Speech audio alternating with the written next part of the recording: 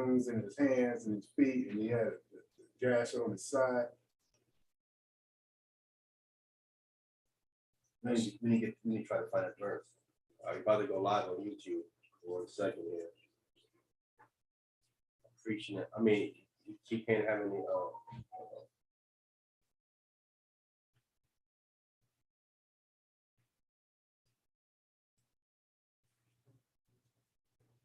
All right, we're live on YouTube. Okay.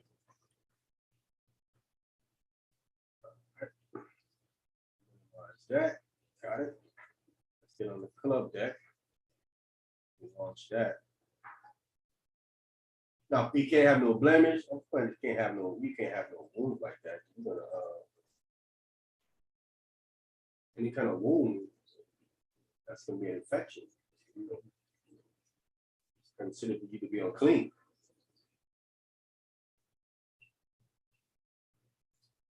You have to work in that. You got to be whole when you go in that temple. It's just, you know what I'm saying. You have to be whole. You can't have no kind of running issue. You can't have nothing going on with you. Nothing, zero. You can't have a messed up eye, ears, nose, nothing. Messed up finger, toes. You can't have no kind of birth defect. You can't have none of that. You'll be excluded from the priesthood. You can't be mixed neither. Be excluded from the priesthood. And excluded from, you be excluded from the nation, or quarantined somewhere away from the populace of the nation. You are mixed. Everything has to be pure. That's what the Most High deals with. Pureness. You don't need none of that stuff. It's just a growth of understanding in the text, because before it was like, just your father got to be an Israelite and you an Israelite. Well, that is a lie now. We understand that that's a lie. That's not the truth. Your mother and your father got to be an Israelite for you to be considered an Israelite.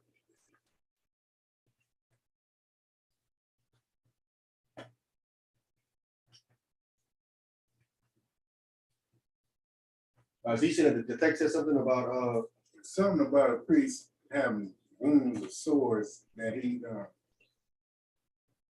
actually, I wish I could have wrote that scripture down. Some scripture.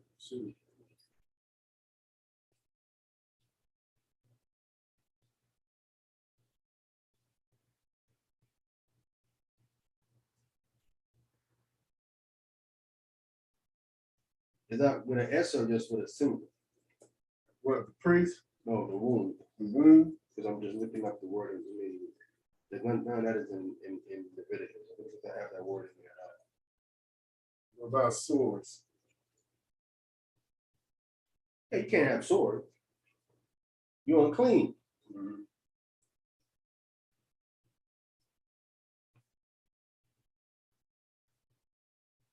All right, well, you find it next time, and we'll have to go from there, 'cause I don't.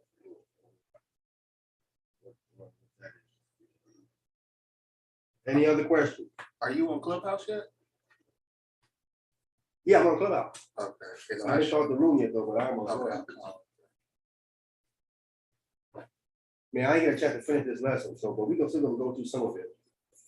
We're gonna do Genesis 49 with Jacob's sons. We continuing from last week? There's a lot of information. They're not Mexicans. Nice and white Puerto Rican. Oh man, that's easy to prove now that the so-called Mexicans are not Israelites. That's easy to prove, man. So if this really comes out, them dudes gonna have to leave campus. Them people let them know, man. Yeah. It's good. It's gonna be a big thing, man. It's gonna be a big thing. I gotta finish up my lessons about Israelites being few in number. The text tells us, the text consistently is telling us that the Most High he kept diminishing, and the prophecy says, "Ye shall be left few in number." It says it about 3 times. you're gonna be left, so you're gonna be left few in number amongst these nations where I scatter you. Mm. Few in number, but you're gonna be left in. That's what the text said. Our scattering, like I said, a lot of these brothers and sisters who think they're Israelites are gonna find out you're not an Israelite. The book said. Yes, sir. Well, what do we do with when he talking to Abraham and he said that your offspring should be as the sands of the sea? That wasn't the sign of the sea. Oh, but they're gonna be diminished. Huh? But they'll be diminished. Yeah, it was that what they kept diminishing. They kept being wicked. When you read Judges, they kept going back and forth, bro. Come. You gotta keep sending them a savior or judge to come pull them out. Then they do it again. And they do it again. And they do it again. Once I send his son in, they'll do it again. Well, that's the thing with the Israelites. We can't get it right, right? No, we gonna get it. I'm just saying, the remnant gonna get it right. That's why anything that happened. The Most High kept diminished. They don't read a part of the text where he talks about how he kept cutting them off. He kept diminishing. He kept diminishing. He was doing it in the wilderness in the 40 year one. What do you think he was doing? He was killing all off the people that was rebelling, all the men of war. The older ones, right? And certain tribes, when you calculate the numbers from numbers 1 to 26, to give it their census, some tribes grew, sometimes some tribes decreased. A lot of them. Like Simeon was one of the biggest tribes that decreased. A lot of them died up in the wilderness. It's been happening throughout, you know what I'm saying? You have to keep diminishing because of the wickedness that they're doing. But I'm gonna finish that lesson and show the facts. That we will let few in number. All right, so we're going to be in Genesis chapter 49. Let me load this up in up there, and we're going to go from there. With that, I didn't even do it. I didn't even do it on the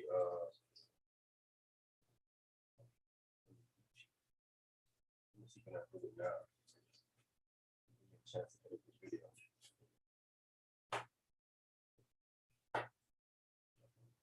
Yeah, I should have did that. Go back. I'll do it afterwards, man. I'll go back and edit the video because it needs to have the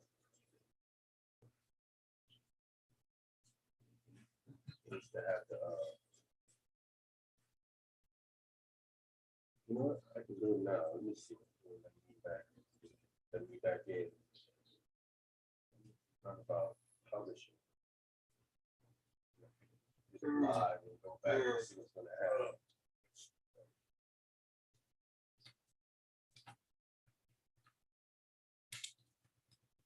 Get this right.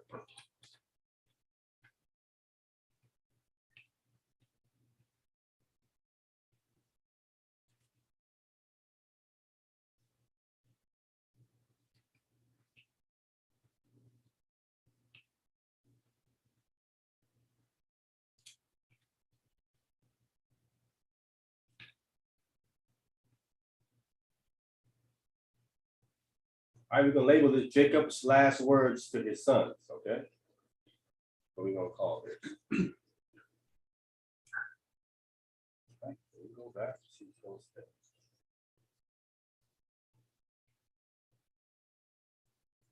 Oh, wow, messed up. Save it. Go back one more time. Got it. Save it. All right, let's go back and see what we have. Nope. I'll go back and later on change it to Jacob's sons because I gotta change this title.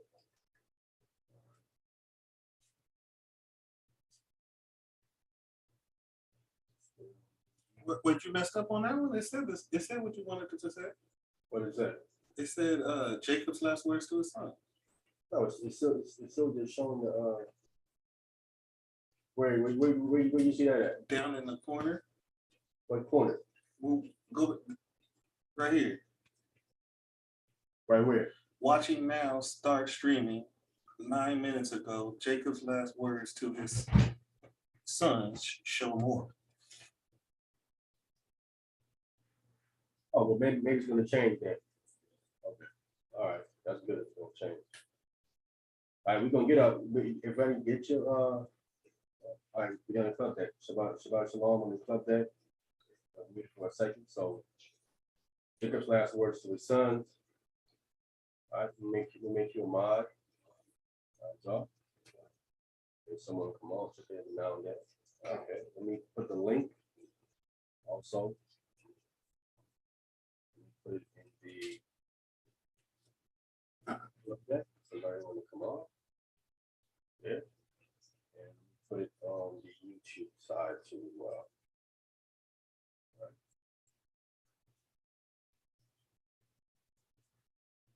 So that's you leaving it in the link? Leave it in the chat so they can click it and come on if they want to come on. You mean a club day? Yeah. Yeah. We leave them a link there. They come on there and see it and click it and come right on. All right, so. You heard from Servant Smith lately? Yeah, last time he was I think go do something, he said. I don't know, all good. Was it after the that flood? Since after? Come. Okay, calm. All right, we're in Genesis chapter 49, starting at verse 1. I'll take this one. Genesis 49, verse 1. Again, we're gonna be in our apocrypha. Have your apocrypha, we're going to the apocrypha. I'm gonna try to pull it up and try to share the screen on the I have pull it up to see. Pull it up so I can see it. They have it up there. They have it up on Jasher. I'm gonna pull it up on the online Jasher.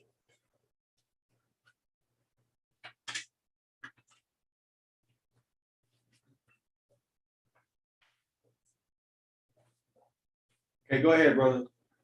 So Genesis chapter 49 from the top.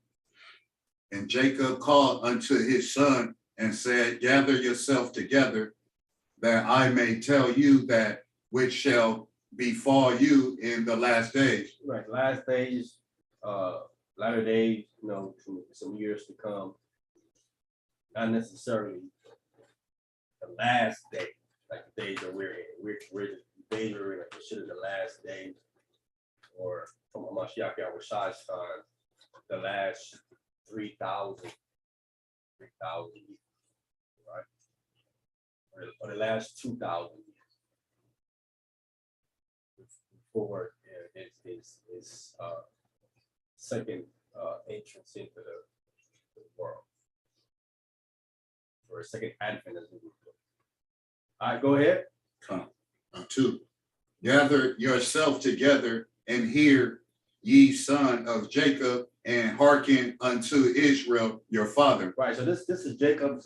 This shows you that Jacob is a prophet because in these verses he's dropping some prophecy and some different things. Right. We're speaking about his sons. And this is his last words. He's speaking these things right when he's going to go. So this is what they call that, a deathbed. When we a deathbed confession, but we a deathbed last words from the deathbed. So he's multiplied all his strength. Obviously, what he's about to say is given to him by the Most High. Come. He'll be putting his prophecy.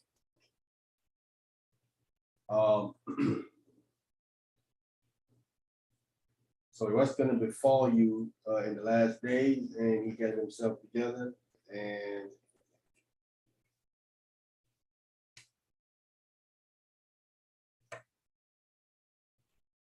so there's some prophecy here, and there is some blessing. You jump down to verse 28 real quick. Verse 28. Come. We're going to come back up to verse 3.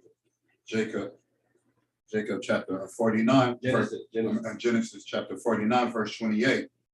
And they read, all these are the 12 tribes of Israel. And this is it that their fathers spake unto them and blessed them, everyone according to his blessing, he blessed them. So these are blessings. Some people kind of misconstrue some of these things to be something bad, but this is supposed to be some blessings to them. It's supposed to be supposed to be considered blessing. Right? Or foretelling their future. A blessing. But it seems some of them is not Eve planning to bless them, but it looked like their characteristics is showing where they really are. Right? All right, so let's go verse 3. Come. Genesis chapter 49, verse 3. Reuben, thou art my firstborn, my might, and the beginning of my strength, the excellency of dignity and the excellency of power. So Reuben is the firstborn. My might and the beginning of my strength. That's what your firstborn is. He's the beginning of the strength. He's your might. He's the excellency of dignity and excellency of power. That's how your firstborn is supposed to be. That's how he's supposed to carry himself, right? With dignity. Excellency of power. Go ahead. 4. Unstable as water, thou shalt not excel, because thou wentest up to thy father's bed, then defilest thou it. He went up to my couch. So he's unstable as water. That means he what? So like He's not firm on nothing. he's not solid. He's not solid. He's not solid. He wishy-washy. Wishy-washy. He double-minded. He double-minded. Right? Come. You know, we're gonna get the background why he did what he did, right? But we're gonna deal with that. So he's wishy-washy, right? Come. So let's get the wishy-washy stuff about it. Tossing to and fro. Yeah. So we know what it says in James 1:8. When a man has little minded and all this is unstable and all this way, that's James 1:8. But they have to go read every single thing. We know what it says there. Right. Anyone can reference it if they need to. So we're going to come to the book of Numbers, chapter 16. We get Let's get Numbers chapter 1 first. Numbers chapter 1, verse 20 and 21. Let's get that first. Yeah, Numbers chapter 1. I think there's also another there's also another precept. Let me just confirm it. There's a precept here in the book of Proverbs. Yeah.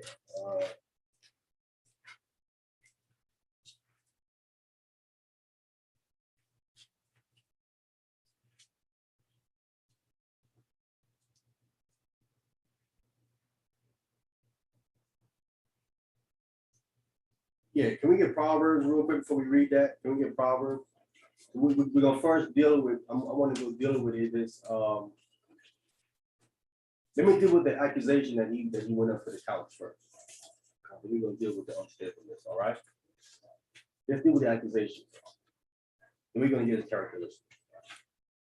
Proverbs chapter 6, and get 32 verse and 33.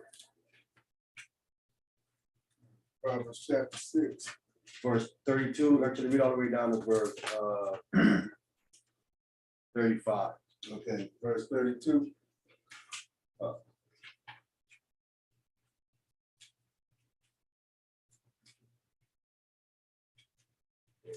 Can I start all this stuff up here online so we can share it? 6 and 32. Chapter 6, verse Proverbs chapter 6 and verse 32. On down to verse 34. But whoso committed adultery with a woman lacketh understanding. Yeah, see that? Like commit adultery with a woman. He lacketh true understanding. He don't really understand what he's really doing. He's going off of lust. Go ahead. He that do it destroys his own soul. He destroying you see, you don't look at adultery as you destroying your own soul.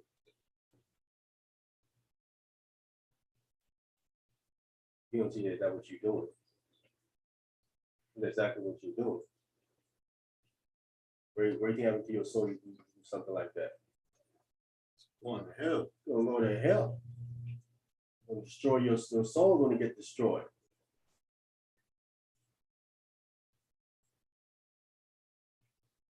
None of that stuff goes into their head when they decide to do stuff like that. And that's for the women too as well. Destroy your soul. Because check this out. This is a lady at my job right now is messing with a married man. Been messing with him for a long time. Know he's married and everything. But they still hanky panky together. You know, and then she trying to come at me with some Bible verses. I'm like, you committed adultery with a man.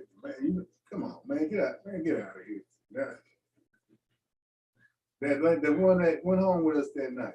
Okay. Her. Okay. Damn, goofball. 1 verse 33.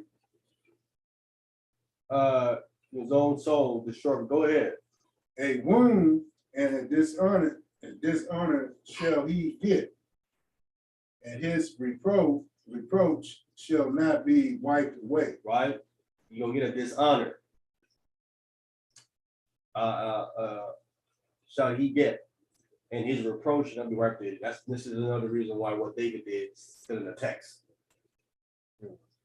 Not be hit, even though you have these fake Jews come along trying to defend it and say what he did was correct.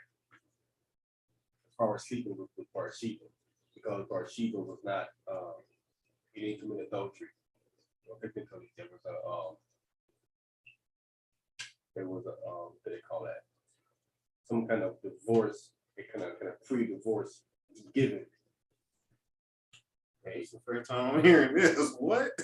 It's like Jesus. It was every man that goes to war after pre-divorce his wife because he may not come back. Oh, If he don't come back, she can go be with somebody else. Oh, that's slick. Oh, wow. It's unnecessary. If you don't come back, she's free anyway from the marriage. You don't need that. But this is how ridiculous and dumb they are because they don't understand the Bible. So they're thinking that You know, what about them two? that's something that you make up to trying to defend what David did. Yes, sir. Now, he tell me that night when we went to Kaiser, you know, the two flying saucer heads. Oh, yeah, the fake Jews. Yeah. What about them? You was talking to. Yeah, they was, yeah. They said something about they language was kind of like made up. It's part of Oh, Yiddish yeah. and part. He admitted that it's Yiddish mixed with German and some. Of course, we've been saying that since the 90s. Yeah. He admitted it. Yeah, They're not speaking a lot of Yeah, they do say I'm it. saying, but we're getting information from their scholars. Their scholars are saying what your language is. They're say now, your scholars are saying that. Your scholars tell us you guys are not doing it. It ain't we coming up with it, making it up. Y'all scholars been saying about y'all. So yeah, it makes stuff up. So David, he received the dishonor. He did. Again, it is. We have to get into the Hebrew text to see the dishonor that David received. But after David did what he did, the other people in the kingdom was like, "See, I knew he wasn't that God. But because I knew he wasn't that." he actually didn't go to war because he stayed back. Yeah. So how did he get the provision when he stayed? What He didn't- provision? I mean, you said that they say you because you're going to war, you dead anyway. So that's automatic divorce? If any part of the marriage is dead, you're free from the divorce decree. Oh, Free from the marriage decree. so if any part of the marriage is dead, I see. This is my first time hearing what this decree is. So okay, I hear what. Yeah, they temporarily divorce their wives and they go to war. So when they come back home, the marital contract Then they- is back in good Then standing. they reinstitute the marriage That's and slick. they put it to the side. Oh, that's slick. Oh, Hey, Shabbat Shalom, Sir Smith. Hey, Shabbat Shalom. I just told my wife I'm finna go to war. She started laughing. But Shabbat Shalom, brother. Hey, Shabbat Shalom, Bob. Oh man, Shabbat Shalom. I came in at the right time. It's wartime, baby. Now let me stop. All right, Shalom. Shalom. Yeah, man. Be nice to her. It's what they said, man. When you go to war, they temporarily divorce their wives, man. Just in case. I didn't never know that. Yo, what? I mean, is this like inside the like the oral tradition thing y'all talking about right now, or? Come. Oh man, that is crazy. So they saying Wow. King David never sinned because He there did was commit adultery, yeah. well, I mean, he committed adultery, but No, he just said he didn't commit adultery because she wasn't married. See, Her that's- husband, wow. her husband temporarily divorced her before he went to war. So technically, she was a single woman. This is what they're saying, right? okay. He didn't commit murder. He killed Uriah. But they're saying the adultery thing is what he didn't do. He didn't do that part. That's what they're saying. Yo, is nobody signing up to go to war if that's true, if that was the law. You know what I mean? But isn't David still married though? He is. He's a married man. Right. So I'm saying, how does it work for him to get off when he didn't go to war? He stayed back and he did that. What you mean get off? Why do you just mean get off? I mean, like they're saying, so he didn't commit adultery because. Bathsheba was a single woman when he slept with her. But was She he didn't have a single? husband. Is he being considered single? Because he has wives at this point. But he was a king. Yeah, but I'm saying they're under this false impression that a man can have more than one wife. Yeah, this boy, Barack Azak finally came up out of that. Yeah, it's like he finally coming around, finally. Who you say? What you say? There's a brother that we knew for years that I've been showing him about this more than one wife thing, and he was not seeing it, but he called me up the other day. It's like he finally seen it. Finally seeing it now. Oh, pray. I thought you said Zabak. Oh, no, the box still blinded. He still don't see it. He still don't see it. That's a hard fight.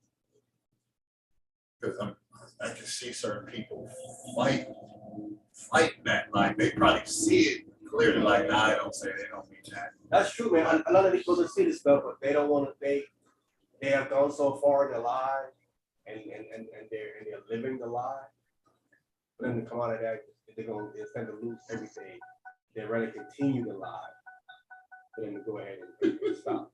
Facts. No, Sorry to laugh at This it. is facts, bro. Yes, sir. No, when you brought that out yesterday online, you said when a man likes a woman, that's it. Like when a man likes a woman, it's hard for him to see what he should do. That's where that blinding come in at.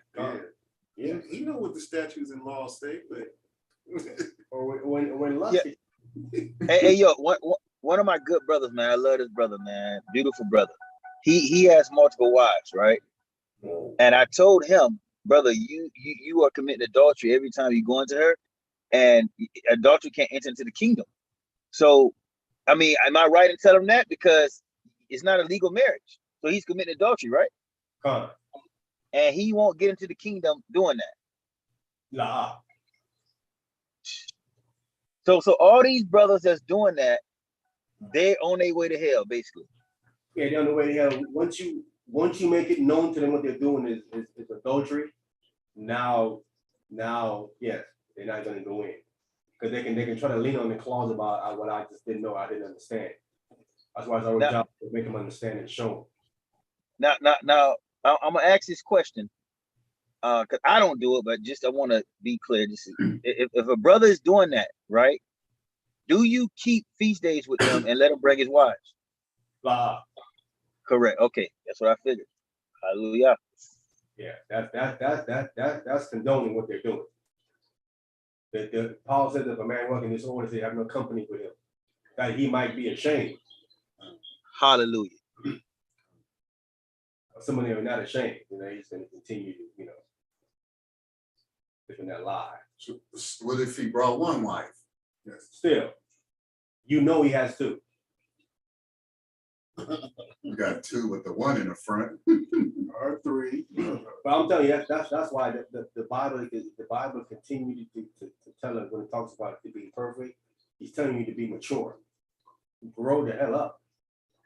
Stop with these games. You're a grown man now. Stop playing games. And you know how I know that some of these brothers was wrong? Because some of the guys now that do it, and this is not taking a shot at being like trying to be funny or anything, but like they never bring the big one out. They always bring the little slim pretty one. They never bring the big one. They always got a big one. And I'm serious, bro. I know I'm not trying to be funny. It's, at least that seemed that way to the guys I know. You know what I mean? Yeah. He said they always bring the pretty, the smaller one, They the bring the easy one on the out, eye one out. They don't bring the big ones out. the teary eyes. Yeah, he must be embarrassed of her. You don't want to be seen that she is one of his wives. So. Because they use them for money. They use them to work. I know this for a fight. Two of the guys that I know that it's like pimping, man. To be honest with you, it's like pimping the sisters. It is. So in other words, they really don't care for the big one, but they want to show off the little petite one, the little fine one, and stuff like that. Oh no. Go ahead. Who was reading I was, Proverbs? this was verse 34. Proverbs, reading Proverbs 6, verse 34. Go ahead. For jealousy is the rage of a man. Mm-hmm. Therefore, he will not spare in the day of vengeance. Right. That's why in this country, I don't know every country, but that's that. If a man did that, if a man killed a man because of jealousy over his wife, he gets off. Come, It's called a criminal passion. come. No, that's here too. Yeah, it gets off. I'm just saying it because I know about here, but I'm telling you, different countries' laws are just all over the place. Yeah, You know, so you cannot generalize anything. You got to speak about what you know. come. No one, because another place that might not even work. Okay. Have y'all seen the post that some of these brothers, I guess in New York, that they might be trying to change that law where you can't have multiple wives? Have y'all heard about that? I haven't heard about it. Yeah, they're trying to they may be trying to put it up for a bill. But But even if they do that, it's still lawful. You said where you can't or can't? That you can, that it will be legal. Oh. That it will be legal. But even if they pass that law, they still lawful according to the Bible. And that blog you was trying to show us yesterday, I seen it before. So it was actually saying that you make the state your master when you marry a woman, then it's you, the woman, and then the state is the third party, and they're the master of the agreement. Right. Uh-oh. Yeah. That means that, man, that's not good for you. That is good for the woman and the state, but not you. Right. Yeah, they saying that when you enter the third party, because you have to go to the state to get married. So when you get your marriage license, you made the state master over you and your relationship. And your possessions. And you're also all your everything you have now is ours. Hers in the state. Ours, yeah, all three of ours. It's like you've included. So that's where they're saying like we might as well not be married because you're not.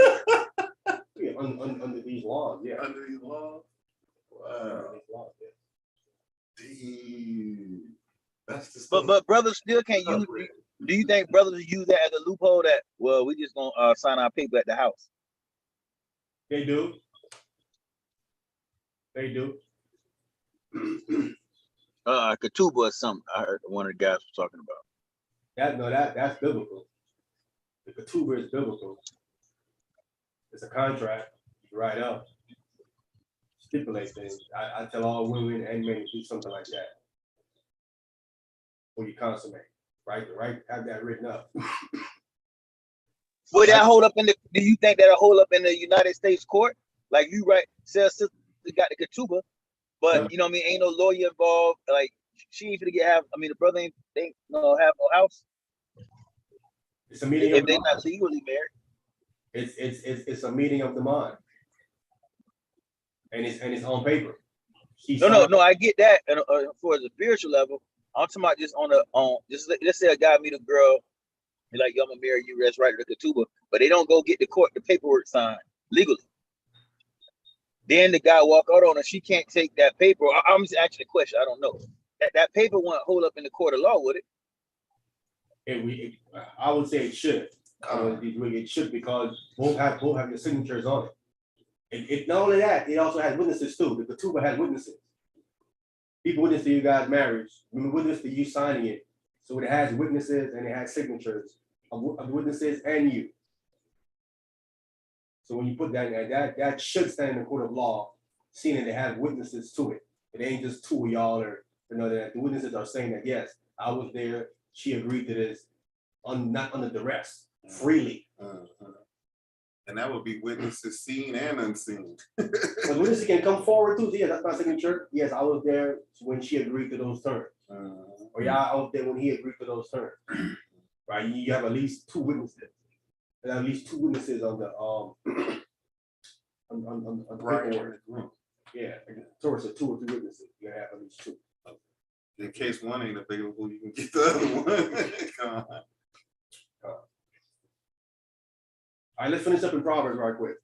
Okay, Proverbs chapter 6 and verse 35. He will not regard any ransom, neither will he rest content, though thou givest many gifts. Right. But he don't want no ransom. You can't pay him off. As soon as you commit adultery, you can't pay him off. He wants to get ready. That's what he wants to do. Most likely that's what happens to you. He wants to get you, yeah. Oh, yeah. That's what it is. If he does it in the heat of passion, yeah. But if he wait too long, then it's premeditated. Gotta be something that's done right in the moment, right away. You can't wait. Say, I'm gonna do it next month. No, You can't think on it. next month. You can't think on You're not even being drunk. Like in that movie, remember, there was a movie called it was like 4 brothers that went off into Vietnam. I can't remember the movie. It came out in the 90s, but the brother was a pastor at a church, and he was, it was like Easter Sunday, and he was setting up and all that stuff. So his wife didn't come to church that day because she was feeling ill, but she had cooked the Easter dinner and everything.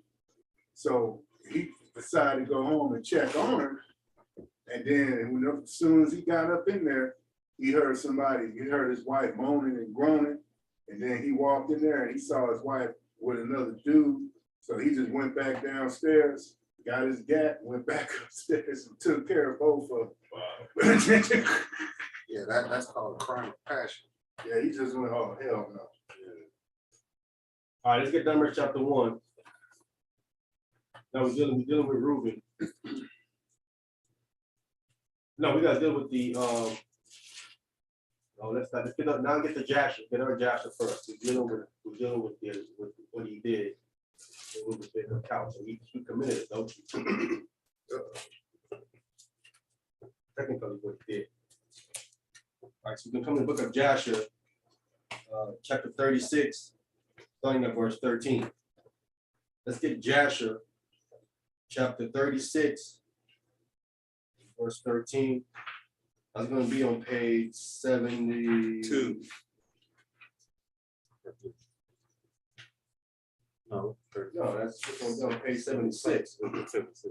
If you have the brown one that we have, it's going to be on page 76. I'll take this one. Yeah, but if you get, Jasher 36 is top of the page. You can, that's the chapter you're in. And you just got to come on down. 14. Come. Get in the background of what he did, of why he did what he did. All right, because it's not there in Genesis. We have it here in Jasher. Go ahead. Jasher chapter 36 and verse 14. 13. And it was after the death of Rachel that Jacob pitched his tent in the tent of her handmaid. So So when Rachel died, Jacob is now putting his tent closer to Rachel's handmaid, Bilhah. Bilhah. Okay. Go ahead. Verse 14. And Reuben was jealous for his mother Leah on account of this. And he was filled with anger, and he rose up in his anger and went and entered the tent of Bilhah, and he thence removed his father's bed. Yeah. So he got jealous over his mother, Leah. Like, so my mother competition has died. You're supposed to be now cleaving on to my mother, but then you're cleaving on to her handmaid. Moving your tent closer over there. So he jealous for his mother and he was operating in anger. And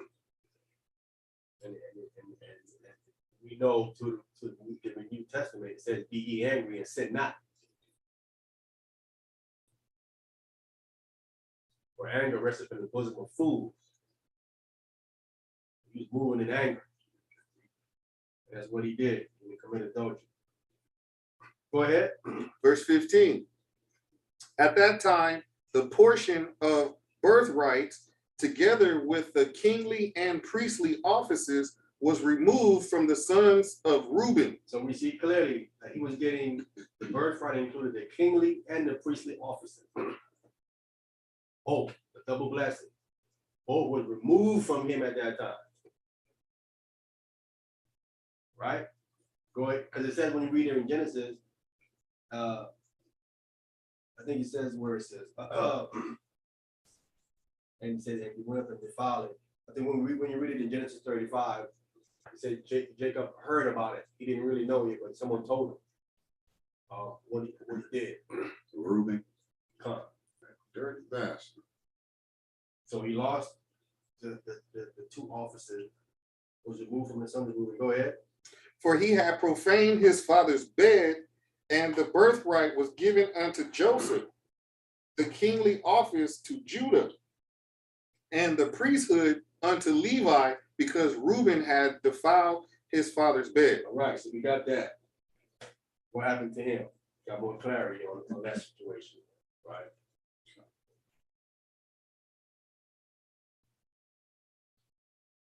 Let's go back to Genesis chapter. Let's get to the point where he's unstable as water. Let's get to Numbers chapter 1. Verse 21. We're going to get 20 and 21.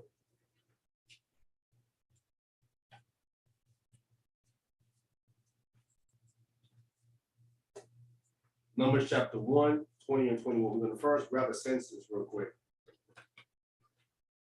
of Reuben. Numbers chapter 1, verse 20 and 21. All right, who got that? Numbers.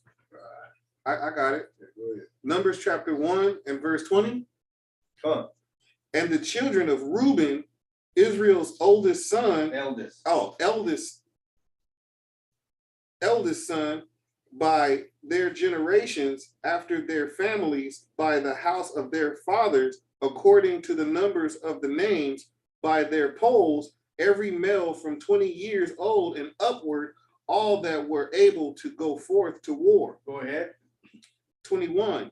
Those that were numbered of them, even of the tribe of Reuben, were 46,500. So that's 46,500. That was their census at this time.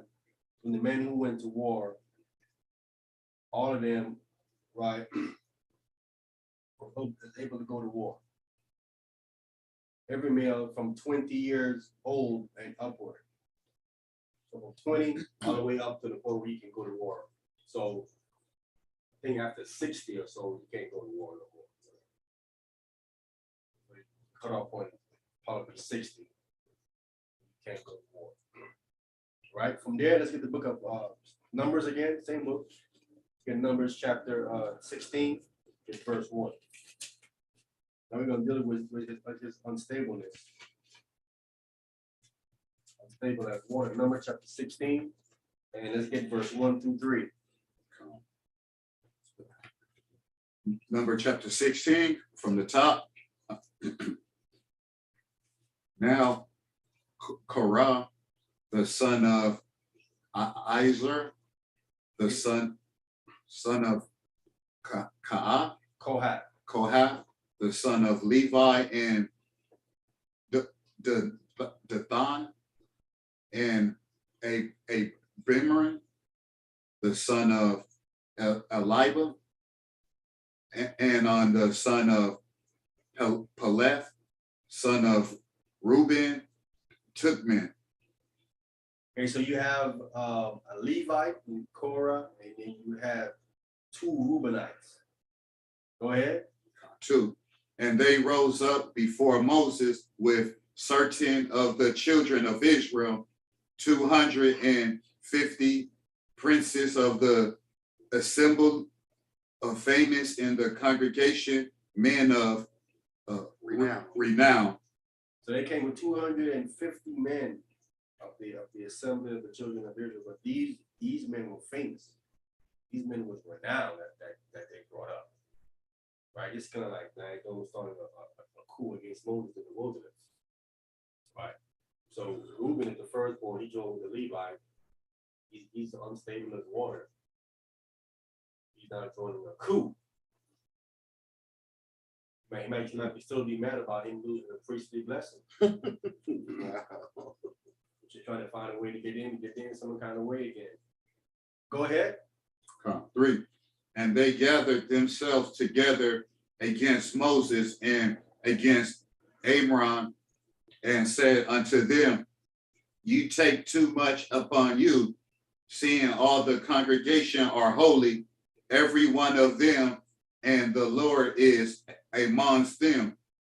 Wherefore then lift ye up yourselves above the congregation of the Lord. Right. So he's saying, right, if the Lord is among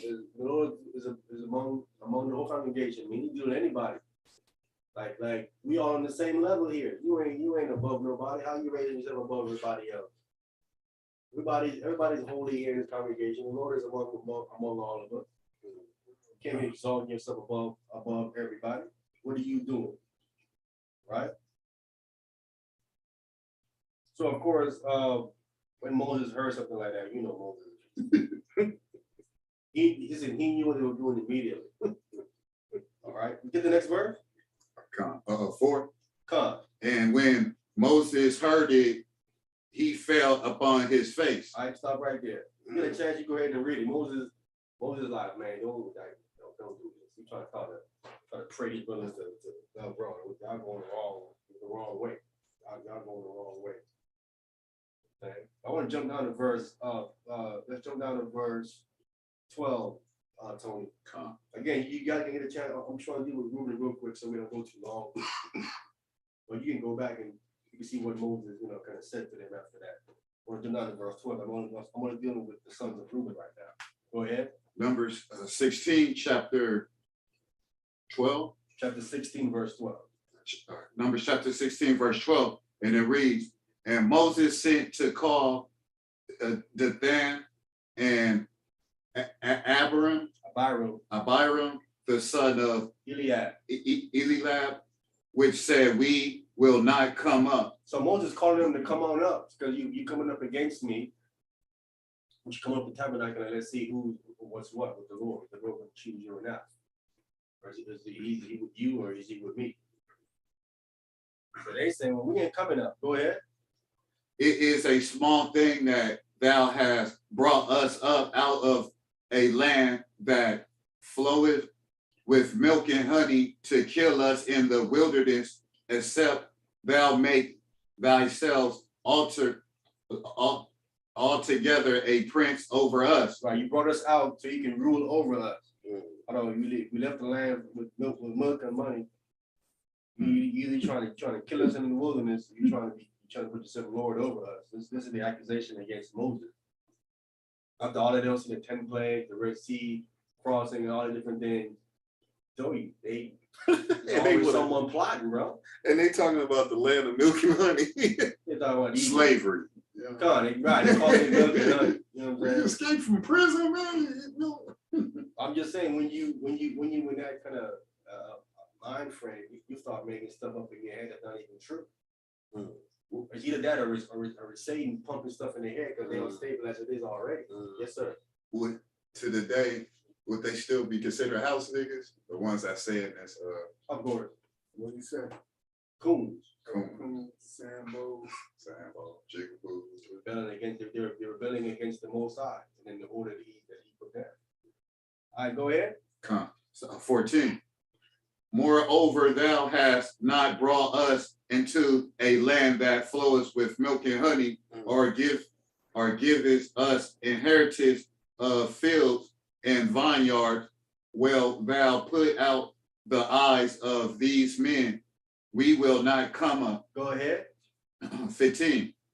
And Moses was very wroth and said unto the Lord, respect not thou their offerings. I have not taken one as from them, neither have I hurt one of them. So Moses is getting upset now. So Moses, he spoke to the Most High, said, don't have no respect for that offering. That goes back to Cain and Abel. So the Lord respected Abel, and then he had no respect. Respect means he didn't accept it. Right? He didn't accept it.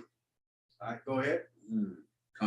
So 16. And Moses said unto Korah, be thou and all thy company before the Lord, thou and they and Aaron tomorrow. Go ahead.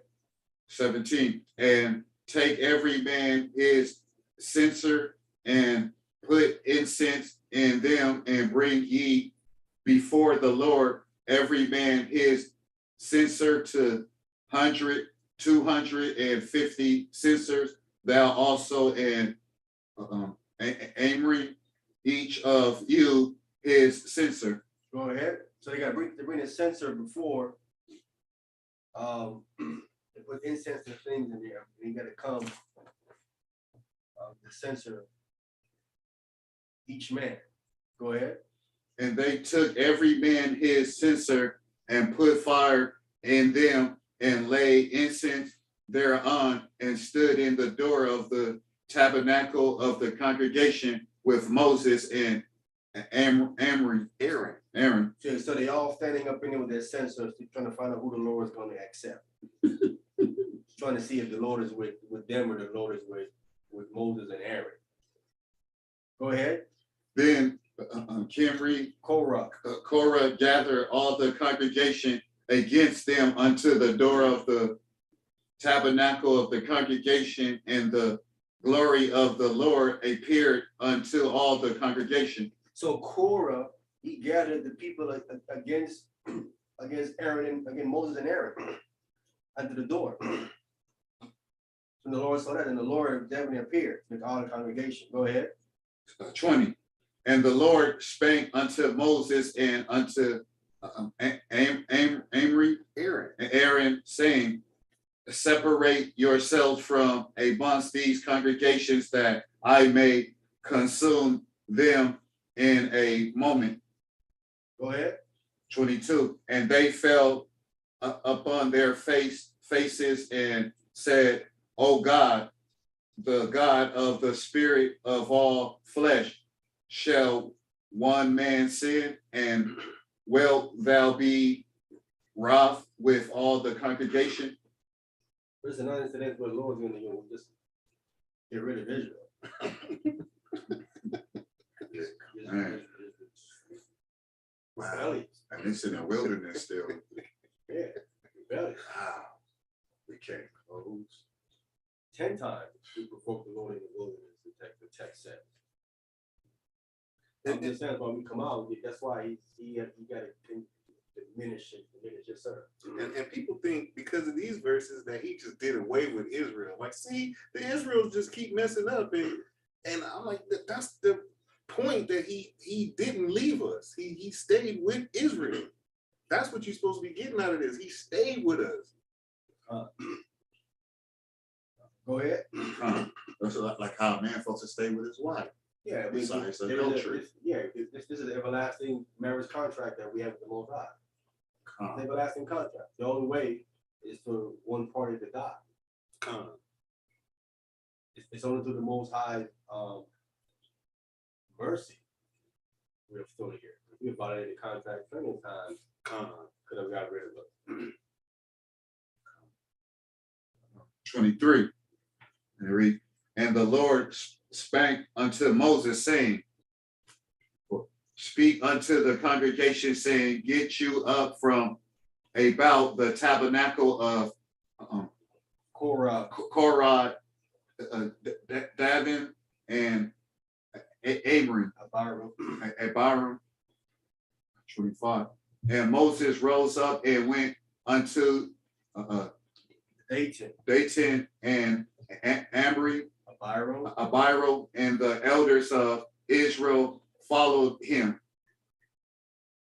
And he spake unto the congregation, saying, depart, I pray you, from the tent of these wicked men, and talk and touch nothing of theirs, lest ye be consumed in all their sins. Whoa.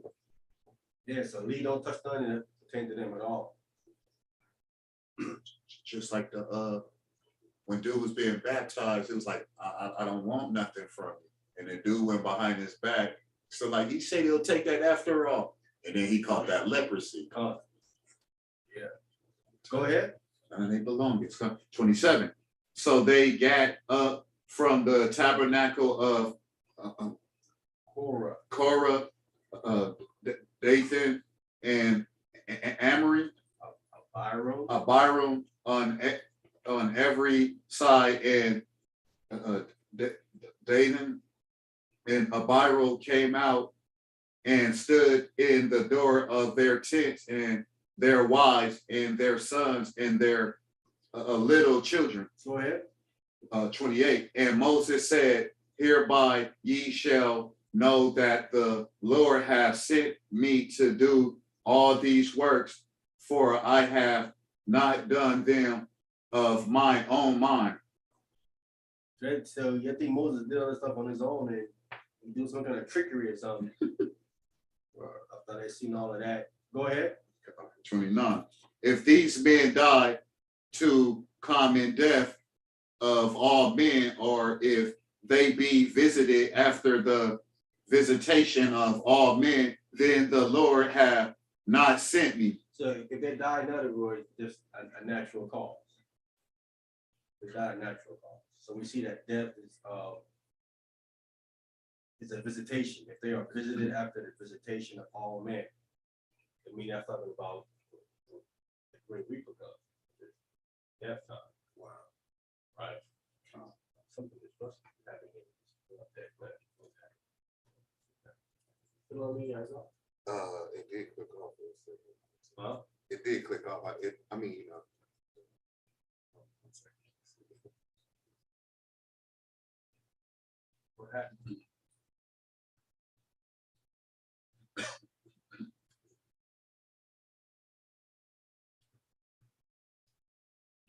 They said poor connection. We still on though.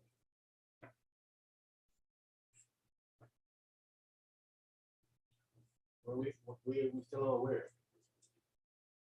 We still in the room. Me and you. I don't see you.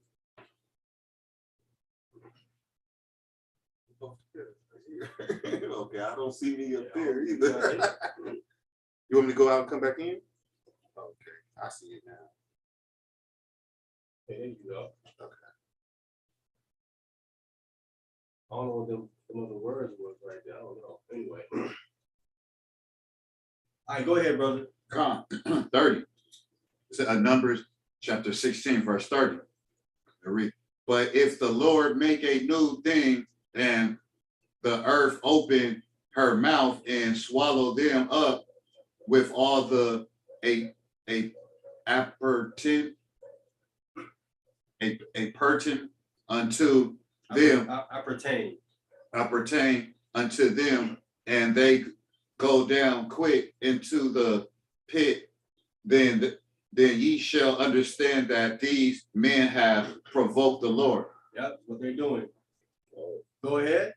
31. And it came to pass as he had made an end of speaking all these words that the ground clave as under that The ground clave asunder. asunder that was under them. Go ahead. 32. And the earth opened her mouth and swallowed them up and their houses and all the men that appertain unto Korah and all their goods. Go ahead. They and all the appertains to them went down alive unto the pit, and the earth closed up them upon them, and they perished from amongst the congregation. Yeah, so the earth opened up, Swallowed. it's closed back on top of them. You can see all this right here, but again, Whoa, both sides not playing. that like quicksand. Earth, like. No, not quicksand, they didn't sink in the earth, the earth was opened up and they fell in. Like an earthquake just opened up and you fall in and shut again. Probably took them all the way to hell. Not horrible. Go ahead. That's the 34. And all Israel that were round about them fled at the cry of them, for they said, lest the earth swallow us up also. It was hollering and running. We saw that.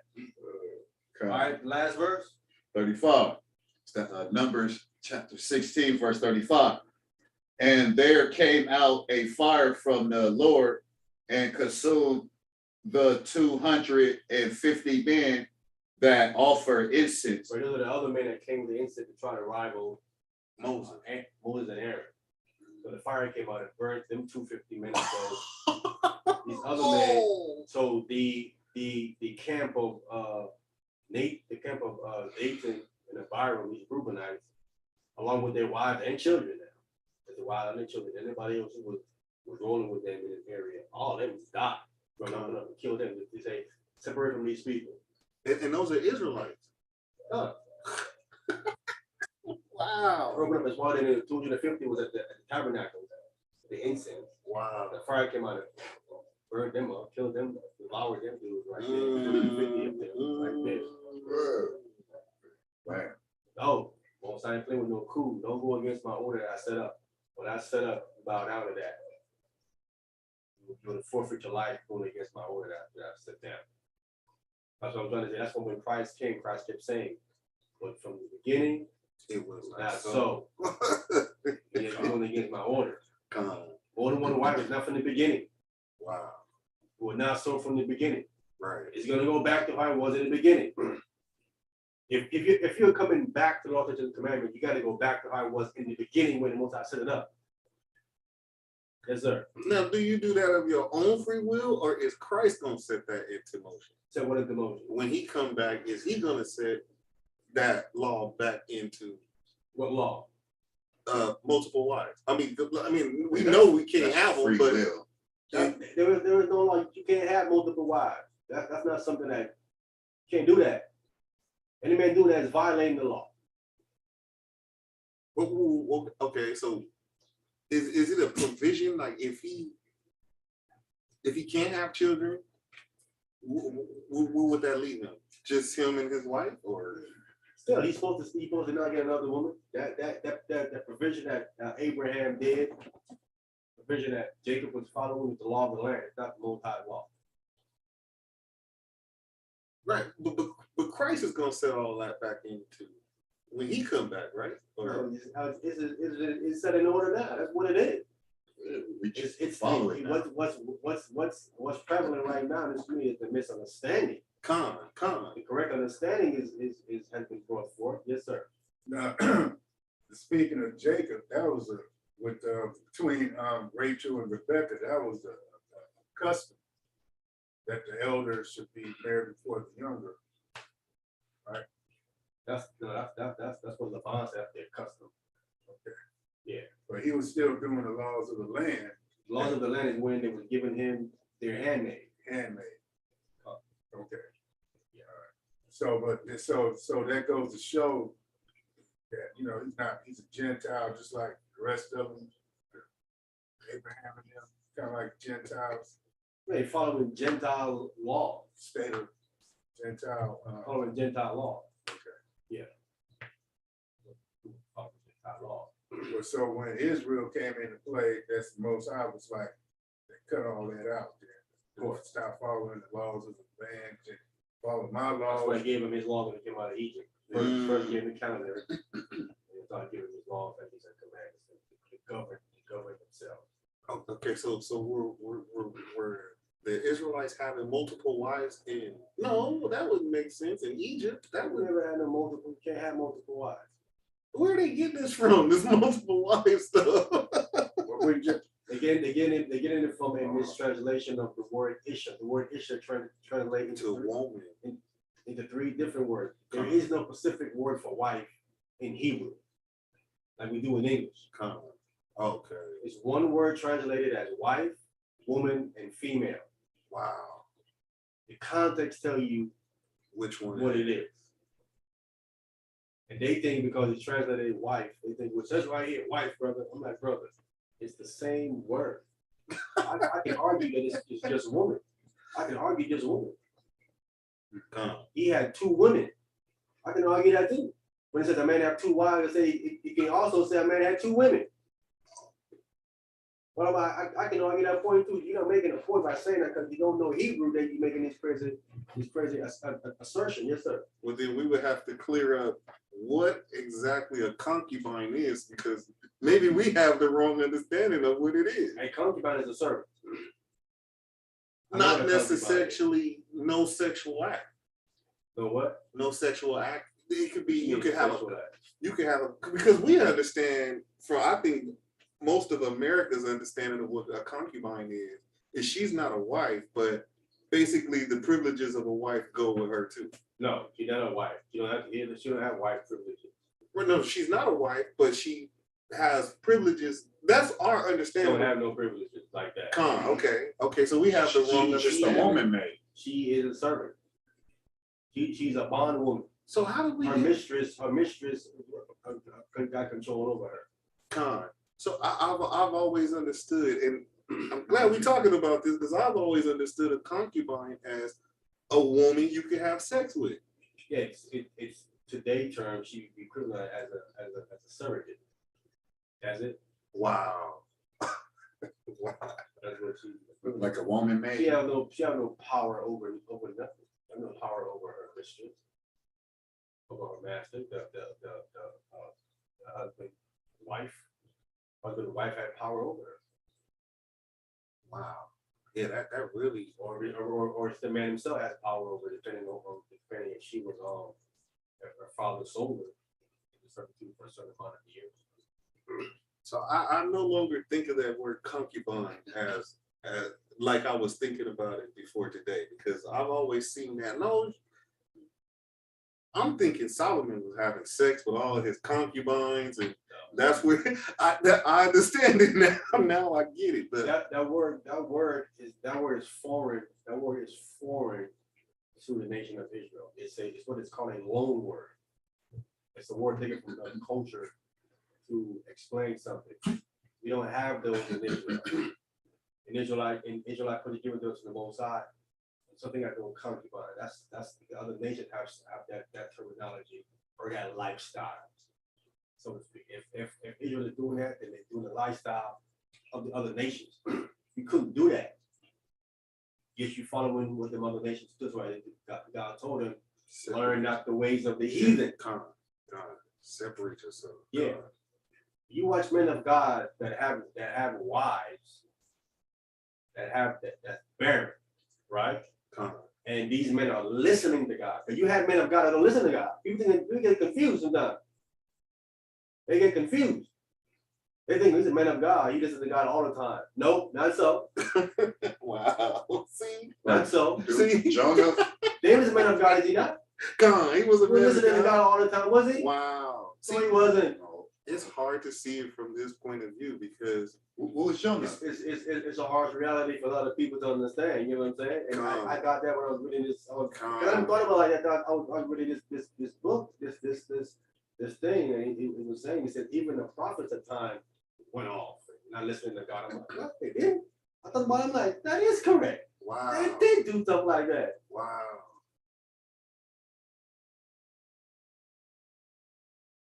The text said, what, a just man falls, right? Sevenfold. Yeah, I'm telling you, so this impression of all these men of God was always, no, sir, it wasn't like that. It wasn't like that. That's what set Hamashiach Yahweh Shai apart from everybody. Come, Always. anointed Savior. Always. Come. Perfect. Come. Okay. Truth. Wow. See, my head is not even finished adjusting. Wow.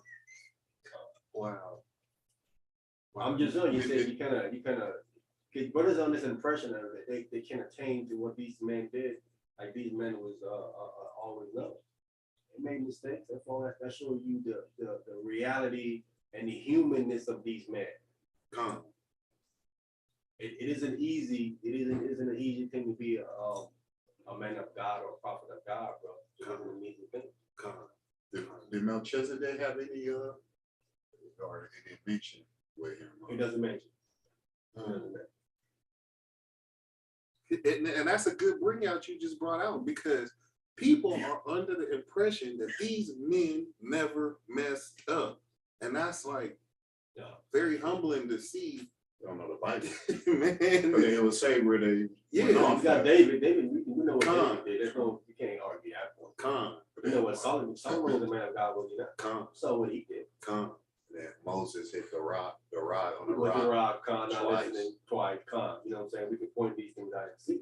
I understand Moses though. He was going through some crazy stuff right there. Still, he didn't listen. Come on. That was important for him. He made it to the That was promised important. land from like, Yeah. You have to listen unto death. Come. That's why Christ says what? He that endured to the what? In. To the end. To the end. You got to go all the way to the end. Man. And that's why it's so crazy for Christians to say they saved already. You don't know that. That's why when you die, then it's going to be weighed everything that you've done from that point of death. Come. Wait out the You're balance. going to be weighed in the balance, and hopefully you have more good works than bad. Come. Or what you did to die is not deemed as that thing that gets you into that label. Be careful. It all pertains. What obviously what Moses did was not deemed anywhere near that. Come. Right? Come. Like you said, most understood the kind of stress he was under with the people. Come. You know what I'm saying? Come. But still, it still cost them to not go to the promised land. Come. cracked underwater. Right? So God like, Satan, be quiet. I already judged him. I told him he went to the land. Come. What he did, I judged him. He couldn't. He wanted to go to the land. I took that from him. Come. It burned him up to not be able to go to the land. Moses was over there He aching was like mad. he's standing there looking at the kingdom like, Lord God, can I please go with it? But wait, he came back as Joseph, Elijah. Moses, Is he the no. promised land? No. I'm thinking of John the Baptist. Yeah. I'm thinking of a different story. He didn't see the promised land. Yeah. Like I said, man, what we are doing is this is the hardest thing to do. That's why they even do it. It can be so tough and hard. No, you're not. You're not. Do this. Right. Do this. Right. Take loans. Come. Ooh, that's a good one. Yeah. It's hard to do that. Oh man, you gotta be thinking to do that. You gotta be thinking. Wait a minute, I recognize this. I'm gonna take low. That is so hard to do. All right, let's go back. Let's get another one.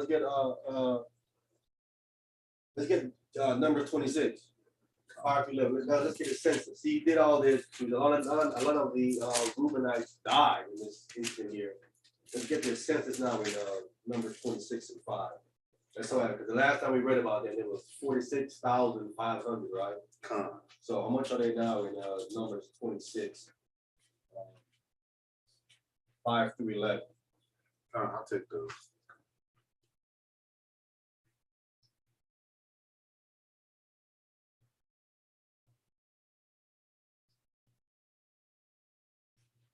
Go ahead. Okay, Numbers chapter 26, starting from verse 5.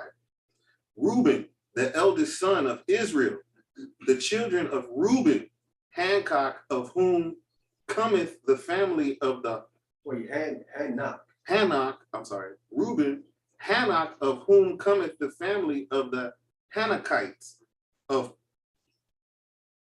Palu, Mm-hmm. the family of the Paluites, of Hezron, the family of the Hezronites, of Carmi, the family of the Carmenites.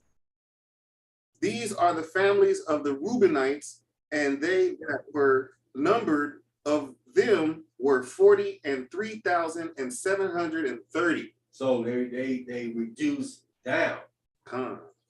It was 46,500, now they 43,700. Show you how many of them the number has reduced since that time. Die. Multiply. Go ahead.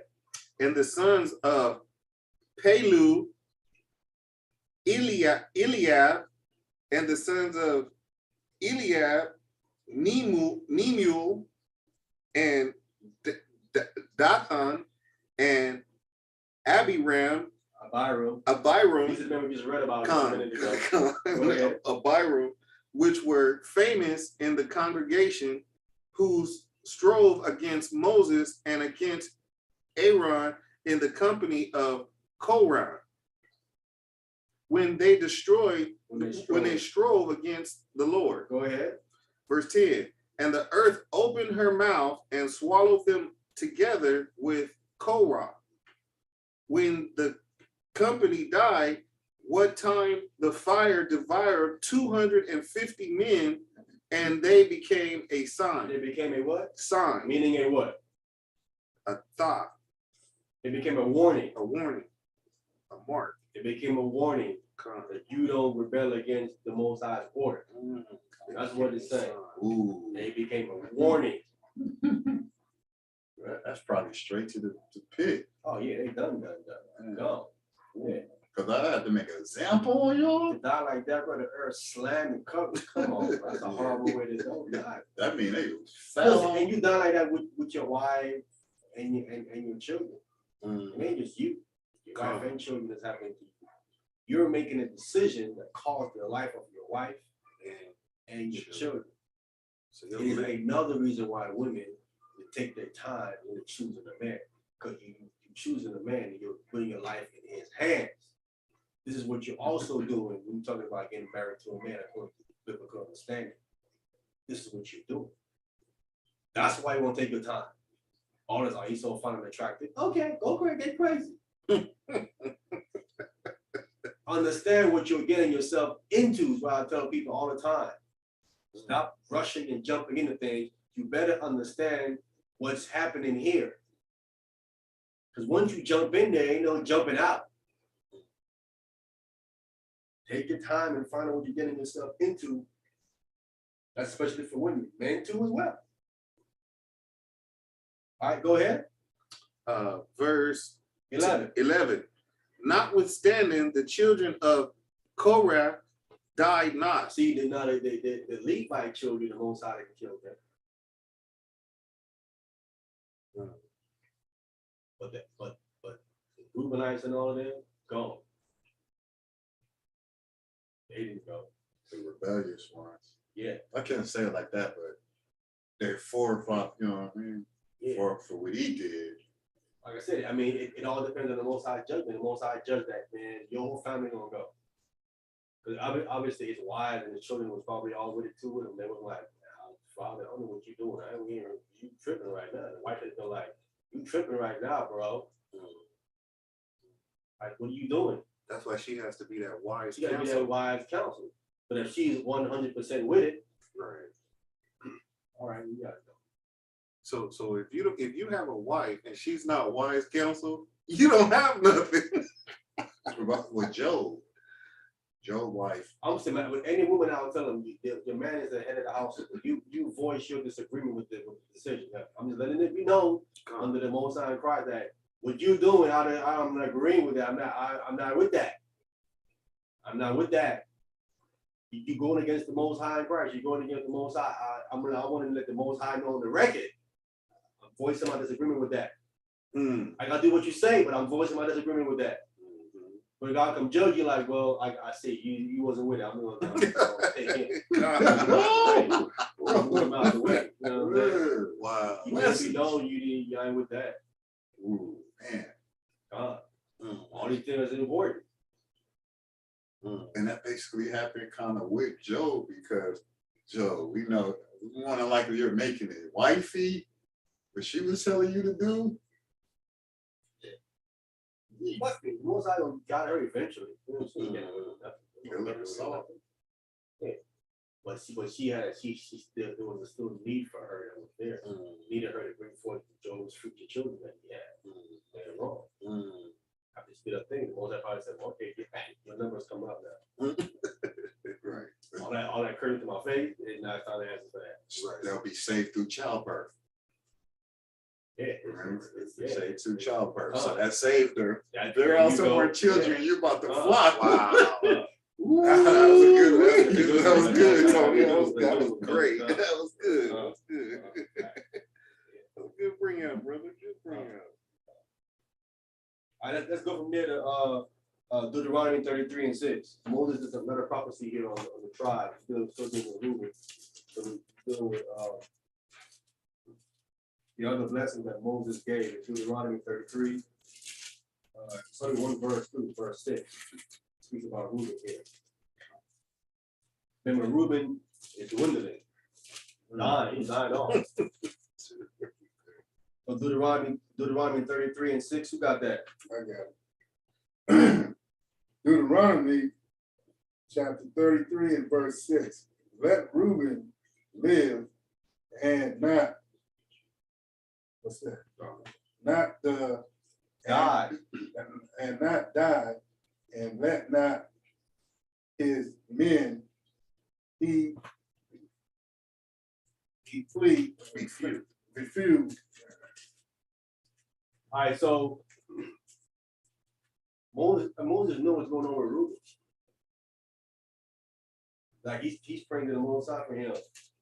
Like, don't let him die. And let him live, don't let him die. Let his men and let his men not be few because he's dying off. He don't stable as water. That's what happened. He get moved out. See what Moses is trying to jump in there and help. So he like her. Because way. you see where he's going. See, he's going the wrong way. He's gonna end up getting wiped out. Moses thinking like, man, you have the same traits of your father. Wow. Like the forefather Reuben. Y'all unstable as water. Wow. Y'all gotta stand on something. And a holy man prayed for him, so they get to bounce back a little bit. Yeah, and they need it. So, Yeah. an unstable person always moving around, like the He flow don't of stand water. on nothing. You don't have no foundation. He doesn't Pop. mind it. Ain't Pop. No, we're talking about holy men. Holy men. Holy men. You talking about who?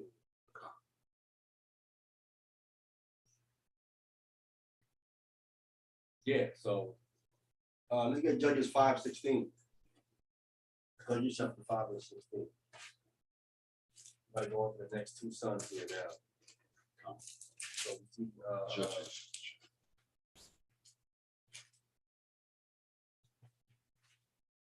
hold on, let me see. Oh, that's not the right one. Hold on. Yeah, that's it. Go ahead.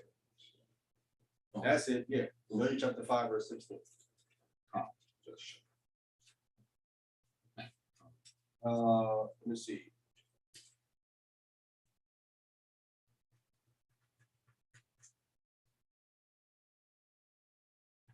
Let's start at 15, because 15 has Reuben in it. Read verse 15 too. Judges chapter 5, verse 15.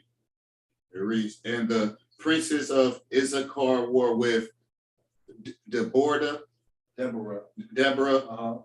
even Issachar, and also Barak. He was sent on foot into the valley for the division of Reuben. There were great thoughts of heart. So the vintage of Reuben, it was great thoughts of heart. So they was up there, they thinking like, okay, what should we do? They don't know what to do. They uncertain. Go ahead. 16. Why adulteress? Why abodest? Abodest thou amongst the sheepfold to hear the bleatings of the flocks. So Reuben was like, nah, we ain't finna go to war. We're finna continue to do with our sheep. We finna bold where we finna continue with our sheep. We ain't finna go to war with Deborah. So they stayed amongst the sheep. Go ahead. For the division of Reuben, there were great searching of heart. Great searching of the heart. So they didn't know what to do. They decided to stay at home, in other words, instead of go to war and do the Lord's work and fight. They decided we're going to go ahead and stay and deal with the sheep. Go ahead. Okay. Let me hold on. I think that's it. That's all I wanted. That's all I wanted on that. So we see clearly right here that they didn't want to go to war. Well, when it was called to do the Lord's work, they decided to stay home and sheep. He's the big brothers out the bunch. And he's the firstborn. He should be the first one to jump up there and show leadership. He up there. Unstable. Don't know. I don't mean. I'm not sure. I gotta check into it. Yeah, I gotta check into it and look into it. The Lord is calling you. Don't know. Maybe call me back. Dragging his feet. Yeah, unstable as water, bro. That's just being unstable. The Lord called you, there's no question. Hey, gotta go, let's go. What are you searching? What are you going back and forth about? You shouldn't be doing none of that. So yeah, man, he's crazy, man. Yeah, that's great. So let me get one more. Let me see, can we end on a good note with Ruben? This don't look good. This don't look good at all. Don't look good at all. Yeah, like, come on, big bro. I thought you was big bro. We supposed to be the one we can depend on. We can supposed to be able to rely on. Getting a lot of stripes snatched from him. They was all snatched from him, bro. All up like. All listen. He says that you're unstable as water. You should not excel. You know that there was not a prophet from that family. Wow. Also, I had no prophet from the Reubenite, the wise men from that tribe. Basically, nothing, man. Nothing at all. Wow. Nothing really special is said about them after that. It was just nothing. You'll still catch some people big up in Reuben, like he is like the star of the show. Like you guys did not read, you didn't read this right. You can't show me a prophet from the tribe of Reuben. Wow. So Esau got his birthrights. Well, he sold his birthrights. Esau. Yeah, got his snatch. So, but I'm only going to say about Reuben is I'm thinking like he was Can we get Genesis 37? We're going to read a couple of verses here right here. Just so you can win a good note. We're trying it a good note. We're forcing it off. We're trying to force it on. Something good. Something good, yeah. Genesis chapter 37, verse 12. Let's see, can we trying to help Reuben out? Good note. Real quick. Who got that? You said Genesis chapter 37, verse 12. 12. Genesis chapter 37, verse 12. And his brethren went to feed their father's flock in Shechem. So that's talking about Joseph's brethren. So Joseph was coming to go check on them and give a report to Joseph. So, and that's where his brother was in Shechem. Go ahead. And Israel said unto Joseph, do not thy brethren feed the flock in Shechem? Come, and I will send thee unto them. And he said to him, here I am. Go ahead. 14. And he said unto him, go, I pray thee, see whether it be well with thy brethren and well with the flocks, and bring me word again. So he sent him out of the valley. What is that? Vale of Hebron, and he came to Shechem. Go ahead. 15.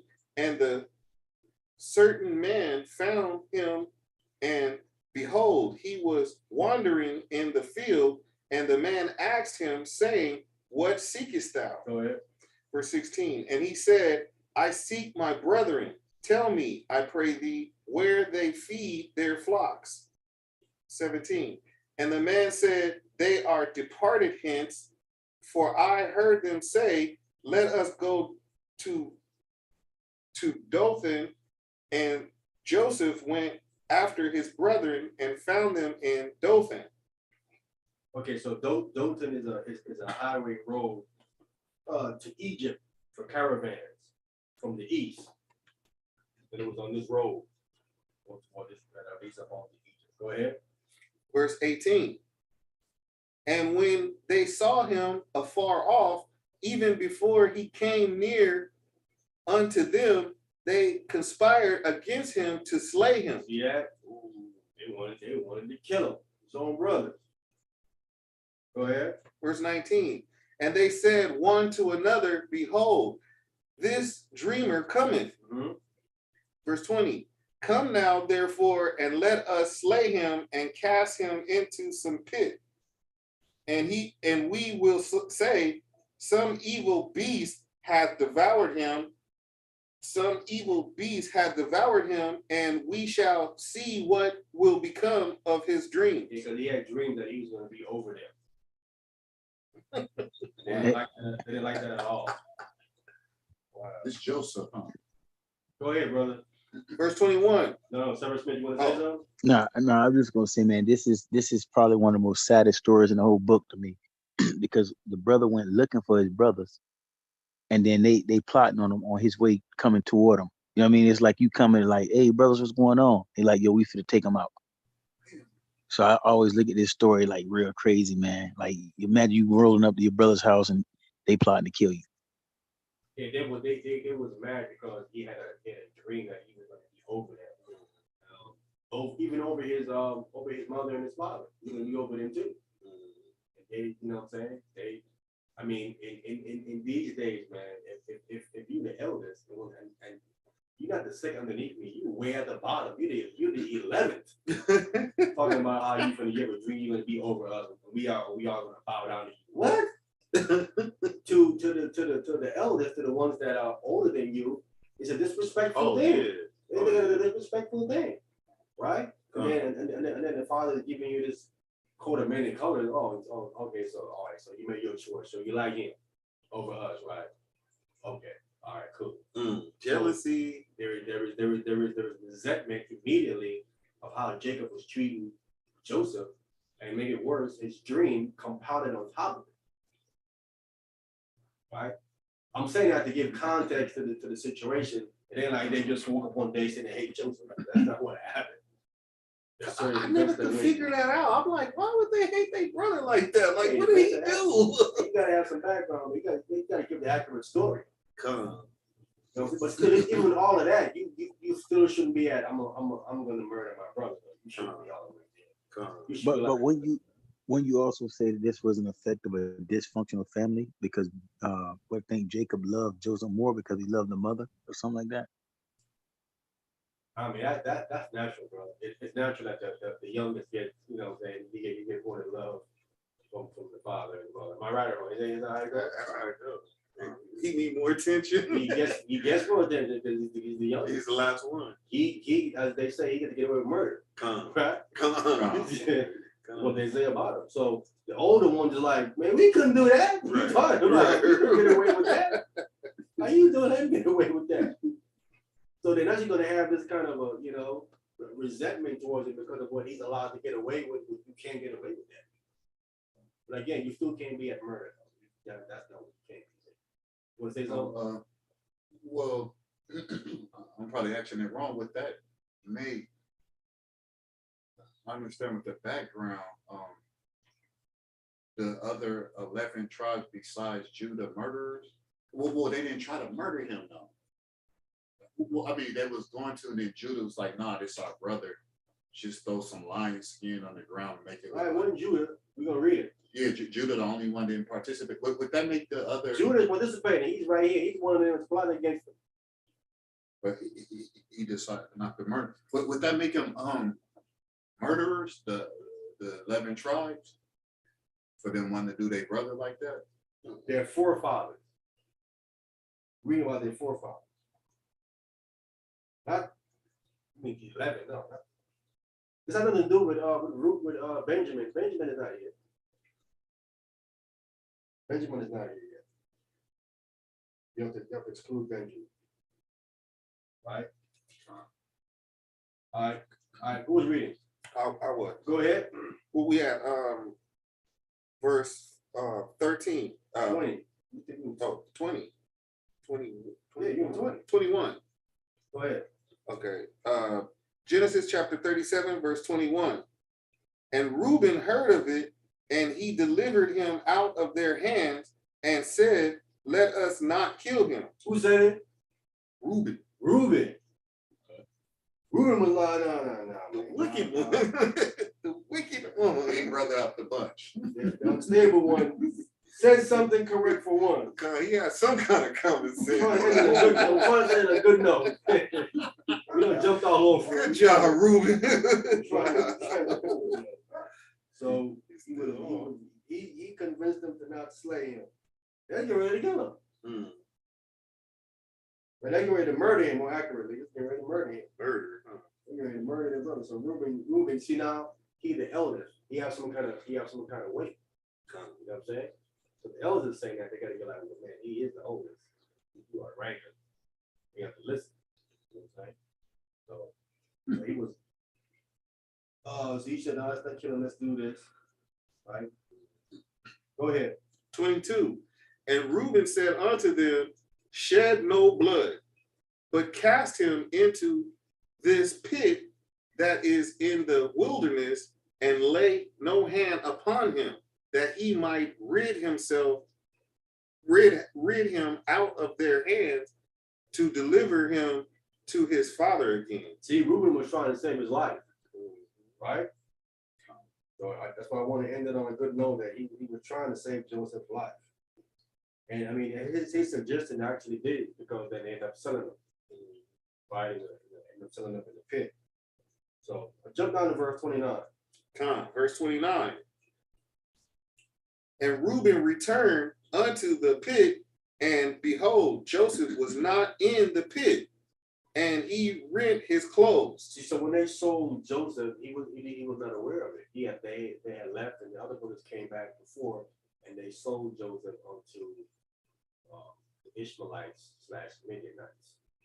So when he came back afterward, he was going to go there and try to pull him out. He was gone, and so he rent his clothes. Because you know now he's the eldest now, you have to answer for him. Like I sent the youngest brother to you, and you the eldest, you have to give account. Because he rent his clothes, and he know now what he has to happen. You have to go ahead and speak up for him. But Jacob going to ask him. No. Father do have more. Yeah, you got to make sure everything go right. Yeah. Oldest born. But that's what we see. That's the one good thing about Reuben. He was trying to save, or he actually saved Joseph's life. That he was going to kill him. Of course, we never go to the gate. Of course, the Most High. Of course. But he spoke of, let's not slay him. With that, I would end it. Ruben, I wanted to end in a good note. I didn't want to just, I was like reading, like, man, I feel bad for Ruben. He was trying to end a good note. Looking good at all. Like I said, after the incident, nothing was really said about that trial. Let's go to Genesis 49 and let's deal with the other two. Now we're in verse 4. No, I mean the verse, verse 5. Verse 5.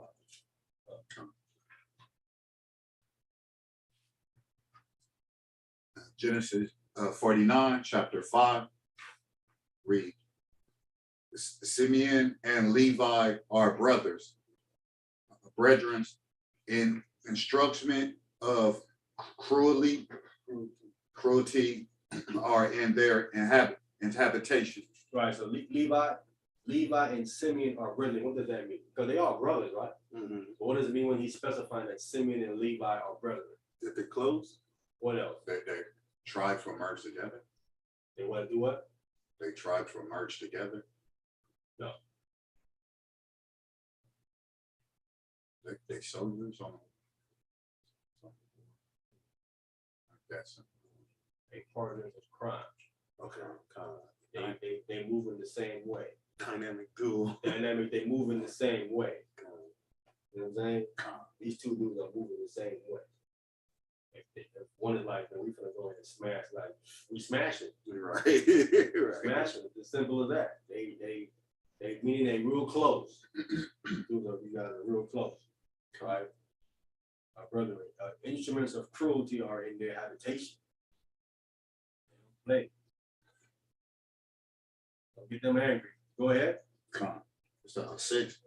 O my soul, come not thou into their secret, unto their assembled mind, honor be not thou united, for in their Read verse 6. O my soul, come not thou into their secret. Right. So Jacob is separating himself from these guys. These guys are moving. So his soul, he don't have no partner with secret meaning what that's plotting. Plotting. Go ahead. Into their assembled Assembly, yeah. Go ahead. mine honor be not thou united, for in their anger they slew a man, and in their self-will they dug down in a wall. They tore down the wall. That's how they got into a city, and that's how they ended up killing a lot of men. That was in the city. Go ahead. 7. Cursed be thy anger, for it was of fierce, and their wrath, for it was cruel. I will divide them in Jacob and scatter them in Israel. Right. So that's what he did. He divided them up in Jacob and he scattered them in Israel. We need to get the background of what they did when they take the wall down and they killed the man. And now we're gonna come to Jasher. All right. Need someone to read and read fast, but we gotta there's a few stuff here we need to read. I want to get through it. You gotta fast through this right here. Con, I got you. All right, Jasher, that's page 68. Jasher chapter 33. Verse 1. That's page 68. Let's see if I can get to this right quick. Jumping, so. All right, you got it? Con. All right, go ahead. Starting at which one? Verse 1. You said on page 68? Come on. No, verse 1 ain't on page 68. Is it it? It's at the bottom. 33. Con, okay. And in some time after, Jacob went away from the borders of the land, and he came to the land of Salem. What is that? Shalom? Yeah. Shalem. This is the city of Shechem, which is in the land of Canaan, and he rested in front of the city. Go ahead. And he brought a parcel of the field which was there from the children of Hamor, the people of the land, for 5 shekels. And Jacob there built himself a house, and he pitched his tent there, and he made booths for his cattle. Therefore, he called the name of that place Succoth. Sukkot, right? Sukkot. He made boots, tents. I mean, he made tents for his animals. Go ahead. And Jacob remained in Succoth for a year and 6 months. So he was there how long? A year and 6 months. A year and 6 months. So he was not back at home with the rest of the boys, right? Because they're doing a whole bunch of mischief back there. Go ahead. And that at that time, some of the women of the inhabitants of the land went to the city of Shechem to dance and rejoice with the daughters of the people of the city. And when they went forth, then Rachel and Leah, the wives of Jacob, with their families also went to behold the rejoicing of the daughters of the city. Right, so it's a gathering of women. Yeah, other women are going to go and see what's going on too. Go ahead. And Dinah, the daughter of Jacob, Dinah, the daughter of Jacob, also went along with them and saw the daughters of the city, and they remained there before these daughters, while all the people of the city were standing by them to behold their rejoicing, and all the great people of the city were there. Go ahead. And Shechem, the son of Hamor, the prince of the land, was also standing there to see them. And Shechem beheld Dinah, the daughter of Jacob, sitting with her mother before the daughters of the city, and the damsel pleased him greatly. And he there asked his friends and his people, saying, whose daughter is that sitting amongst the women whom I do not know in this city? Yeah, so it gets to what this movie again, where this guy knew all of his daughters, but this one, yeah, he doesn't know who she is, and now he's infatuated, now he wants her. Go ahead. And they said unto him, surely this is the daughter of Jacob, the son of Isaac, the Hebrew. Yeah, see, Isaac is also called the Hebrew, right? We don't see that in the biblical text. We see it right here in Joshua. Son of a Hebrew. Yes, you see these people, they know our history. This is what these people are hiding. What they're hiding is the other nations who record about us and who we are, that we exist, because we exist in their records, and their records is factual. But they hiding all that stuff. Wow.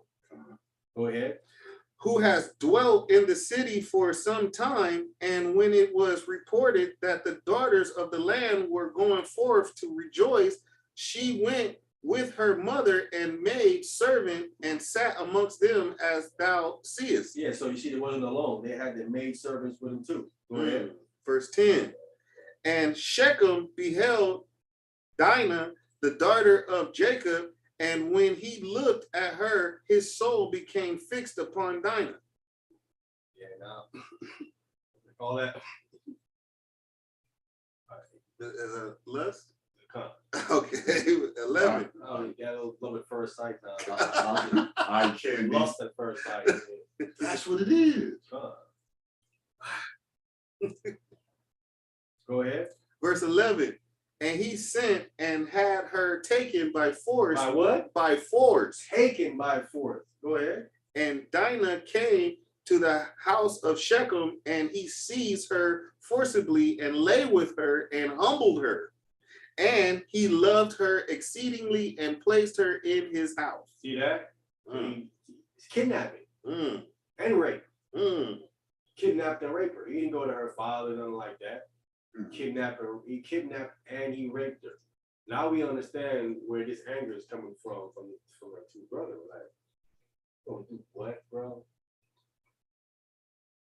They took their sister, kidnapped her by force and raped her. Go ahead. Verse 12. And they came and told the thing unto Jacob.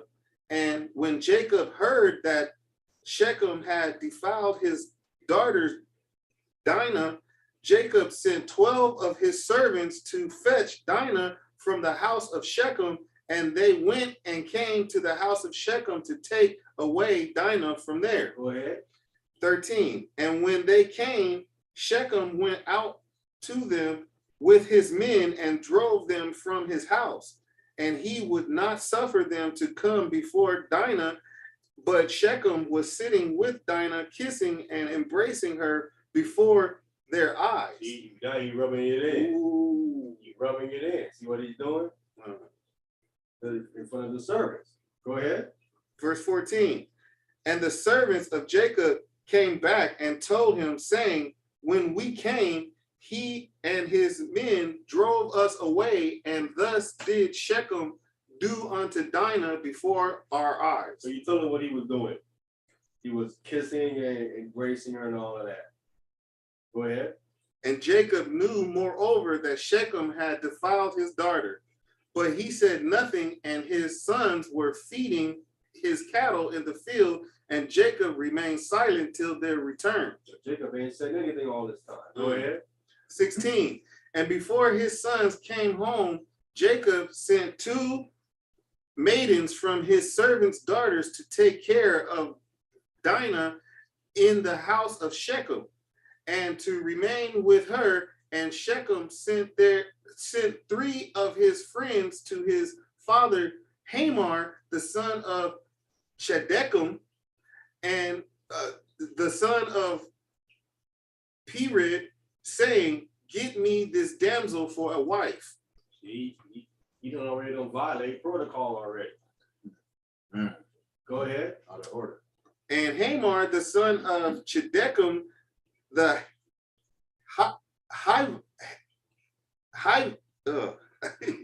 Hivite, came to the house of Shechem, his son, and he sat before him. And Hamor said unto his son, Shechem is there, then no woman amongst the daughters of thy people that thou wilt take an Hebrew woman who is not of thy people. Yeah, so we not the same people. Go ahead. 18. And Shechem said to him, her only must thou get for me, for she is delightful in my sight. And Hamor did according to the word of his son, for he was greatly beloved by him. Go ahead. Verse 19. And Hamor went forth to Jacob to commune with him concerning this matter. And when he had gone from the house of his son Shechem, before he came to Jacob to speak unto him, behold, the son of Jacob had come from the field as soon as they heard the thing that Shechem, the son of Hamor, had done. And the men were very much grieved concerning their sister, and they all came home fired with anger before the time of the gathering of their cattle. Go ahead. 21. And they came and sat before their father, and they spoke unto him, kindled with wrath, saying, surely death is due to this man and to his household, because the Lord God of the whole earth commanded Noah and his children that man shall never rob nor commit adultery. Now, behold, Shechem hath both ravaged and committed fornication with our sister, and not one of all the people of the city spoke a word to him. So we see here, 1 second. I'm scared of the kid. We see here that the Most High gave commandment to Noah, right? Con. We don't have this in the Bible. That they should never rob. And what? Commit adultery. This is showing you again, robbing is stealing. And showing you that Noah had what? The law. He had 2 of the 10 commandments. Con. At least. Con. He had at least 2 of them. And we can extrapolate that he had all 10 of them. Con. Because the law don't change. Don't change. So Noah had, but you're not going to read this in the Bible. Noah didn't have the law. Joshua tells us he has the law right here. Con. It says, and now he has both, now behold, Shechem has both ravaged and committed fornication with our sister. Fornication is an illegal sexual act. It was illegal for him to do what he did. He forced her. That's rape. That's illegal. It's an illegal sexual act. That's under the umbrella of fornication, and that's their system. Then it goes on to say, he said, with our sister, it says, and not one of all the people of the city spoke a word to him. The entire city knew about it. No one said anything. So they're looking at it like, wait a minute. So none of y'all gonna say that? Oh, that is kind of snobby. None of y'all gonna say that? You know, she's 17, man. Nobody's saying that. How she even get in the door? I'm showing you how son of Jacob is thinking. Mainly Simeon and Levi. They're like, so none of y'all gonna say that? Now they're plotting like, okay, all y'all gonna get it then. Everybody gonna get it. You're all wicked. They view them now as y'all all in on it. You're all wicked like him. How come none of y'all gonna say something to this guy what he did for us? He should be like, well, you can't do that. None of y'all came and said, man, listen, we told him that he shouldn't have done that. That he was wrong for doing that. And we're gonna punish him for that. They're looking like none of y'all said that, but they all y'all wicked just like him.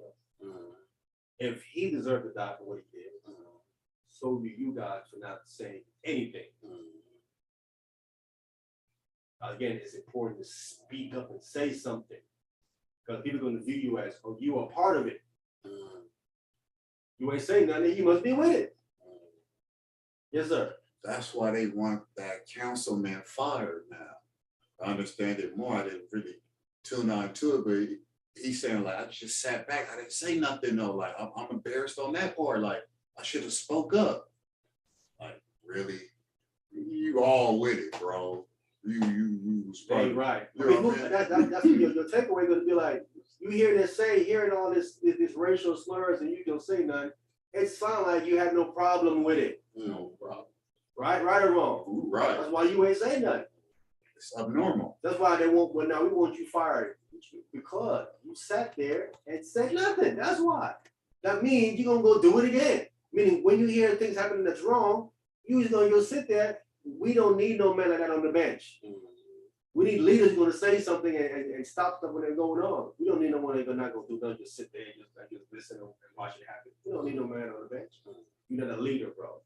You're not a leader. Step off again. Like, yeah, you don't even know when to speak up. What type of leadership is you showing? A leader's want to speak up and say something, bro. If he just sat there and say nothing, then he's not being a leader. Don't think. Witness, the employee show off in front of them. That's the reason why they would actually a position in your job. Step down. All right, go ahead, Izar. Verse 22. Surely thou knowest and understand that the judgment of death is due to Shechem and to his father and to the whole city on account of the thing which he has done. Go ahead. Verse 23. And while they were speaking before their father in this matter, behold, Hamor, the father of Shechem, came to speak to Jacob the words of his son concerning Dinah. And he sat before Jacob and before his sons, and Hamor spoke unto them, saying, the soul of my son Shechem longeth for your daughter. I pray you give her unto him for a wife, and intermarry with us. Give us your daughter, and we will give you our daughters, and you shall dwell with us in our land, and we will be as one people in the land. 25. For our land is very extensive. So dwell ye and trade therein and get possessions in it and do therein as you desire. And no one shall prevent you by saying a word to you. Go ahead. And Hamor ceased speaking unto Jacob and his sons, and behold, Shechem, his son, had come after him, and he sat before them. And Shechem spoke before Jacob and his sons, saying, may I find favor in your sight that you will give me your daughter, and whatever you say unto me, that will I do for her.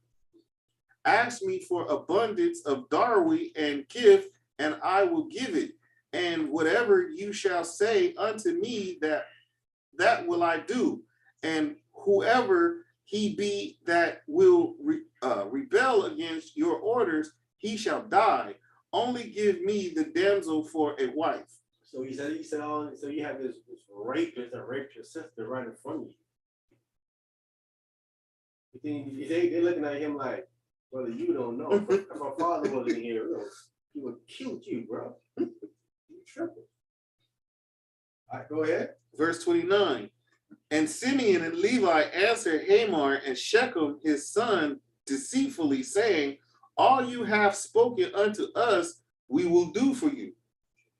And behold, our sister is in your house, but keep away from her until we send to our father Isaac concerning this matter, for we can do nothing without his consent. Yeah, so that shows you that Isaac is still alive.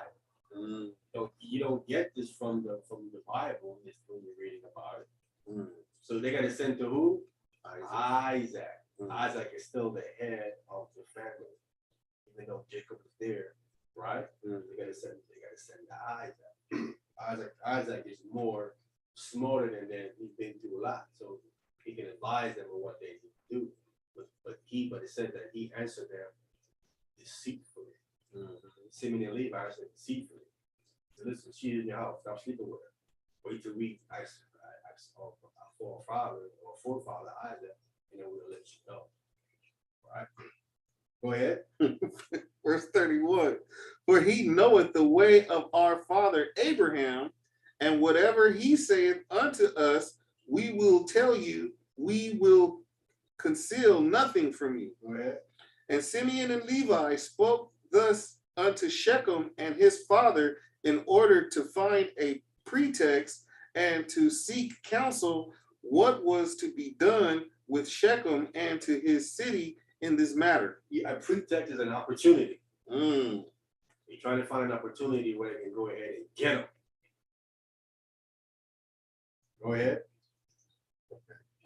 33.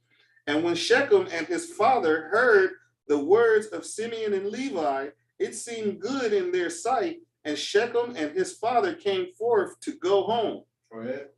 And when they had gone, the sons of Jacob said unto their father, saying, behold, we know that death is due to these wicked ones and to their city, because they transgressed that which God hath commanded unto Noah and his children and his seed after them. Today know these are the wicked ones. They have transgressed what God had commanded unto Noah and to his children and his seed after them. See, they all know this. They all know this stuff. They're deliberately going against God's commandment. God said, you do this, you're gonna die. They openly rebelling against God's commandment. And that's why God is like, okay, I'm gonna get my own nation. Y'all want to live? Go ahead. Verse 35. And also because Shechem did this thing to our sister Dinah in defiling her, for such foulness shall never be done amongst us. Right. Rape is not supposed to be found amongst the nation of Israel. Come. And it wasn't done amongst them. It just carried the death penalty. Go ahead. Verse 36. Now therefore know and see what you will do, and seek counsel and pretext what is to be done to them, in order to kill all the inhabitants of the city. And Simeon said to them, here is a proper advice for you. Tell them to circumcise every male amongst them as we are circumcised, and if they do not wish to do this, we shall take our daughter from them and go away. Verse 38. And if they consent to do this, and we will do it, then when they are sunk down with pain, we will attack them with our swords, and upon one who is quiet and peaceable, and we will slay every male person amongst them. Yeah, see? They will get him. Go ahead. And Simeon advised, and Simeon advised pleased them, and Simeon and Levi resolved to do unto them as it was proposed. Go ahead. And on the next morning, Shechem and Hamor, his father, came again unto Jacob and his sons to speak concerning Dinah, and to hear what answer the sons of Jacob would give to their words.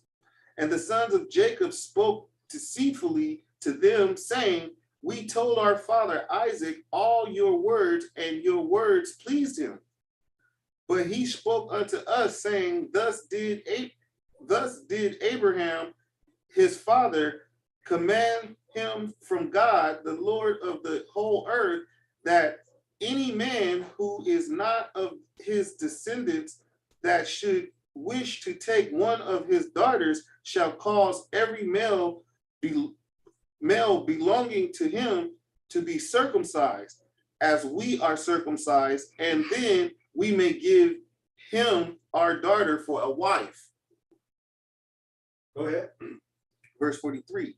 Now we have made known to you all our ways, that our father spoke unto us, for we cannot do this of which you spoke unto us, to give our daughters to an uncircumcised man, for it is disgrace unto us. Right. Can't do nothing like that. Mm. Go ahead. Verse 44. But wherein will we consent to you to give you our daughters, and we will also take unto ourselves your daughters, and will dwell amongst you and be one people as you have spoken, if you will hearken to us and consent to be like us, to circumcise every male belonging to you as we are circumcised. And if you will not hearken unto us to have every male circumcised as we are circumcised, as we have commanded, then we will come to you and take our daughter from you and go away. Verse 46, and Shechem and his father Hamor heard these words of the sons of Jacob, and the thing pleased them exceedingly, and Shechem and his father Hamor hasted to do the wishes of the sons of Jacob, for Shechem was very fond of Dinah, and his soul was riveted to her. And Shechem and his father Hamor hasted to the gate of the city, and they assembled all the men of their city, and spoke unto them the words of the sons of Jacob, saying, we came to these men, the sons of Jacob, and we spoke unto them concerning their daughter, and these men will consent to do according to our wishes, and behold, our land is of great extent for them, and they will dwell in it and trade in it, and we shall be one people. We will take their daughters, and our daughters we will give unto them for wives. Go ahead. But only on this condition will these men consent to do these things, that every male amongst us must be circumcised as they are circumcised, as their God commanded them. And when we shall have done according to their instructions to be circumcised, they dwell amongst us together with their cattle and possessions, and we shall be as one people with them. Go ahead. And when all the men of the city heard the words of Shechem and his father Hamor, then all the men of their city were agreeable to this proposal, and they obeyed to be circumcised. For Shechem and his father Hamor were greatly esteemed by them, being the prince of the land. Princes of the land. Princes of the land. Go ahead. verse 51. And on the next day, Shechem and Hamor, his father, rose up early in the morning, and they assembled all the men of their city into the middle of the city, and they called for the sons of Jacob, who circumcised every male belonging to them on that day and the next. Okay, so we have sons of Jacob. They circumcised every male. They came on the next day. Go ahead. Verse 52. And they circumcised Shechem and Hamor, his father, and about 5 brothers of Shechem, and then everyone rose up and went home. For this thing was from the Lord against the city of Shechem, and from the Lord was Simeon's counsel in this manner, in order that the Lord might deliver the city of Shechem into the hands of Jacob's 2 sons. See that? The counsel of this comes from the Lord. Lord, be clear. Again, you do not see this in the Bible. You do not see this in the Bible. Dr. Joshua letting us know this was from the Lord. The Lord counsel to deliver them into Jacob's 2 sons. Go ahead. Chapter 34, verse 1. And the number of all the males that were circumcised were 645 men and 246 children. But Chickadicum, son of Pered, the father of Hamor, and his 6 brothers would not listen unto Shechem and his father Hamor, and they would not be circumcised, for the proposal of the sons of Jacob was loathsome in their sight. And their anger was greatly roused at this, that the people of the city had not hearkened to them. Yes, they were like, man, we ain't doing that. It's going crazy. It was mad that they consented onto that. Go ahead. Verse 3.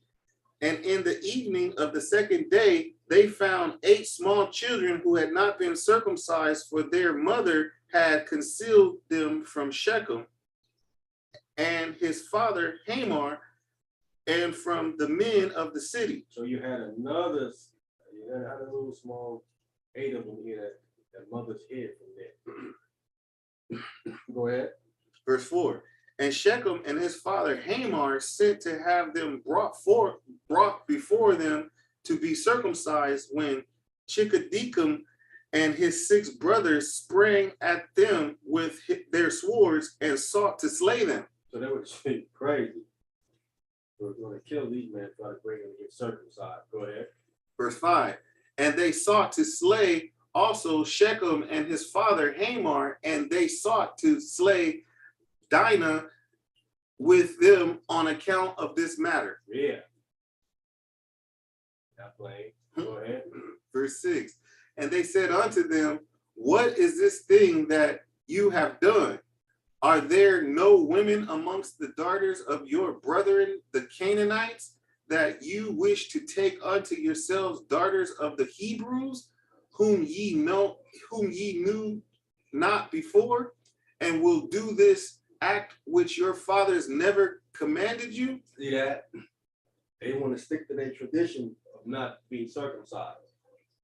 Doing this thing that people don't even know these people are going to do this thing. Your forefathers never commanded this thing. What we do? Go ahead. Verse 7. Did you imagine that you will succeed through this act which you have done? And what will your answer in this affair to your brethren, the Canaanites, who will come tomorrow and ask you concerning this thing? And so the other Canaanite family are going to come and ask them, like, y'all doing something that we don't do over here. Y'all doing. Go ahead. And if your act shall not appear just and good in their sights, what will you do for your lives? For me, for our lives, in your not having hearkened to our voices. Go ahead. Verse 9.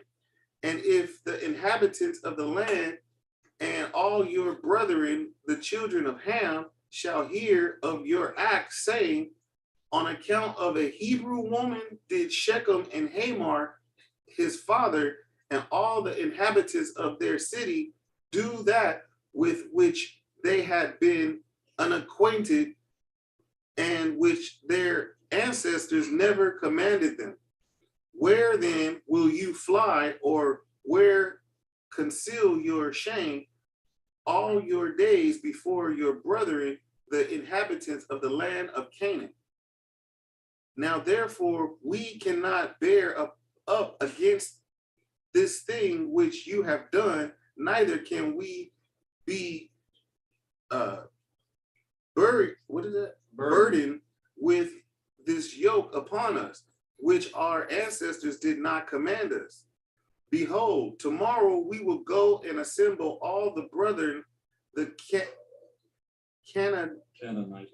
Canaanitish brethren who dwell in the land, and we will all come and smite you and all those who trust in you, that there shall not be a remnant left from you or them. You know, they plotted to bring everybody to kill Shem, Hamor, all of them, and all Jacob's sons and Jacob. Go ahead. Verse 13. And when Hamor and his son Shechem and all the people of the city heard the words of Chedekam and his brothers, they were terribly afraid of their lives at their words, and they repented of what they had done. And Shechem and his father Hamor answered their father Chedekam and his brethren, and they said unto them, all the words which you spoke unto us are true. Now do not say nor imagine in your hearts that on account of the love of the Hebrew we did this thing that our ancestors did not command us, but because we saw that it was not their intention and desire to accede to our wishes concerning their daughter as to our taking her, except on this condition. So we hearkened to their voices and did this act which you saw, in order to obtain our desire from them. Go ahead. And when we shall have obtained our request from them, we will then return to them and do unto them that which you say unto us.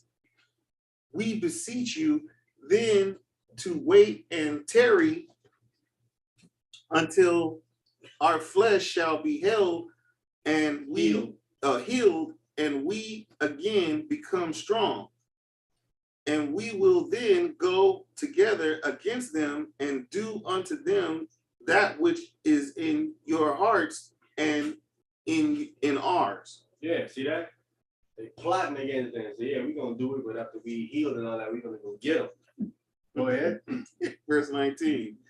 And Dinah, the daughter of Jacob, heard all these words which Chedekam and his brother had spoken, and what Hamor and his son Shechem and the people of their city had answered them. Right, we can get this word correct. This is Chedekam. Chedekam. Okay. Come, go ahead. Verse 20. And she hastened the sent one of her maidens that her father had sent to take care of her in the house of Shechem, and Jacob her father had to her brethren, saying, thus did Chedekam, right? Chedekam and his brother advised concerning you, and thus did Hamor and Shechem and the people of the city answered them. And when Jacob heard these words, he was filled with wrath, and he was indignant at them, and his anger was kindled against them. And Simeon and Levi swore and said, as the Lord liveth, the God of the whole earth, by this time tomorrow there shall not be a remnant left in the whole city.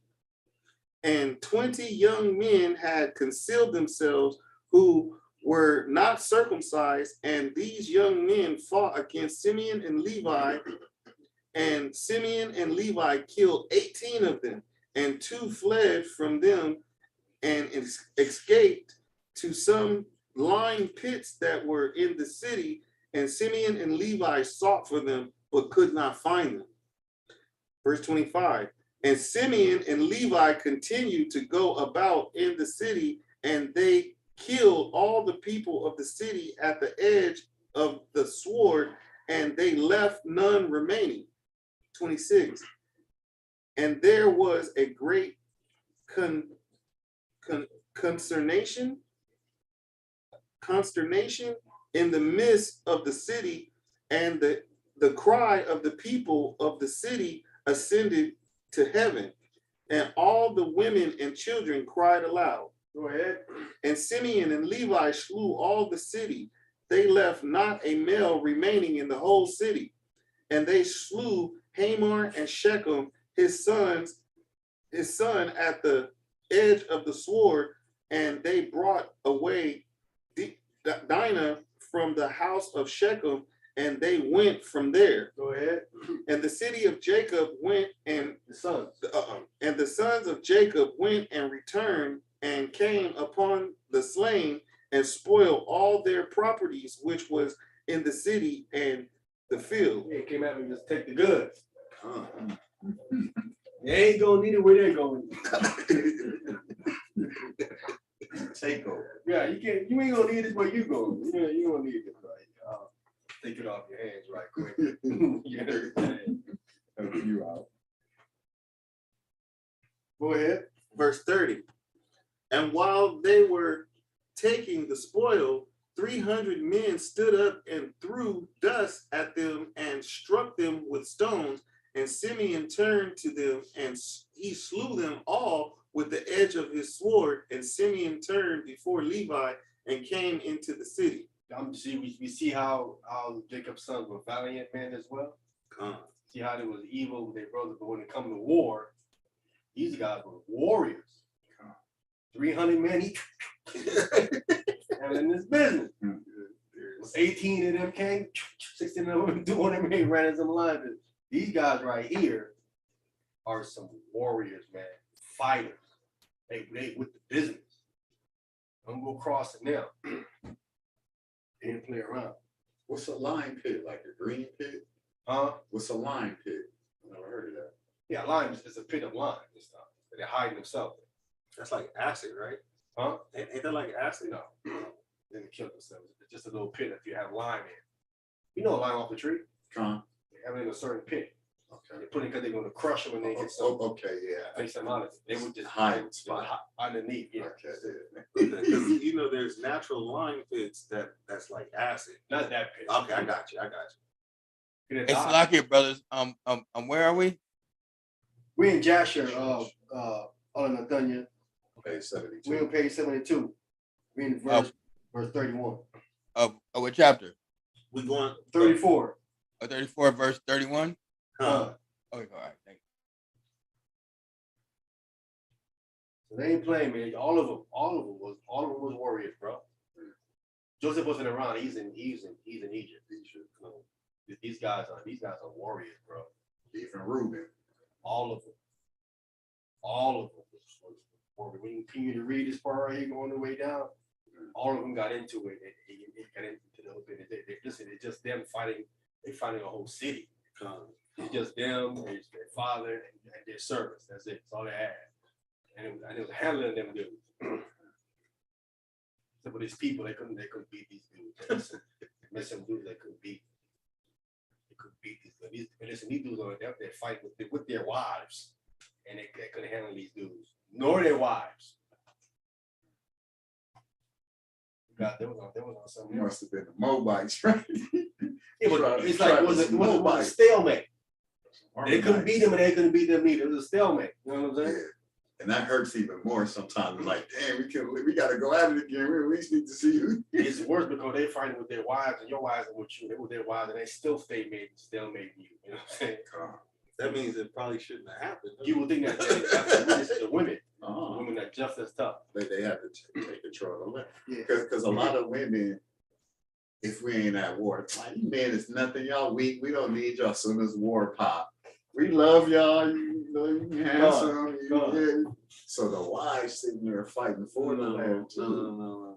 If the fight, And that's probably where that movie came from. Woman what, king. 300? Oh, Woman King came from. They was King women, queen. nah, it's just jump coming out, you know.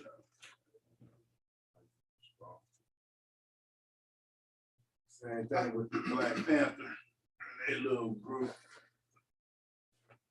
Go ahead, brother. Verse 31.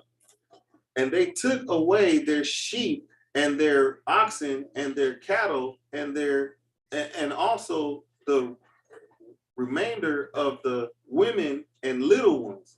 And they led all these away. And they opened the gates and went out and came unto their father Jacob with vigor. Go ahead. And when Jacob saw all that they had done to the city and saw the spoils that they took from them, Jacob was very angry at them. And Jacob said unto them, what is this that you have done to me? Behold, I obtain rest amongst the Canaanitish inhabitants of the land, and none of them meddled with me. And now you have done to make me obnoxious to the inhabitants of the land amongst the Canaanite and the Perizzites, and I am but of a small number, and they will all assemble against me and slay me when they hear of your work with their brethren, and I and my household will be destroyed. Right. We can find that response there in the Bible. You know what I'm saying? But go ahead. Verse 34. And Simeon and Levi and all their brothers with them answered their father Jacob and said unto him, behold, we live in the land, and shall Shechem do this to our sister? Why art thou silent at all that Shechem has done? And shall he deal with our sister as with a harlot in the streets? Yeah, man. Come here. First of all, come here and say nothing. What this guy did. He's silent about it. You don't do no shit like no little hall on the corner. What's wrong with you? No, he ain't doing that. The Hebrew? Yeah, we asked Jacob, he don't want, Jacob is like, he don't want no problem. He doing all this stuff. He trying to just like live in peace and have him doing this stuff. So, man, they're like, no, bro, we ain't having that. You tripping. They crossing all kind of lines, and you just trying not to say nothing about it. Because you live in the land, you better move. Yeah, for real. All right, go ahead. Verse 35. And the number of the women whom Simeon and Levi took captives from the city of Shechem, whom they did not slay, was 85, who had not known man. Yeah, so 85 virgins. Go ahead. And amongst them was a young damsel of beautiful appearance and well favored, whose name was Bruna. And Simeon took her for a wife, and the number of the males which they took captives and did not slay was 47 men, and the rest they slew. Yeah. See, Simeon is crossing line. See, now he took one of those women. He was supposed to marry him. Simeon ain't supposed to do that. She was a virgin, huh? Yeah, because she was an attractive virgin. Yeah, man taking virgins like that. If you was a virgin, they don't kill you. No, we're messing with you. The edge of the sword Right. material. You see how these men operated? They wasn't dealing with leftovers. Sloppy seconds. If a man slept with it, like, oh no, you straight. Today, the dudes don't care. Foul. Dudes don't care. You know what I'm saying? This woman is jumping. This woman is jumping from dude to dude. Bed to bed, back And to back. these dudes are getting with her. You know what I'm saying? Who's back then don't play that? They don't play that. Cause they know what that is. Like, man, she defiled that dude, bro. I mean, it's all over her. Ain't dealing with that. She's full of it. Right. Right. Oh. That should be a reason and a deterrent why you don't want to do adultery with no man's wife. You're like, no, man, he's all over her, dog. Not touching that. You know what I'm saying? That's how men move back then, because it was because of lust and stuff like that then. Something like that. Because if you ain't gonna get a virgin, why you gonna get with a man's wife? If she ain't a virgin no more. You shouldn't even want to touch her neither. That's why I read earlier, said a man commit adultery, he lacks understanding. You know what he's doing. Tell that to that hermit that be over there on Hollywood Boulevard. Gang. Yeah, that dude just, come on, man. What was wrong with you? What's wrong with you to make you want to do something like that? Man, carnal lust.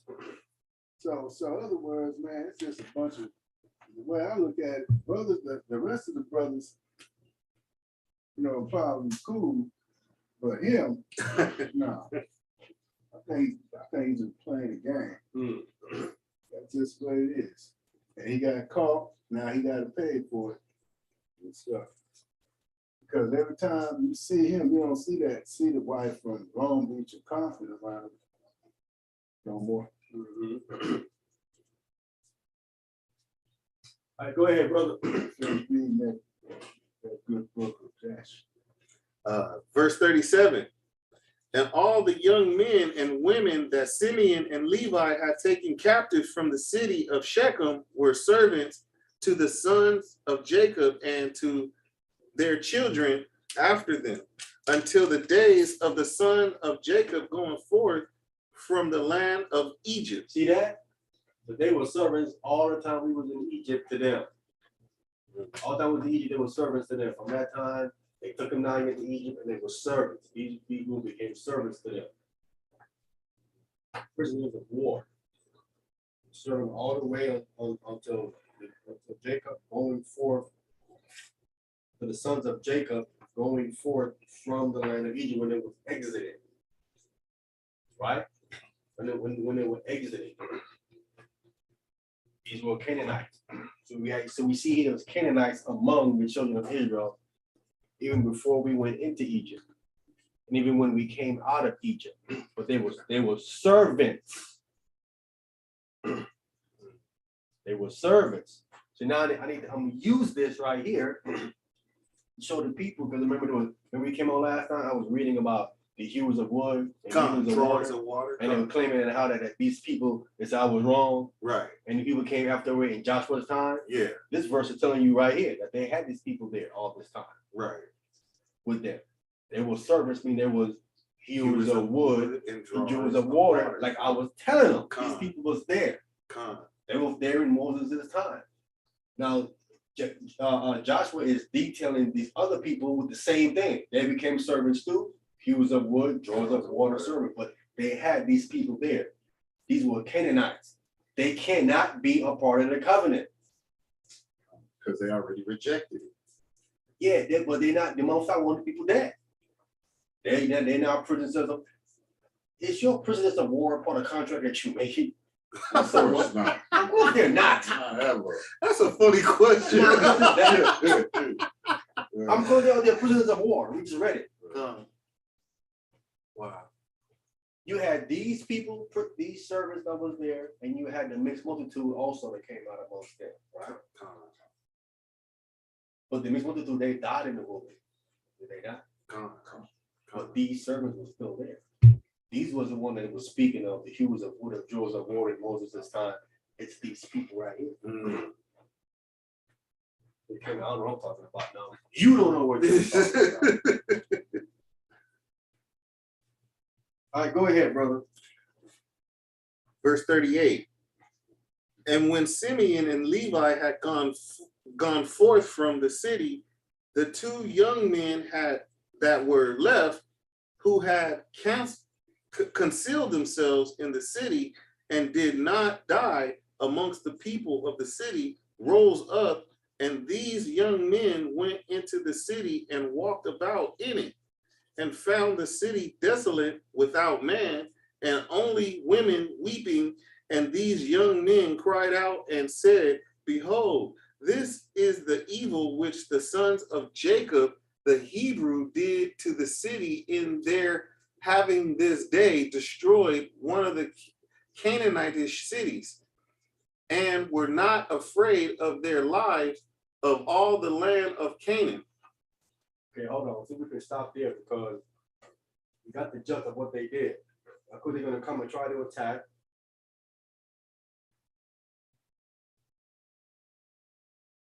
All right, so they have, we're gonna jump down. Jump down to verse 52. Verse 52. And Judah answered his father, saying, Was it for not my brother Simeon and Levi kill all the inhabitants of Shechem? Surely it was because Shechem had humbled our sister and transgressed the command of our God to Noah and his children. For Shechem took our sister away by force and committed adultery with her. There it is. See that? Mm. Committing, if he committing adultery with it, what does that mean? Robbery, rape. He not doing it, He didn't ask for her father's permission. If he committing adultery with her. Oh, he not He breaking doing the it law. knowingly. What is, huh? he's not. breaking the law. No, yeah, but what does he do? What is, that means what? If he committing adultery? He's already married. I mean, she's already married. Plus, She's already married. She was talking to somebody else already. Okay. Con. Yeah. Right, con. You're not going to find this in the Bible. She was already promised to somebody. He committed adultery. He deserved to die. So what Simeon and Levi did It was just. is just as in line. It was in line. He's saying here it's in line with what God told Noah for him and his descendants. They all know this. That means what? That means that Noah's son Ham, because they're Hamites, are now telling their children that God commanded them, or their children is ignoring it. It's one of the two. Because they know too. Because he would know. We know Noah told Ham. Con. They're all Hamites. So they know this.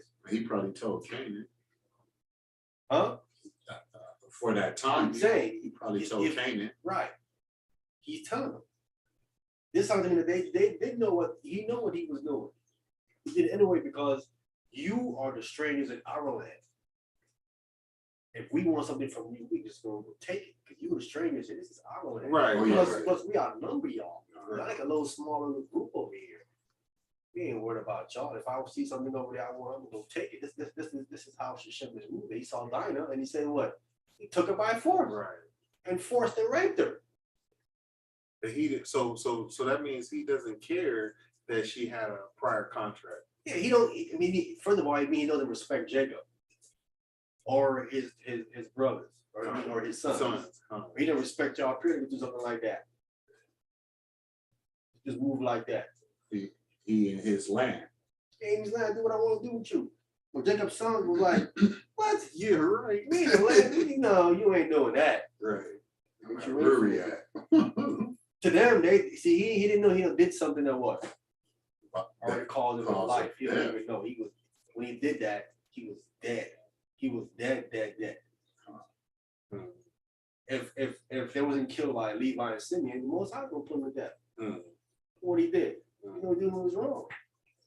He's violating the laws, the Most High laws. Again, I'm showing you. See, these nations had the Most High law, statutes, and commandments, and they are deliberately rejecting it. They're saying, we ain't listening to you.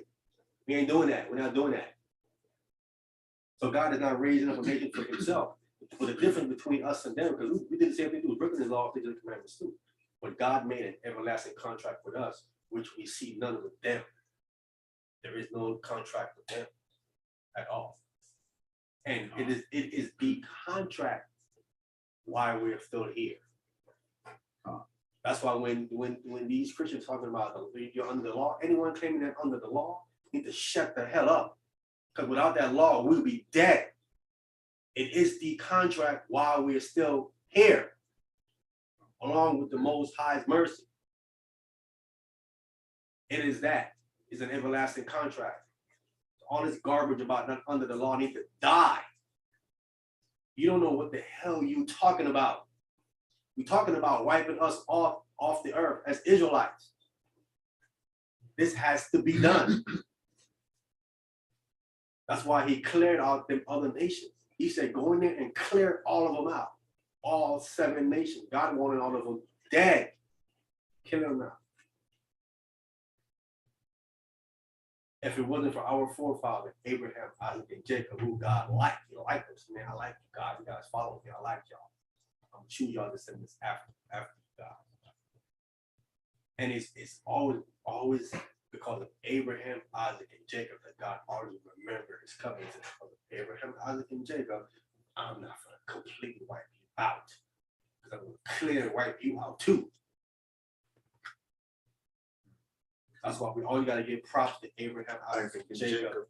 God remembered them, and that's plenty of time he used that to say, I'm not going to clear you out. Stop. They come these so-called Christians who don't understand the Old Testament. It's nonsense. They be irritating me when they say this law, we under the law on the way with nonsense, bro. Because if you don't understand the magnitude of this law, why you say such nonsense like that? And that's why Satan's putting that nonsense in your brain, because he wants us to be wiped out. Because he knows without that law, we're done. Without the Most High's mercy and love, we're done.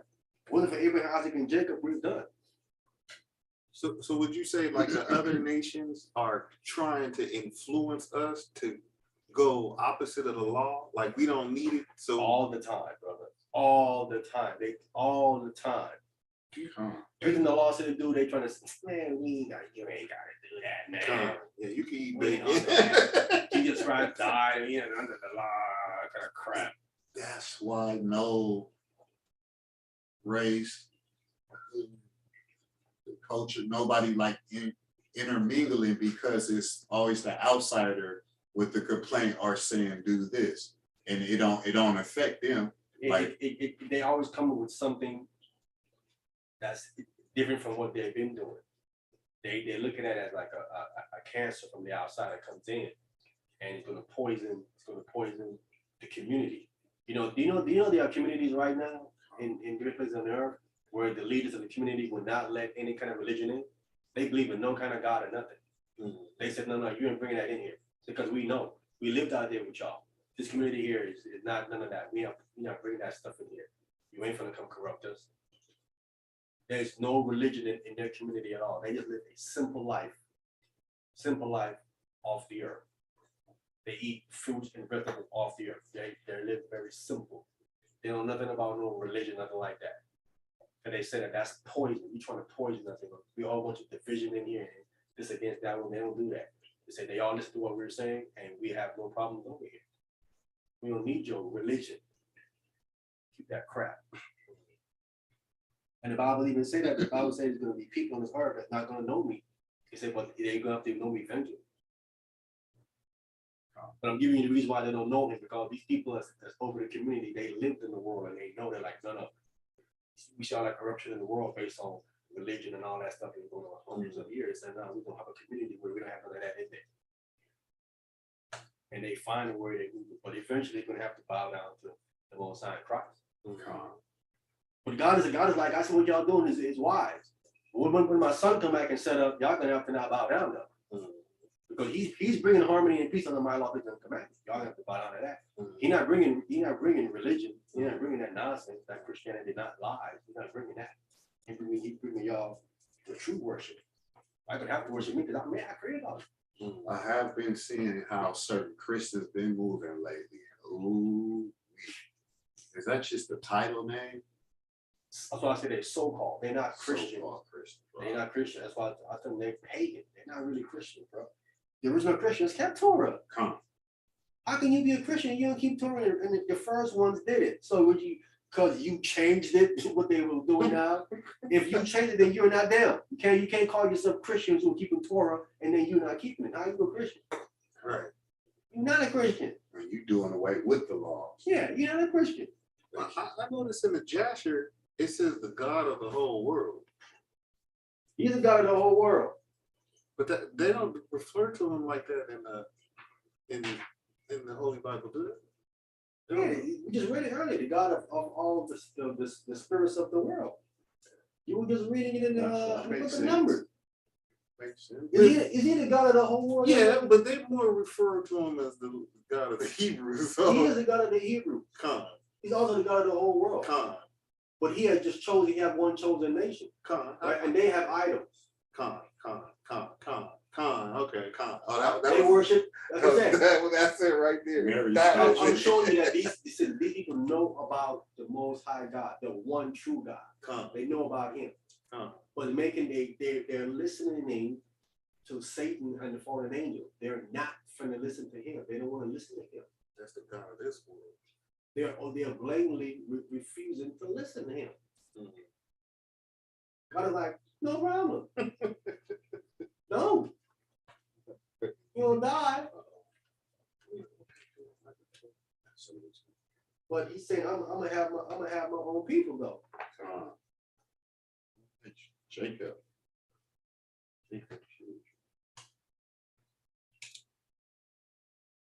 So Israel's a family custom name. Family name. It's a family name. We're the only one that have a heavenly family name. No other nations have that. Again, this is another reason why y'all not completely wipe this out. Because of the name. We have polluted the Most High's name amongst these other nations. The Most High wrought for his name. His name will not be polluted amongst these nations. That's why we're going through all the stuff that we're going through.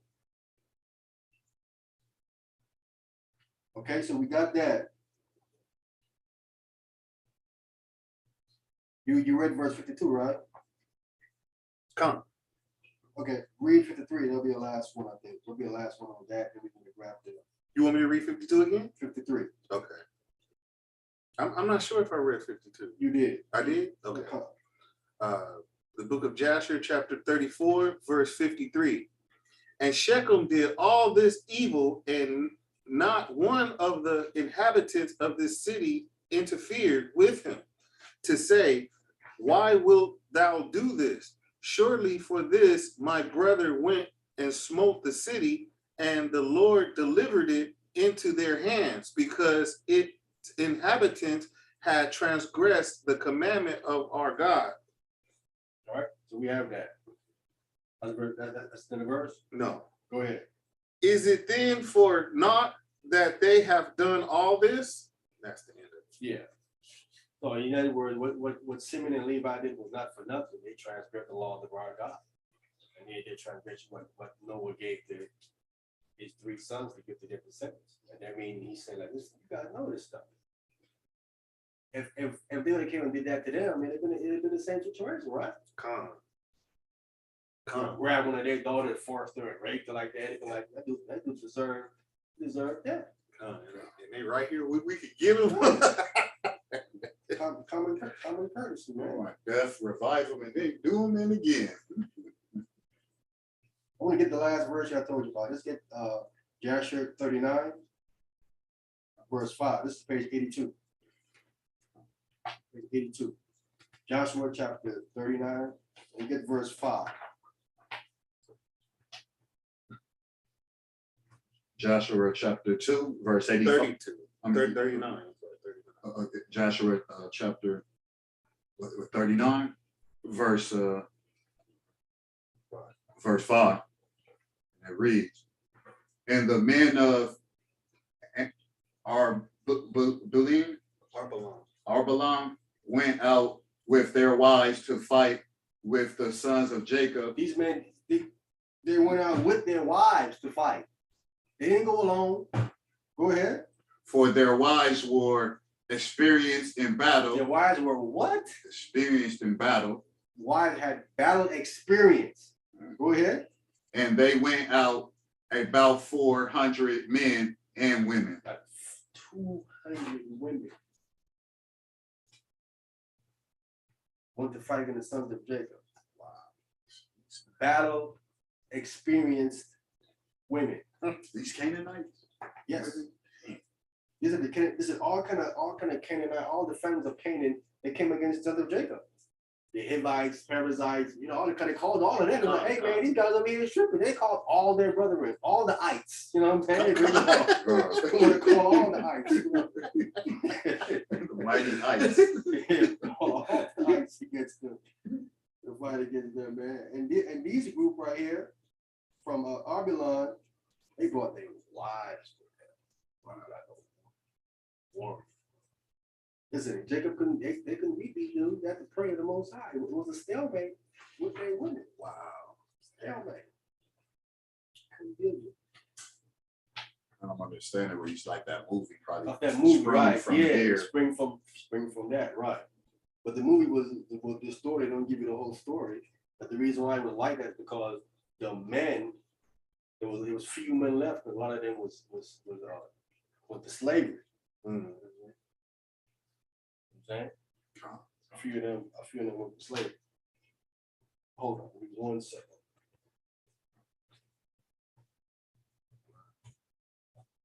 Yeah, go ahead, Sam. Yeah.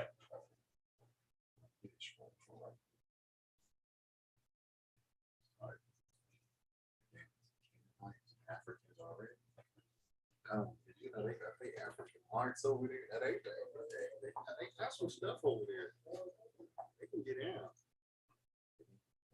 We scattered across a lot of them. I think we having our own villages where we got.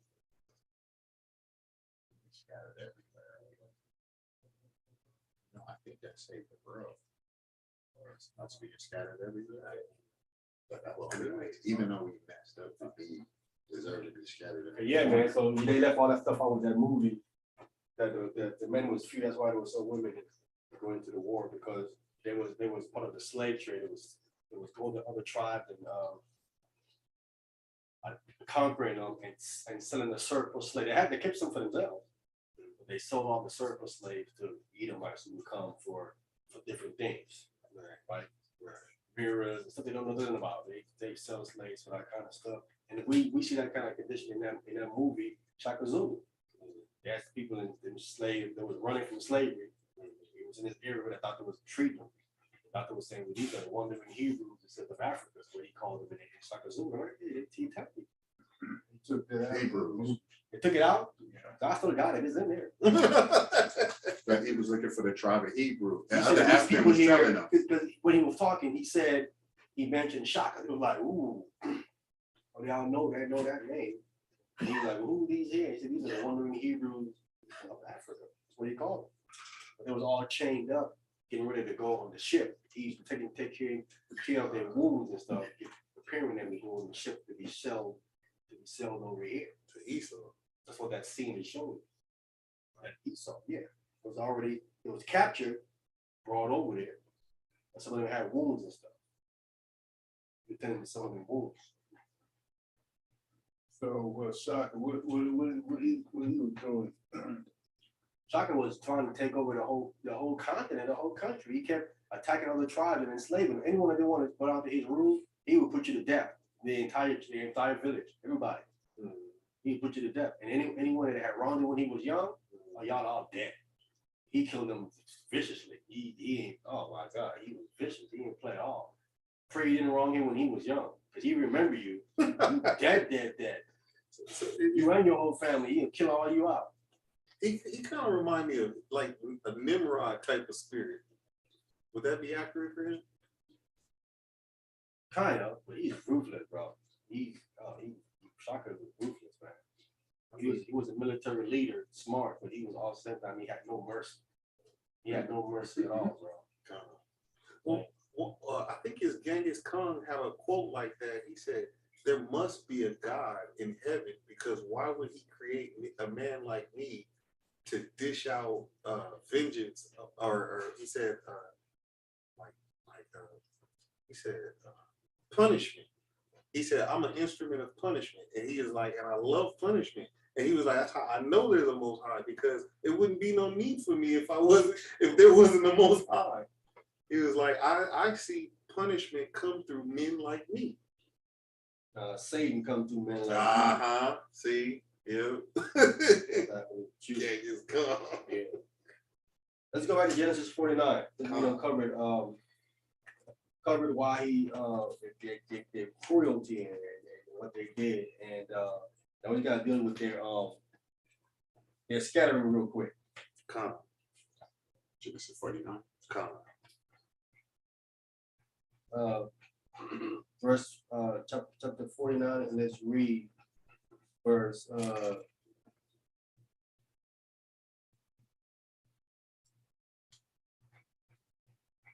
7. Genesis chapter 49, verse 7. It reads, "Cursed be their anger, for it was fierce, and their wrath, for it was cruel. I will divide them in Jacob and scatter them in Israel." Right. So now let's get to the divide and the scattering of Simeon quick, right quick. Right.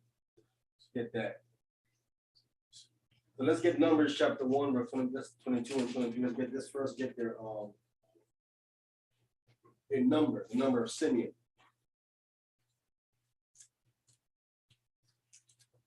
First get his number of Simeon. Okay.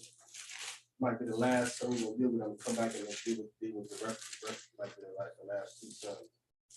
So in Numbers chapter 1, verse 22 and 23.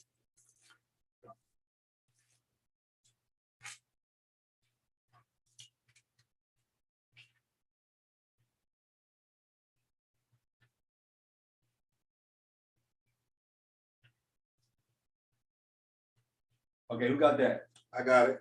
Go ahead. Numbers chapter 1, verse 22.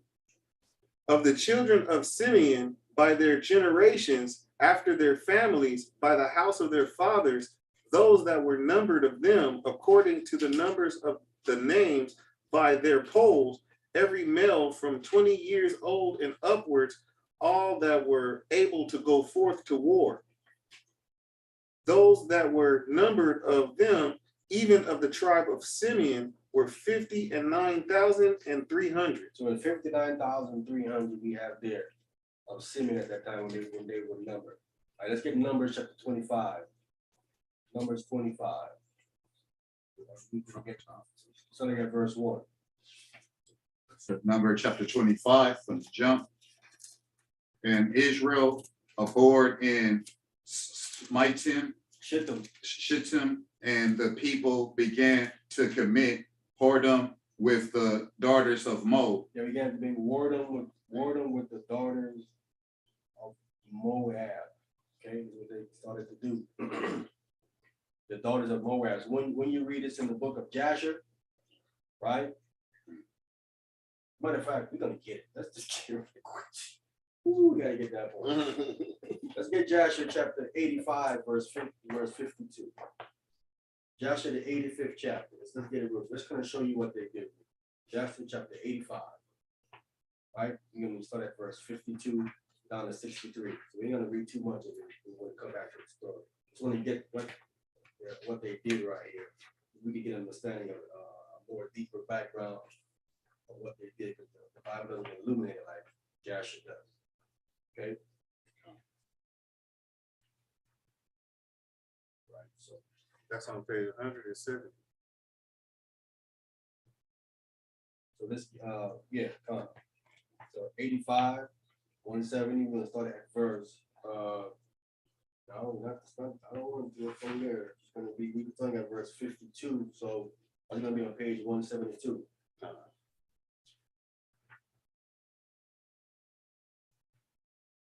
You should start from 51? 52. Okay. Jasher chapter 86, verse 52. And when the children of Israel abode in the plain of Shittim, they began to commit whoredom with the daughters of Moab. We just read that in the Bible, right? Go ahead. 53. And the children of Israel approached Moab, and the children of Moab pitched their tents opposite to the camp of the children of Israel. They being slick. Go ahead. 54. And the children of Moab were afraid of the children of Israel, and the children of Moab took all their daughters and their wives of beautiful aspect and complete and comely appearance, and dressed them in gold and silver and costly garments. They dressed them up. See that? With the Moabites? The Moabites dressed up their best looking, their best up. They said their wives and their daughters. Look at that. Having these men commit adultery, they dressed them all up. Go ahead. Verse 55. And the children of Moab seated those women at the door of their tents, and in order that the children of Israel might see them and turn to them and not fight against Moab. See, they put their daughters in front of their tents. They're trying to seduce the men now. That's what they're doing. Seducing the men of Israel. Go ahead. 56. And all the children of Moab did this thing to the children of Israel, and every man placed his wife and daughter at the door of his tent. And all the children of Israel saw the act of the children of Moab, and the children of Israel turned to the daughters of Moab and coveted them, and they went to them. Go ahead. Verse 57. And it came to pass that when a Hebrew came to the door of the tent of Moab and saw a daughter of Moab and desired her in his heart, and spake with her at the door of the tent that which he desired, while they were speaking together, the men of the tent would come out and speak to the Hebrew like unto these words. Verse 58. Surely you know that we are brethren, we are all the descendant of Lot and the descendant of Abraham his brother. Therefore, then will you not remain with us, and wherefore will you not eat our bread and our sacrifice? Yeah, see? This goes back to what Paul was talking about. Eating things offered unto idols, things that are made for sacrifice. That's what he was talking about. You shouldn't eat that kind of stuff. You have stuff prepared to be offered to an idol. That's why I say you shouldn't eat that kind of stuff. It says if you know that they have prepared something that they originally prepared it for to give it to an idol, right? But then they said, you know what? I'm decided to give it to you. But if you know what the Paul said, but conscious, if you know that that's what originally was made for, he said, don't eat that. Don't mess with that. Because of the conscience of their mind frame, and that particular thing was prepared to give to an idol. Paul is saying, you see, Paul have the background that we're reading here with Joshua. These brothers right here are missing out. They don't understand the full context what Paul is saying because they don't have Joshua to help them. And that would still be breaking the commandment. Definitely. Like, not worship, no idols. That's the first commandment. There's never other gods before me. If you're eating something offered to an idol, you're dealing with another God. You have to have the background here to understand. Again, if you don't understand Torah, and Torah is encompasses in the whole book of Joshua. It's all of it right there. You're not going to understand certain things Paul is saying. All right, so they came, this man, they heard it, this man came talking to their daughter, they came out there and started with this, man, you don't be the same, man. I'm from Lot, you from Abraham. What you talking about, man? That's a slick talk. Slick talk. You see that? Yeah? Slick talk. Slick talking. Like my daughter, man. Man, you can have my daughter, man. You know, we all one people, bro. What you talking about? They're doing it. Flim me. Go get something to eat, man. Talking about sit on down, relax, get your feet up, bro. You doing it? Oh, you know, flim me. I'm gonna eat something. I'm gonna be out y'all way. Y'all do y'all business. Y'all do what y'all gotta do, Oh, man. like sure is pleasing not to be good to the nation. All right, go Y'all ahead. about the only ones, man. It's an eye opener. Verse 59. And when the children of Moab had thus overwhelmed him with their speeches and enticed him by their flattering words, they seated him in the tent and cooked a sacrifice for him. And he ate of their sacrifice and of their bread. Yeah. See? Go ahead. Verse 60. They then gave him wine, and he drank and became intoxicated. And they placed before him a beautiful damsel, and he did with her as he liked, for he knew not what he was doing, as he had drunk plentiful of wine. Mhm. See that? Women and wine. That's how they get them. Go ahead. 61.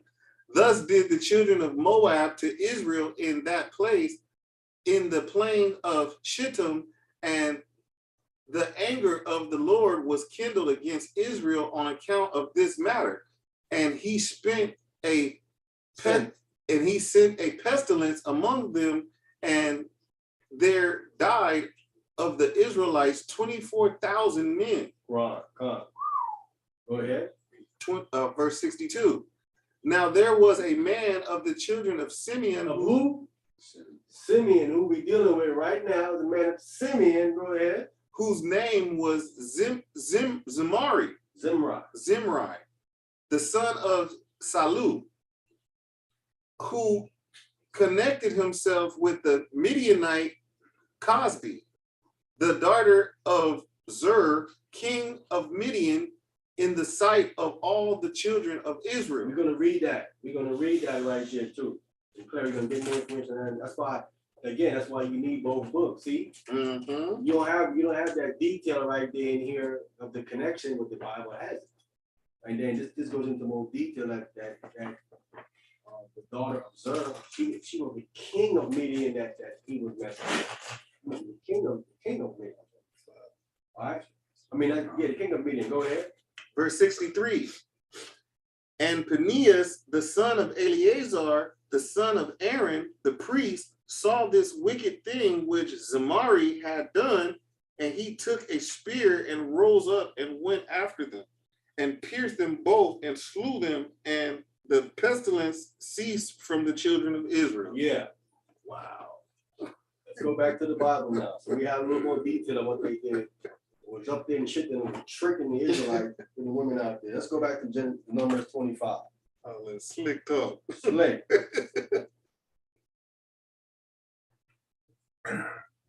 So they women at that time must have looked similar to ours.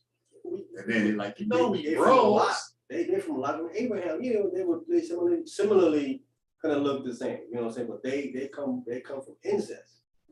Right, lots of daughters stuff with them, and that's what they came from. They come from incest. They probably just had the hair. Well, they say incest, they have that tight eye. Come. Damn. Yeah. Go ahead. Who was reading? Tony was reading this one. Genesis chapter 49. 25. We in 25. No, numbers, right? Numbers. Oh, Yeah, numbers I 25. should start. Sorry.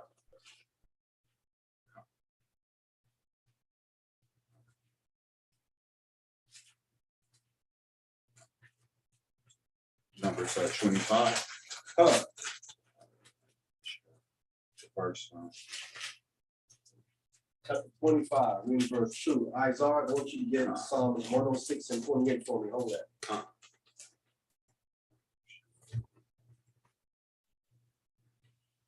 Tony, you can't find it?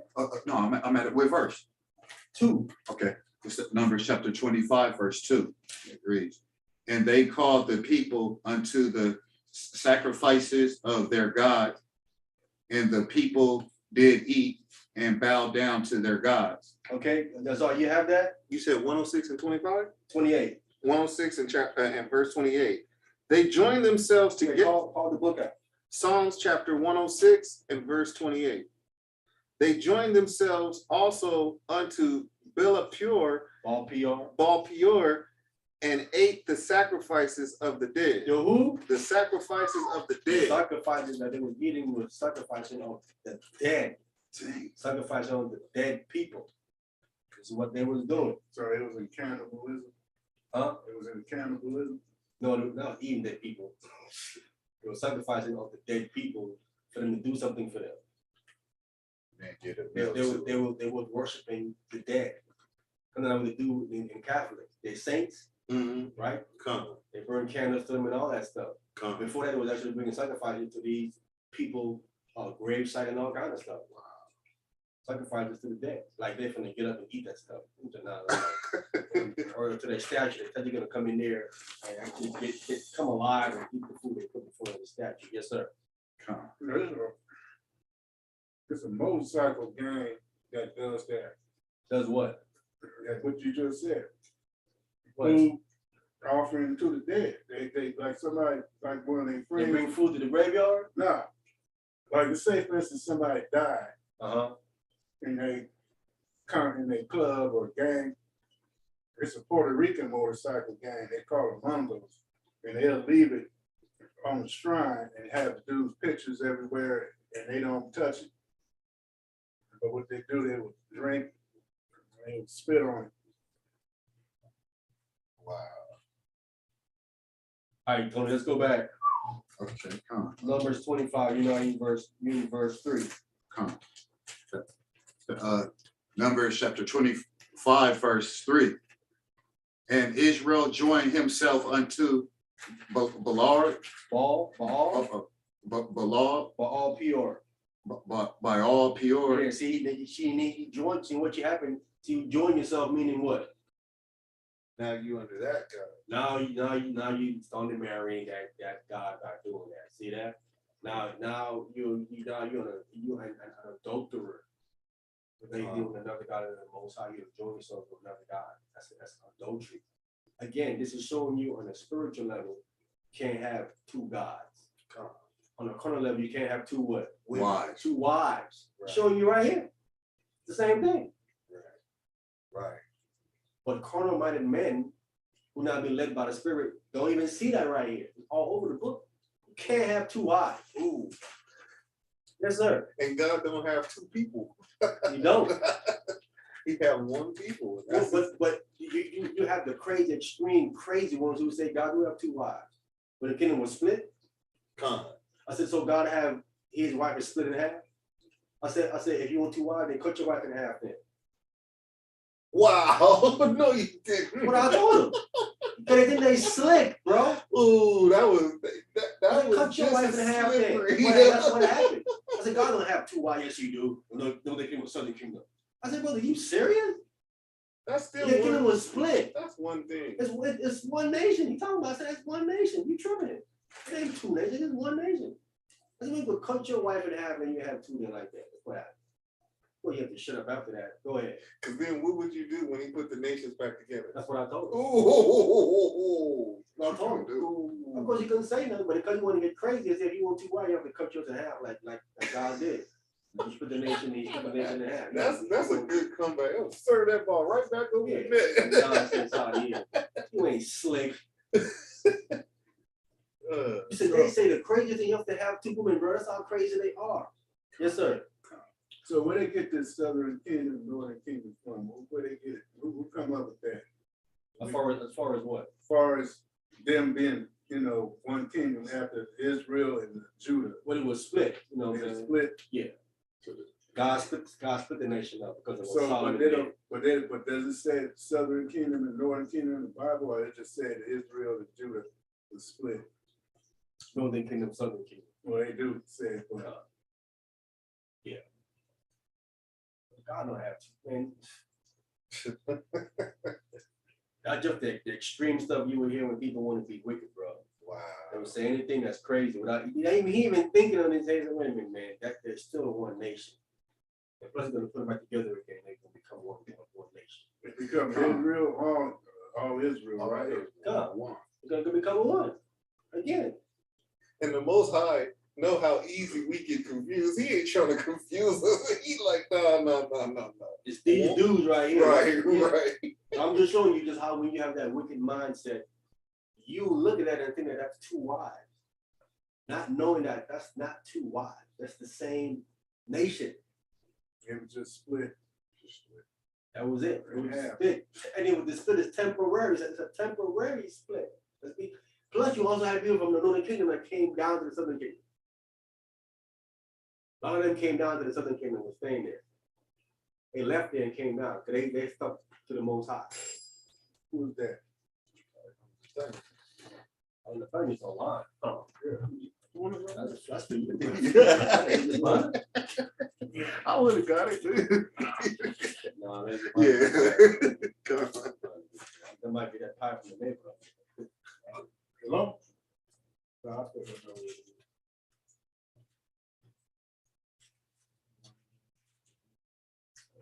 Hell, man. All right, Tony. Come. Numbers chapter 25, verse 3, and it reads, Well, you did 3 already. You got verse 3. Verse 3, you're out.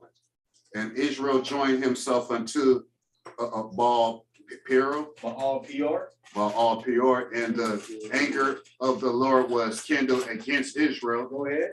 4. And the Lord said unto Moses, take all the heads of the people and hang them up before the Lord against the sun, that the fierce anger of the Lord may be turned away from Israel. So he hang all that. Yeah, Izar. Get all their heads and then hang them. Wow. Not playing. Wow.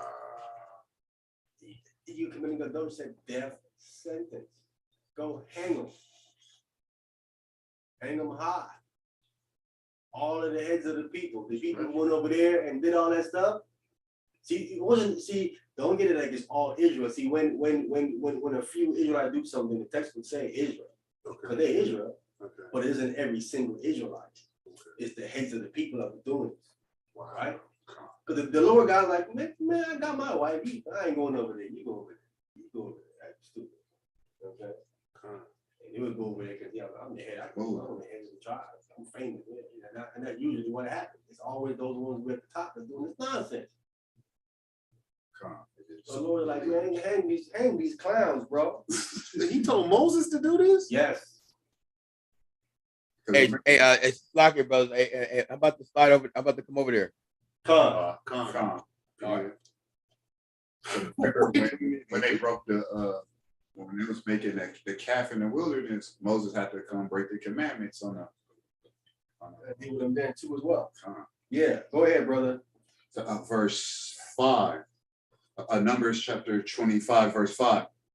Then Moses said unto the judges of Israel, slay ye everyone his men that were joined unto Baal Peor. Baal Peor. Baal Peor. The judges were the Levites.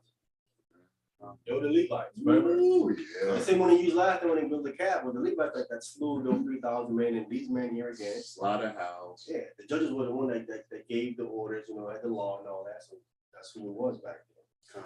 Go ahead. Levites. Go ahead. 6. And behold, one of the children of Israel came and brought unto his brethren a Manassitish woman in the sight of Moses and in the sight of all the congregation. Midianitish woman. He brought a Midianitish woman, right? Midian comes out of Abraham, right? Midianitish woman. He brought her. Said he brought a woman in the sight of in the sight of Moses. So Moses saw this dude bringing this non-Israelite woman in. He just brought her in like Moses is the head. You should be trying to hide her from Moses. He just waltzing her in like, hey, it's the thing to do. Yeah, it's all good. It's all the thing to do. Let's do it. Go ahead. 6. No, finish. Yeah, continue with 6 after Moses. Okay. And in the sight.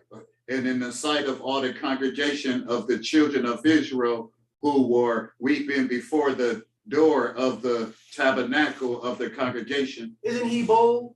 Whoa. They're crying in front of the tabernacle about what they're doing. He come waltzing the problem right in. Right. Is it the problem? You waltzing her right in front of, not only in front of Moses, but in front of all the people that are crying. You over here crying. You look at me like, dude, what the heck are you doing? This is why we over here crying. What are you doing? You gonna cause to be dead. Yes, sir. You know what that scene remind me of? Where you like, Man, how did the scene look to you, man? We all over here, and he just over there lovey-dovey with her and all that. And he do want to go tell on you though, but Lovey-dovey was the problem.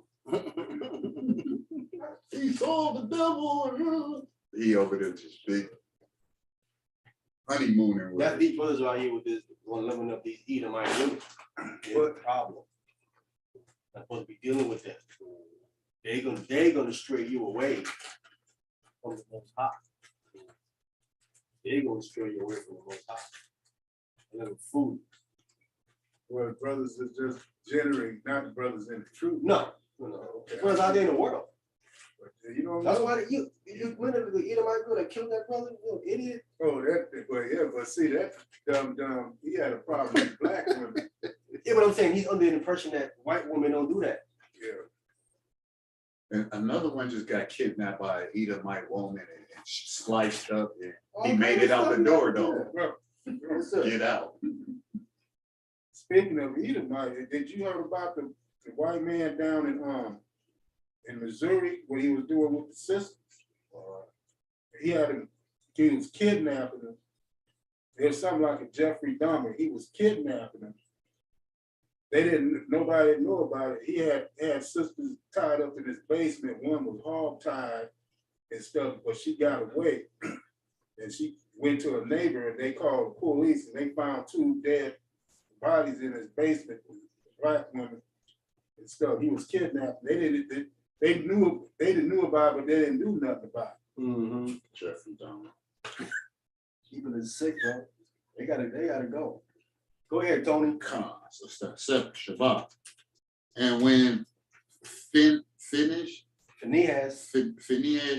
the son of Eleazar, Eleazar, the son of Aaron, the priest, saw it, he rose up from amongst the congregation and took a javelin in his hand. So he's like, wait a minute. He saw him, he's like, hold up, son. You get my tripping right here, son. It's time to go. Ready to go. Time to get, you know what I'm saying? You're tripping.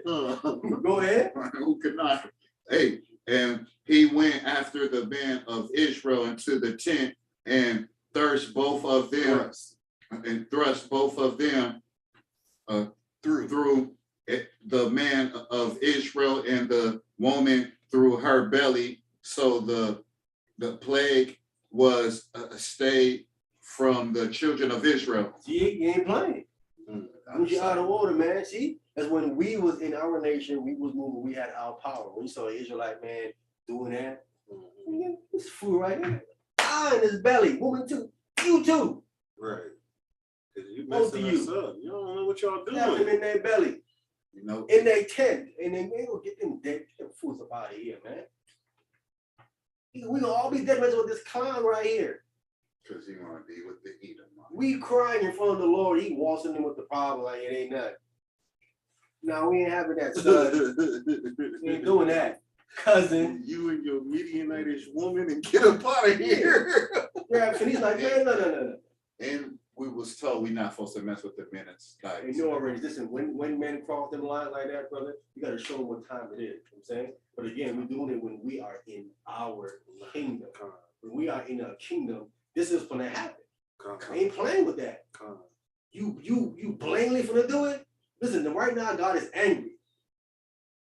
Moses just took the heads and hung them. Yeah, you come waltzing in. Nah, son, we ain't doing that. You thought We that ain't was doing time that. it was? it's a rope. Oh, he thought he was above the law. Like, oh, I ain't gonna get slain, bro. It's gonna happen. We ain't playing like that. cameras. We're not playing like that. It's gonna have to happen. Man. That means he was playing too. They can be somewhere.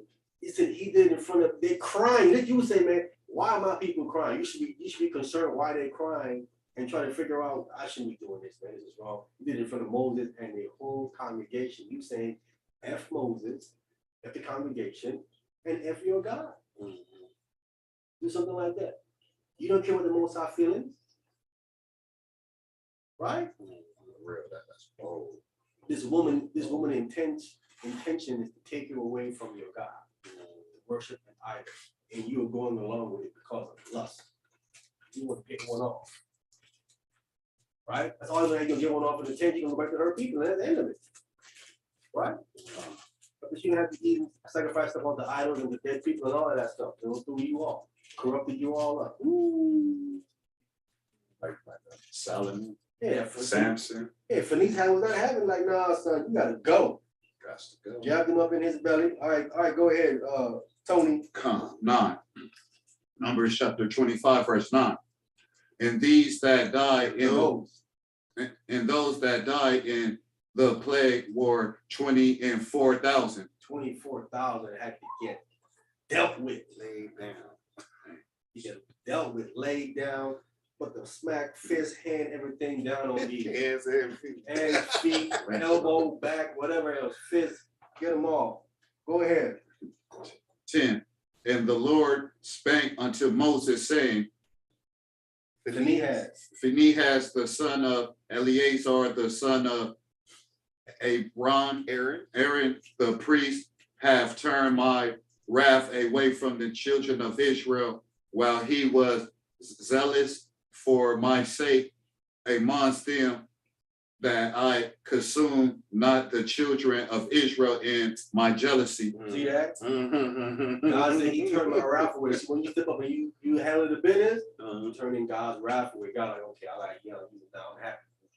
Turning my wrath away. You're killing the problem, not murdering no one. You're killing the problem. He deserved to be put to death because of what he did. It was a violation of the law, which brings a death penalty. When he turned away God's anger. Go ahead. Con, Mr. 10. 12. 12. Wherefore say, behold, I gave unto him my covenant of peace. Covenant of peace. What he did, the Most High blessed him with a covenant of peace. See that? When you step up for the Most High and do what the Most High wants you to do, he will bless you with a covenant of peace. Oh, What he crazy. Like a rainbow. Yeah. Go ahead. 13. And he shall have it, and his seed after him, even the covenant of an everlasting priesthood. What an everlasting priesthood he got. It's good. Go ahead. Because he was zealous for his God and made an atonement for the children of Israel. See that? Come. This is what I was arguing with these brothers in Israel. They were trying to argue with me that you cannot kill no one, and that's considered an atonement. I said right here, Phoenice killed 2 people, and God calling it an atonement for the children of Israel. I said so. Someone dying can be an atonement because, of course, they all against Hamashiach. Can a man die for your sins? There ain't no atonement. God doesn't accept that. Right. I said, explain this. Right. Phoenice, he killed 2 human beings, and God is calling it an atonement. So killing a human being can be an atonement. No, wait a minute. Them was what Torah only? I mean, Tanakh only Israelites saying that? Yeah, because that don't. Wow. Of course, it was there. Come You on. can't explain this though. Mm. They all walk around. Yeah, I know. You cannot get around it. Ain't no way around it. Mm. God said he made an atonement for who? The children of Israel. Who said something Christ did? Christ died and made an atonement for who? The children of How did I Israel. not see that? Wait a minute. That's what they're hatred against Christ, bro. They hate him so much. They don't know. That's what I tell them. No Tanakh only. Know the Tanakh. If you don't believe in Christ, you don't know no Torah. You know what we're talking about. None of you. Yes, sir. You ever, you remember you was on Vocab Malone, right? You doing Vocab Malone with it? Debated. Debated, right? Whatever happened to that only to not guy? You him Oh man, he stopped calling because Yeah, that was weak, man. He wasn't. he was saying all that nonsense. He was talking how big about how you gonna beat me. I don't know what I'm talking about. He speak me easily and all that.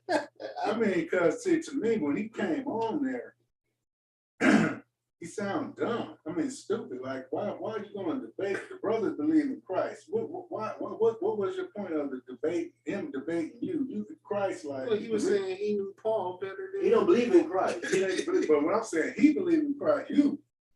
But he don't. Yeah, he don't.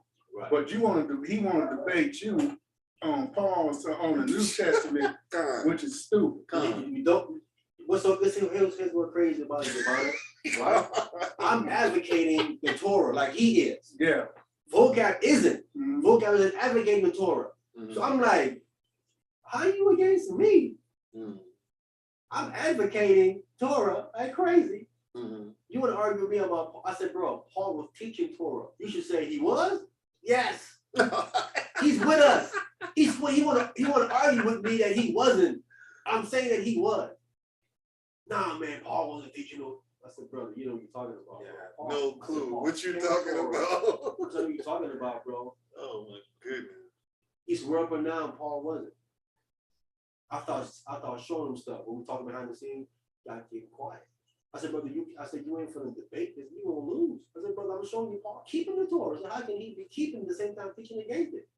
He said, yeah, that don't make no sense. I said, I know. I said, you gonna lose. So it's that's crazy, I man. thought that's Wait the, a minute.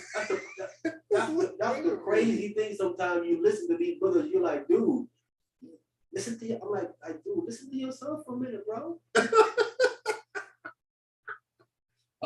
Me and you, brothers, we all advocating Torah. Come. Vocab Malone is the enemy.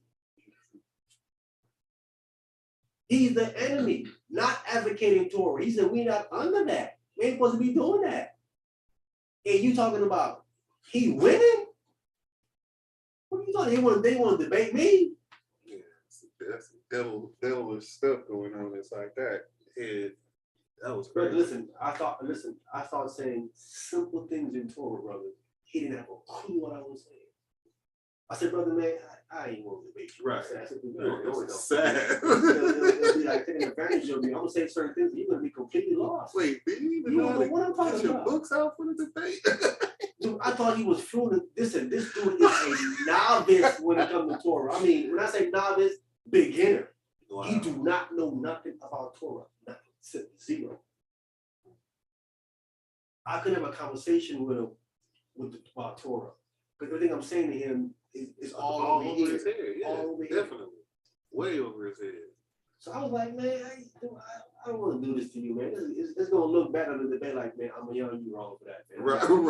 Right. That's not even practice Taking for you. advantage, bro. That ain't even good iron sharpen iron for you. He gonna dull you up. Come. Facts, brother. Facts. What you gonna do to me? Nah, see, the thing is, if you debate him, and if he did, he probably would have come on over to the, started following, Christ. Stop all that Old Oh Testament. man, he against Christ, bro. He sound like he's against Christ. Like I said, I'm saying, brother, I said, do simple things you don't know. How are you against Christ? Like, you gotta know these things first, at least, to be against them. Come. Like, you don't even know. I said, Christ taught Torah. We all know that. I know you ain't saying he didn't. I know you ain't saying he violated Torah. I know you're not saying that either. He just didn't know, man. He just going off of what he think he heard or he think he read to understand. It's a bad thing when you, like we talked about earlier. It says understand first. Come. Then Then get you- an answer. Come. You got to fully understand then what argument is he gonna really bring, bro? Brother, when you gonna correct someone, man, make sure you have your facts together. Make sure you have your facts together, because you're gonna look bad. You know what I'm saying?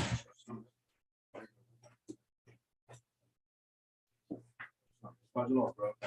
Yeah. That's all that is.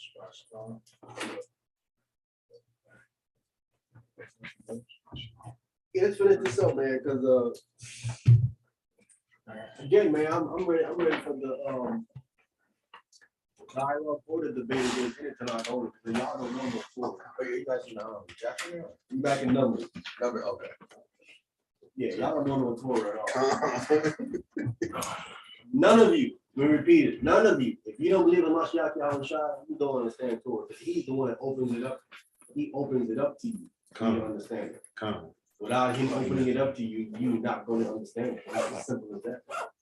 It's a mystery. What would the mystery be if everybody understands it? Number 25? Right. Read Numbers 25. Okay.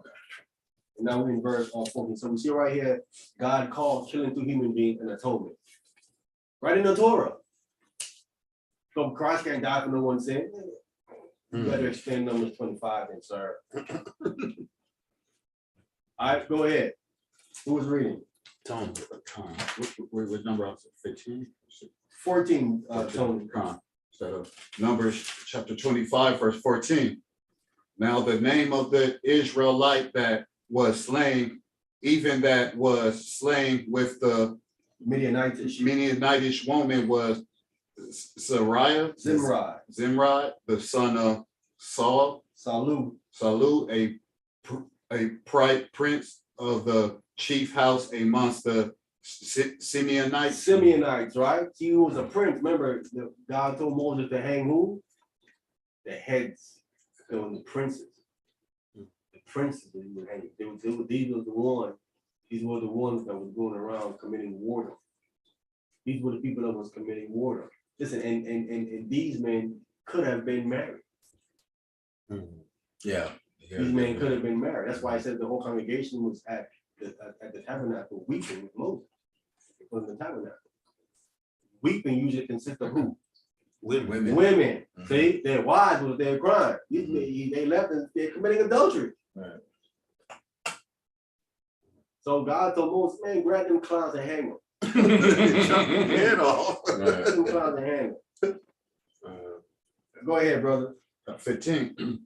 And the name of the Midianite woman that was slain was Cosby, the daughter of Zer. He was head over a people and of a chief house of Midian. Yeah, we got Justice said he was the king of the Midianites. Go ahead. 16. And the Lord spake unto Moses, saying, vex the Midianites. The Lord said unto Moses, go vex them. Vex means what? Get them mad. Okay, all right. Right? When someone say they vex Uh-huh. and Okay. say go vex them, go ahead. And smite them. And not only get them mad, put them to death. Go ahead. 18. For they vexed you with their wiles,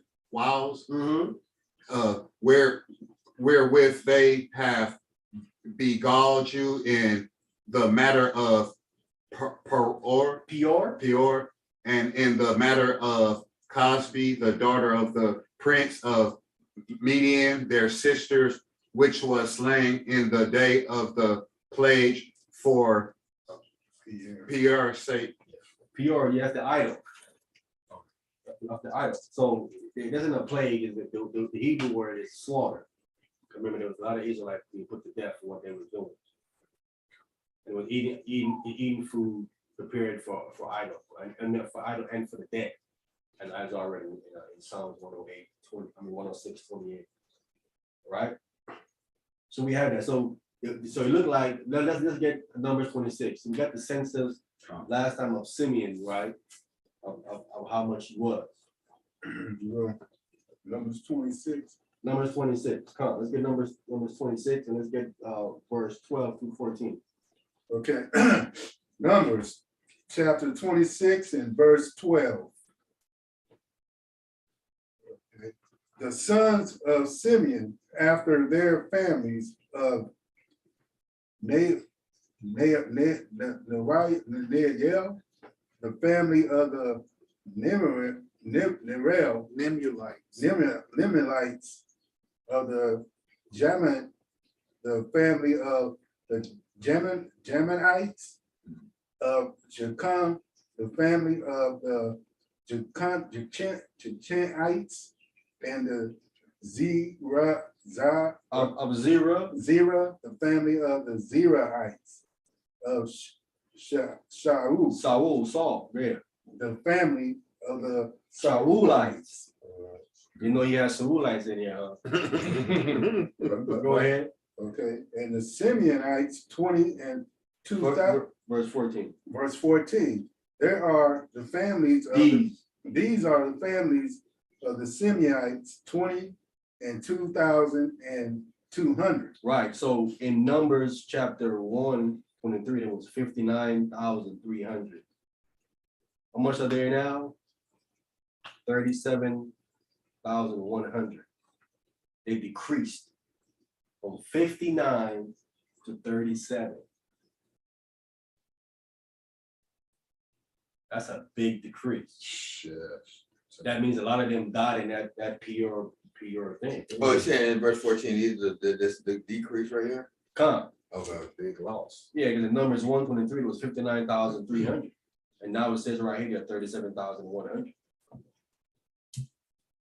Right?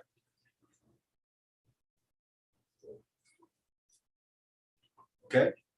But they decreased big time, and we couldn't see the reason why if I read that thing. But that's part of the major reason why they decrease now. But we need to get to the scattering, because Jacob said that we scattered them in Israel. All right, let's get Joshua chapter 19, verse 1 through 9. Joshua 19, 1 through 9. We only got 2 more scriptures to go, man. We're gonna wrap up Simeon, then we're gonna wrap up on Levi. Those are 2 we did, and then we done. So Joshua chapter 19, we're looking for here. And most I willing, I'm gonna come to next week and then finish up the rest of the tribe.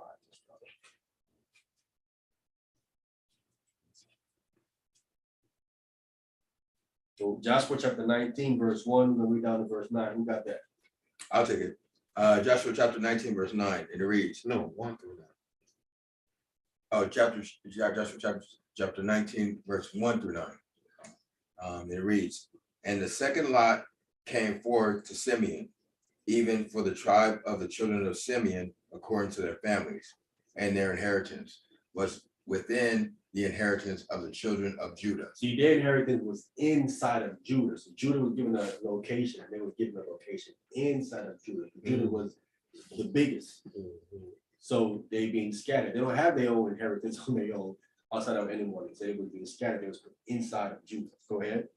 Verse 2, and they had in their inheritance Beersheba or Sheba and Moladah. All right, let's jump down. Jump down. We ain't got to do all that. Jump down to verse 9. Verse 9, okay, it reads, out of the portion of the children of Judah was the inheritance of the children of Simeon. For the part of the children of Judah was too much for them. Therefore, the children of Simeon had their inheritance within the inheritance of them. All right, so that's the scattering of them. They didn't have their own. They said it was scattered inside of Judah. Okay.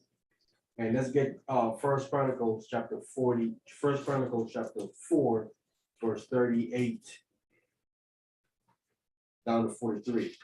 So they even left the land of Israel. First Chronicles chapter 4 and verse 38 down to verse 43.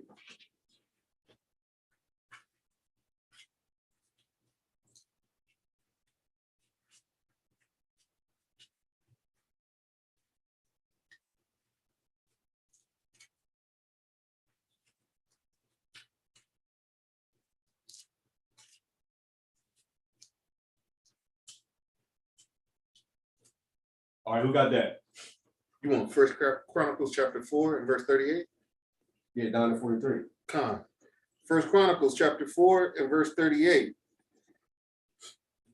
These mentioned by their names were princes in their families, and the house of their fathers increased greatly. And they went to the entrance of Gedor, even unto the east side of the valley, to seek pasture of their flocks. And they found fat pastures and good, and the land was wide and quiet and peaceable, for they had Ham had dwelled there of old. Right, so Hamites lived there in old time. Go ahead. Verse 41. And these written by name came in the days of Hezekiah, king of Judah, and smote their tents and the habitations that were found there, and destroyed them utterly unto this day, and dwelt in their rooms, because there was pasture there for their flocks. 42. And some of them, even of the sons of Simeon, 500 men went to Mount Seir, having for their captains Pelatiah and near Right. Neriah, and Rephaiah, and Uziel, the son of Ishi, at verse 43, and they smote the rest of the Amalekites that were escaped and dwelt there unto this day. So you have Simeonites dwelling in Edomite land. Right, Oh, wow. yeah. So you gotta be careful. Wow. That's why you put us say, hey man, you go to that land, Arabs in the land. There was Israelites in the land too. Right here, bro, tell you there was Simeonites in that land too as well. What are you talking about? Well, no, it was the Edomites. People don't stay in one place all the time. You don't understand migration of people. People can move from place to place. I call it musical chairs. All right, let's get Levi, the last one here. So we got that. That's Simeon. He was scattered in Judah. His numbers dwindled exceedingly. We read about their fierce anger, but the anger of that time was correct. And these guys are warriors. So we saw that they're right here to the Amalekites and slayed them all up and took the place. You know what I'm saying? So Numbers chapter 30, Numbers 35, 1 through 8. Numbers chapter 35, verse 1 through 8.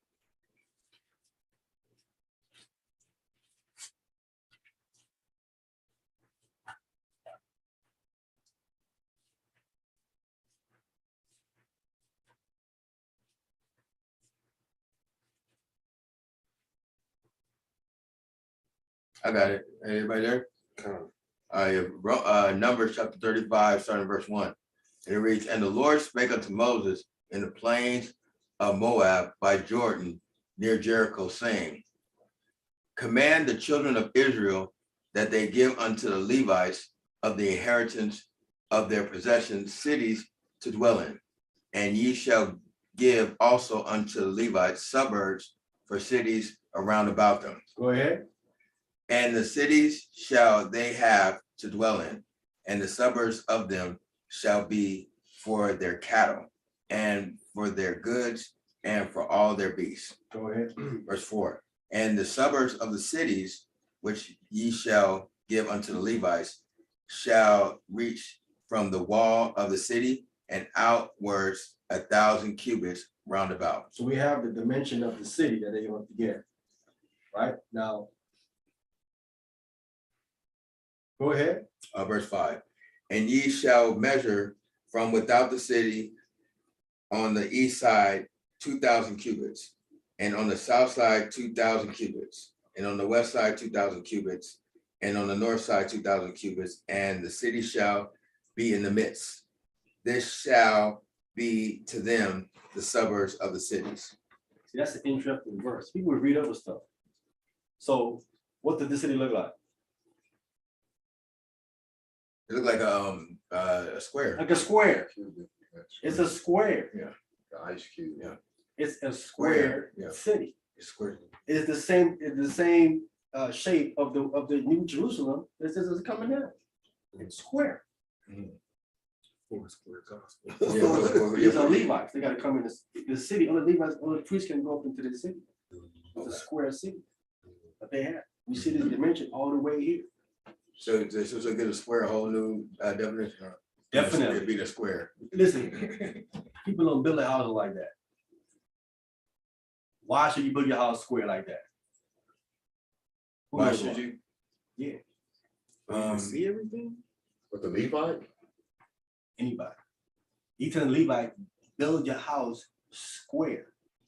Because in the heaven as it is on earth. It's stronger. Yeah, square is strong. It's stronger than anything. The strength is on all four sides. Okay, equal also. It's equal on all four sides. Okay, makes sense. If your house is not balanced, what's gonna happen to it? It's gonna tip over. You know, tilt over very easy to tilt over. It's gonna go to the weak side and fall. Right. The square city is hard to bring that down. Okay. It is the wisdom of building something that they don't listen to. Esau see the stuff in it. He knows how he listen.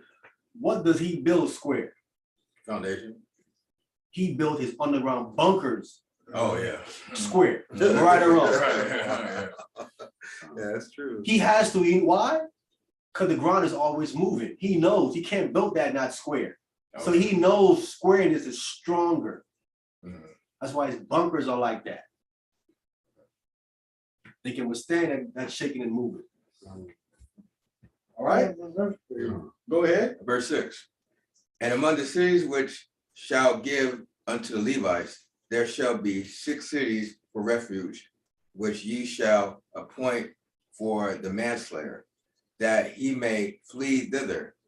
And to them ye shall add 42 cities. So you have to have 42 cities of refuge.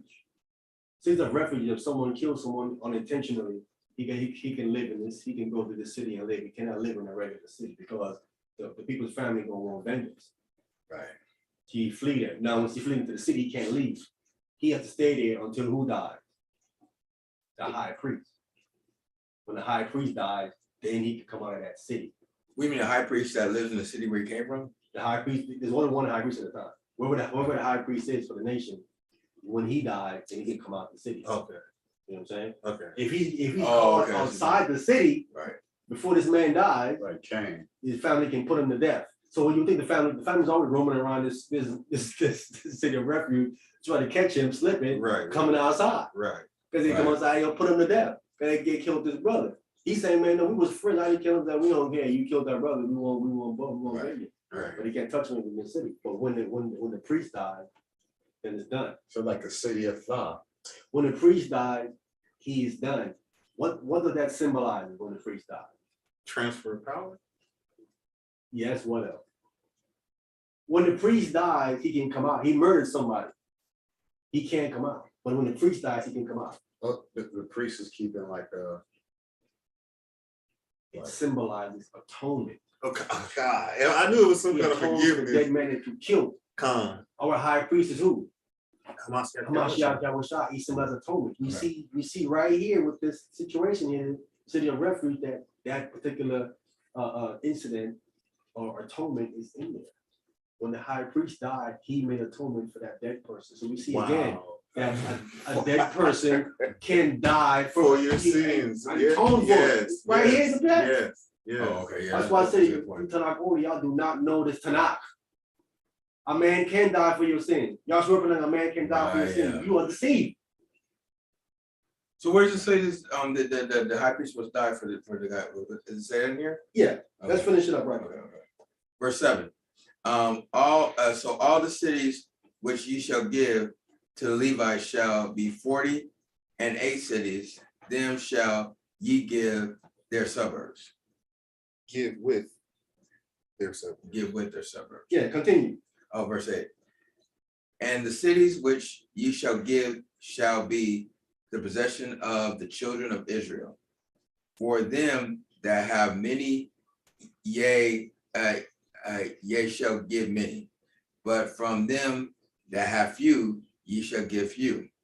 Every one shall give of his cities unto the Levites according to his inheritance, which he inherited. Right, so everybody got, so the Levites are scattered, meaning they're scattered abroad in Israel. Every tribe got to put some cities aside for the Levites. You have to have Levites within your border. Because they're the one that can administer to you the law and keep you in point. Like, no, y'all going off. Con. Yes. that's- So having Levites in every city symbolizes what? Having Torah with you all the time. Right. Or someone that knows Torah. Which, all right, now they're gonna do the city of refuge now that the brother question is. Go ahead. Oh, in verse 9? Come. Okay, verse 9.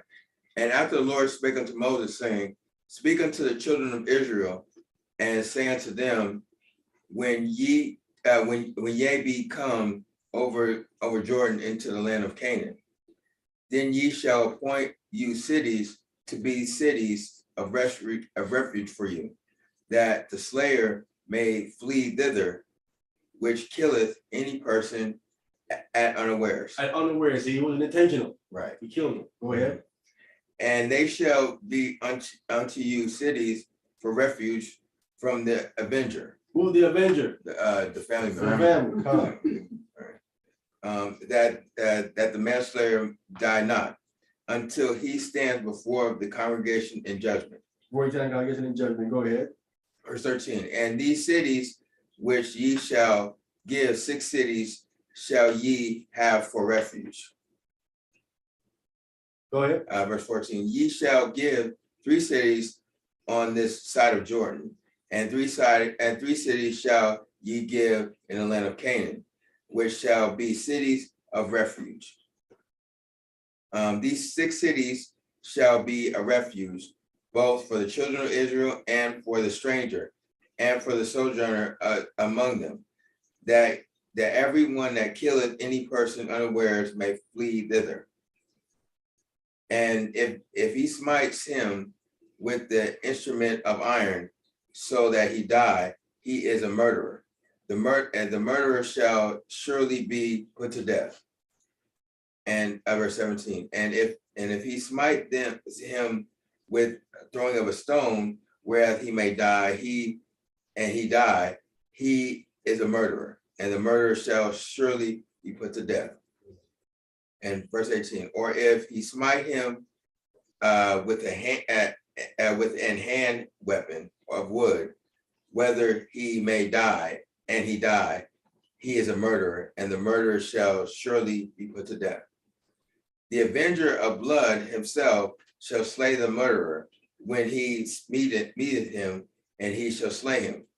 But if he thrust him of hatred, or hurl him by laying of weight that he die, or in enmity smite him with his hand that he die, and he smote him, shall surely be put to death, for he is a murderer.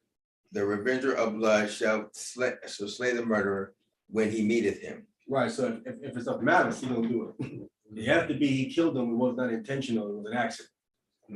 He can go ahead and go to that city of refuge, right? What verse was that? That was verse 21. Okay, here we better come to the verse now. Okay, verse 22. But if he thrust him suddenly without enmity, or have cast upon him anything without laying of weight, or with any stone wherewith a man may die, seeing him not, and cast it upon him that he die, and was not his enemy, neither sought his harm, then the congregation shall judge between the slayer and revenger of blood according to these judgments.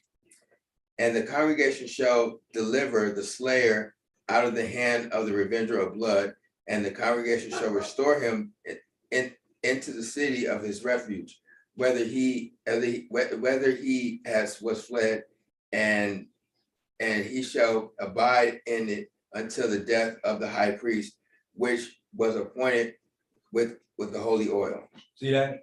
Mhm. The death of the high priest, then he's gonna be able to come out. That's when he's able to come out, the death of the high priest, okay? So we ain't gotta go down, but that's basically when the high priest dies, but they can't do him no more. That shows you the atonement for the person that was died. But see, it's in ignorance. Right, it wasn't intentional. Not for someone that you intentionally killed. No. That again shows you the reason why Christ died for the nation of Israel. The sin that the nation of Israel did was what? Atonement for death. The building account. It wasn't intentional. Okay. It wasn't intentional. They was down there, and it's been 40 days and 40 nights. And then Moses walked into a mountain of fire. Right. They say to themselves, this dude is dead. Right. It's over a month and we ain't see her nothing from this dude. Right. They thinking he dead. Right. 40 days. Right. It's like who can survive in this fire? Surviving something like that. That long. You know what I'm saying? Right. So they're making the calf. They knew he was wrong, but it wasn't an intention. They thought he was dead. Right. And that's the reason why Christ can then die for the nation of Israel. Otherwise, we'd have done nothing. And Aaron told them that these are the gods that brought you out of the wilderness. So when we started to not only brothers that part what's in is that in in Exodus? Or- Con. Yeah, so when you show them that, what do they say? Because you said, oh, you can't say that. They don't know these things, brother. They don't see anything. They don't see that. They couldn't bring an animal for that. I said, you agree, couldn't bring an animal for that? They said, yes, they couldn't. They broke 2 laws. The first 2 commandments. Can't bring an animal for that. Come. I said, so Right, you can't do that. atonement got to be made. He said, yes. Right. I said, the nation is still around. He said, yes.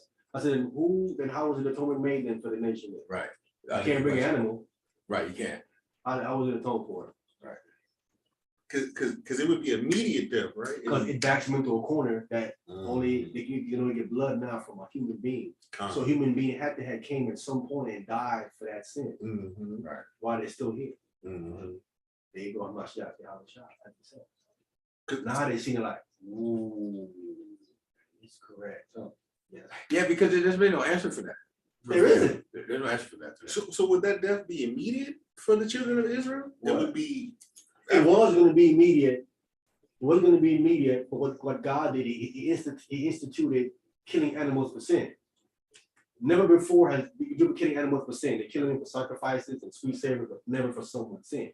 God implemented that. That's what's called a place setter, right? That's why Paul comes and say that the blood of bull and goats can't take away sin, Come. right? Come. So then you say, then what was that?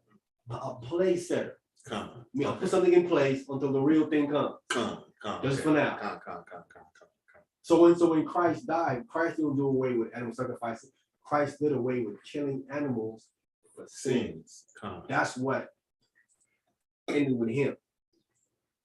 If I'm joking, go do what Israel did. See what happened to you. Play that game. So let's find out if what I'm saying is true or not. So it's like writing somebody an IOU. Huh? Come. Yeah, right. So it's the actual person. It's coming, Israel own a death penalty. That's what listen, that's what Paul is saying, and they can't get it. When Paul talks about that we're under the curse of the law, he's speaking of the death penalty that we was under. That's what he's talking about. They're thinking if you're under the law, you under a curse. Shut up, dumb. I ain't gonna be under a curse if you're under the law. Christ was under the law when he came. Come. They don't agree to that. He gonna say Christ under a curse? Is that what you saying? That don't even make sense. Oh, no, make no sense. Make no sense whatsoever.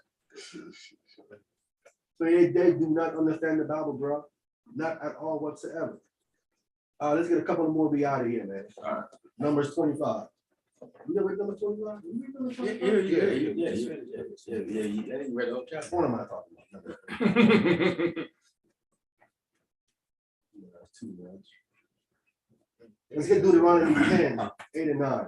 You said Deuteronomy 10? God. All right.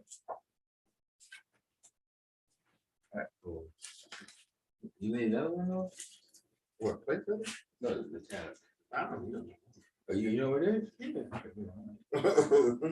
In Deuteronomy chapter 10, verse 8 and 9, it's going to give us this is the second prophecy. You have one from Jacob, then you also have one from Moses. Deuteronomy chapter no, this isn't the prophecy. This is Moses.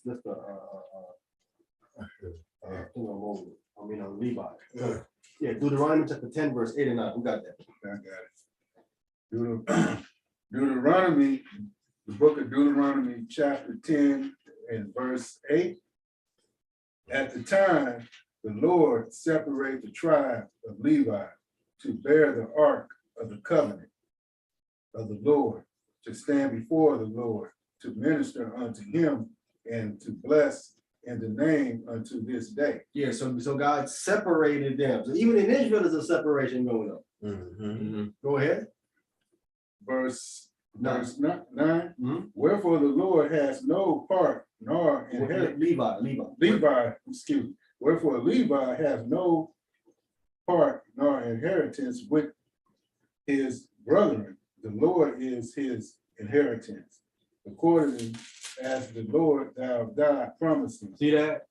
He have no land allocated him. He only have suburbs and little cities within particular tribes. Inheritance. He don't have his own inheritance. God is his inheritance. right? Con. I mean, that's who you gotta take care of. A man take care of his inheritance. And God's your inheritance, he gotta take care of God's business, right? This is what he's supposed to do.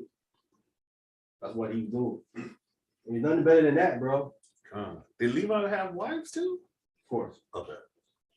Levi usually only married within their Levitical. tribe. Okay. Because we see with John the Baptist, mother and father, old Levi.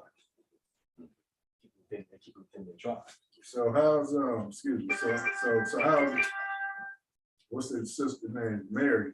How she's not a Levi or she's Judah? Judah. So how she related to them? Somebody on her mother, or is it her mother's related to That's a good them? question. Yeah. No, I'm trying to say that her parents, Mary's parents, either is the mother is Somebody in her family married into Levi. Levi. Right. Or This is not, I mean, Judah. this is the woman that saved the last remaining son of David. Athaliah came down, she killed all the seed royale, and this woman saved one of the last son of King David. She was a daughter of a king, making her a what? Queen. A Judite. Judite. She's a Judite. But she was married to who? A priest. A Levi. Okay. So we see right there that a Judite In a married a Levi, or Levi Oh, married yeah, a yeah, Judite. Right. Con. You know what I'm saying? Okay. Because brother was saying that, man, the tribe didn't do that. The tribe, you can marry outside your tribe. Yeah, you can. Depending on the situation. In the situation of Mary, she couldn't. Yeah, she couldn't because there was no males in the family, right? Huh? Because there was no males in Because that. of the men in her family. Right. Huh? She had to go by that law. Should She have could been marry, and she had to marry within her father's family, Con. Right, which would be David. David. Right. That's why she married Joseph, who was Right. also of the House of David. Con. right, had to. but not the kingly line. Good insert. That's important. Yeah, it is important. Yeah. Huh. So he wasn't, when Joseph wasn't the king then, so. No, so if he came to Joseph, Christ couldn't sit on the throne. Right, They don't even see that. they don't see that no, at all. They don't see that at all. Wow. Couldn't sit on the. So I'm saying, what y'all? That's why I know what y'all saying is wrong. Right, The lineage proves y'all wrong. right. Yes, sir. So then, but so because one of them, then what was that dude named? The other one, was it Nathan or something? Come, Nathan, the son of David. Come, Son of David. So Joseph came through that line. come, Okay. And Mary came through Solomon. Solomon's line. come. It's right there in the book. They swear up and down that both lineages for David. So Others think one is Mary and Luke, and the other one is Joseph. So like, let's say like the king of England right now, he wouldn't even be a king if it was according like the Hebraic law. See, that goes, Facts. that goes to show these brothers just full. Well, of there ain't no themselves. king because it stopped because Christ didn't have no children. Right, but I was just saying like it was England because like the queen's husband wasn't the king. Right. Yeah. Right. They know that stuff, man. Somebody said that Nathan, Mary came through Nathan's line. I'm like, Yeah, they do say that. They think that, but I'm saying to yourself, I said, how is this Mary line that she didn't mention at one time in the entire lineage? How's that possible? Right, Can that be true? right, can't be true. Hmm. I'm in the line that I'm not mentioning it. Now, Mhm. niggas don't cut it out. Nonsense. They act like the Bible just don't explain nothing. How do you say something like that without no kind of proof whatsoever? no, they just want to make themselves look. I mean, look at them. They prideful. You can't tell them nothing. If you try to tell them they wrong, they're gonna gang up on you and fight you. That's how they feel, man. No, man, you don't come up here and tell me how to read my Bible. I'll kill you. When you reading it wrong. I'll kill you. I'll tell you this, what happened to these brothers, man, and tell you, when you stop applying what God shows you, because God gonna show you some stuff, He expect you to apply it. Mhm. If you're not doing that, He'll stop feeding you. You're gonna read and not gonna comprehend it. I'm telling you, you're wasting your time. If you ain't gonna apply it, you're not gonna understand it. Mm. He ain't gonna open your brain up. You're not gonna get it. You're gonna get the wrong understanding of it, and you're gonna go up there, argue it, and you're gonna look bad Or worse. or worse. Fact. Oh, you don't want worse. You don't want work. You definitely don't want worse. No, you don't want work. You might as well just hope that you can probably get the understanding later. Come on. You think it's a game? You think it's You know, a game? you don't want worse. You No. definitely don't want worse. No. Listen, man, all the brothers see my video. Con. No refutation yet. And that's Has scary. anybody refuted it yet? Wow. They can't refute that. They can't refute that. Not even, it's refuted. First they gotta go study. Then they'll come to the conclusion, well, he's right. That's why I leave it alone. Let's get one more, man, we done. Okay. Malachi chapter 2. Yeah, they know they can't refute that information, man. It's all from the Most High in Christ, bro.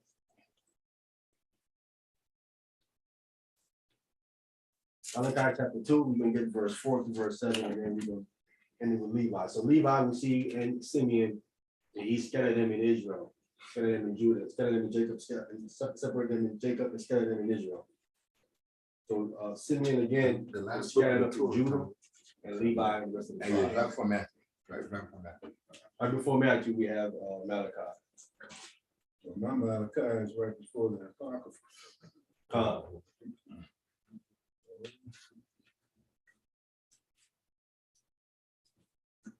Yeah, and most I willing, man, nothing else come up for next week. Still waiting on Norbert to come show us that land of Israel is in Africa. Con. So he have to answer the But does it say? But does it say that they actually that they went east out of Egypt? Does it say that or no? he talking about the nation of Israel? Yeah. Like when they traveled, did it say they traveled east? I don't remember exactly how it phrases it. Gives you a route, like, you know, Okay. they would say that they went to the wilderness of this and you know, stuff like that. Right, because I don't remember if it is or not, but I mean, if it is, man, that's a slam dunk right there. Yeah, well, the movie we saw, the direction it was going, it would be considered east. Con. All of it, The all backside. the directions was east. Con. Oh, okay. Con. Oh, it was. Oh, Yeah, okay. all of it was wow. east. Okay. They One said of it them was different west, ways. one of them was south. It was But all it was east. all east. Okay. Oh, Con. okay. So it was like almost like Most High said, come face the east. Come, they all went to the east. Mm. But he's hogging on when Abraham was in Egypt, and Abraham says Abraham went south. He says that right here went south. I said that word is Negev. I said that's a location in the land of Israel called the Negev. Because he also could have went to the land of Israel, and he had to admit, like, yeah, it could be that too. I said, I know. Because I know Hebrew. That's when I don't know Hebrew, he would get him with that south thing. Con. Mhm. See that? He'd be like, man, I'll say south well. Yeah. Got you. Hmm. Don't know Hebrew. Who got Malachi? I got it. We said verse 4 to 7, Come. chapter 2. All right, Malachi chapter 2, verse 4, and it reads, "And ye shall know that I have sent this commandment unto you, that my covenant might be with Levi, saith the Lord of hosts." Go ahead. Verse 5, "My covenant was with him of life and peace, and I give them to him for the fear wherewith he feared me and was afraid before my name." Right, we see that at the golden calf, Mhm. and we saw that in Baal Peor. Mhm. Those were the judges that were hanging the man that was off. Right. They stuck to the Most High. Go ahead. Verse 6, "And the law of truth was in his mouth, and the iniquity was not found in his lips. He walked with me in peace and in equity, and did turn many away from inequity. Iniquity, right? That's why he placed them in all the tribes, so he can keep them on point or turn them back. Mhm. Or turn it back. But when the tribes start dispelling the Levites, now there's no more deterrent Mm. Oh, or wow. to bring you back to the laws, because you got rid of the deterrent. Mm. That's almost like taking the church out of the school. Wow. Just the commandments, right? The prayer and all that out to school. Come. All right. I think the last verse, right? You said verse 7 too, or no? Yeah. Oh, it is verse 7. Okay, I read it. Verse 7, for the priest's lips should keep knowledge. See that? The priest lips are both. That's why priests have to consistently be studying. Mhm. Right. Because it feed your spirit. We all priests here are supposed to keep knowledge. Man supposed to come to you and ask for this body, but to give an answer. Mhm. You should keep knowledge. Go ahead. and they should seek the law at his mouth. See? Torah. You seek the law in his mouth. Go ahead. For he is the messenger of the Lord of hosts. There you have it. That's it. We'll leave it right What there. about the one who said Job meditate day and night? That's another one. That's Joshua. Joshua, yeah. Let's get that Joshua 1 and 8 real quick. But that's one of the reasons why that brother got to study, because I'm telling you, when you out there, man, if you got questions with the Bible, they don't know what you know. If you there, that's when you come and give them that information that they don't know to clarify situations for them, because all they know is what they've been taught in the war, and it's all about misinformation. That's a whole lot of nothing. A whole lot of nothing. You know what I'm saying? And see, that's how, listen, God have to use you to get in. I'm telling you, but that's why I'm trying to teach y'all, so God can use you with information, because you're gonna gotta do something to get in. You ain't like, well, I know the information, I'm gonna get in. No, you're not. He have to be able to use you so you have works put up in heaven. Christ said do what? Christ said store what? Treasures in heaven. It's your works. Right? So if now you know the information, when you're out there in the market or on around and you hear stuff going on, God gonna open up an avenue for you to get in and start to speak the truth and clarify situations. It happens to me plenty of time when I was young coming up. I was situations where I said, nah, brother, that's not correct. The Hebrew word is this, and actually mean it. They were like, oh, brother, I didn't see that before, brother. That's nice, man. What school you go to? We study with, you know what I'm saying? And that's how he working you to bring people in, man. All right, you got that in Joshua 1, Joshua chapter 1, verse 8. I'll take the lesson. Come. Joshua chapter 1, you said verse 8? Come. And it reads, this book of the law shall not depart out of thy mouth. See that? Not the part of your mouth. The only way that happens is if you are constantly reading and you in it. Go ahead. But thou shalt meditate therein day and night, that thou mayest observe to do according to all that is written therein. For then thou shalt make thy way prosperous. For then, it's only then you're gonna make your way prosperous. Not before. Not the part out of your mouth. Meditate in there when? Day and night. I'm telling you, brother, this is how I come to plan my understanding. I just sit back and I'm just rehearsing what I'm reading, and I'm meditating and trying to understand it. And that's where the Spirit starts saying, no, you gotta put this here, that goes there, and that goes there, and that goes there. And I'm like, it's right there, because I'm meditating on it and trying to make sense of it. And the Spirit start working with it. And say, no, you see it wrong. Here's how it's done. See, they're not doing it, they're not meditating, so they're not getting it. Because I want to understand what I'm, brother. A lot of stuff in this book you're reading, it's just confusing. It is. It's in puzzle form. Listen, you're never going to get together if you do not meditate on it day and night. Everybody need to watch this And think about class. Everybody need to watch this class. This was awesome, brother. Have to. You want Finish it off, brother. Okay. And then it says, Then shall you make your way, it says, for- prosperous or something, right? Yeah, for then thou shall make thy way prosperous, and then thou shalt have good success. Everyone wants success. come. Okay, but there you have your process. All right, with that, let me start closing out everything that we have. Thank everyone for coming on. Daniel just bailed out. Yeah. Yeah, thank everyone for listening to the class. It's on the replay. Yeah. We had the link in the chat.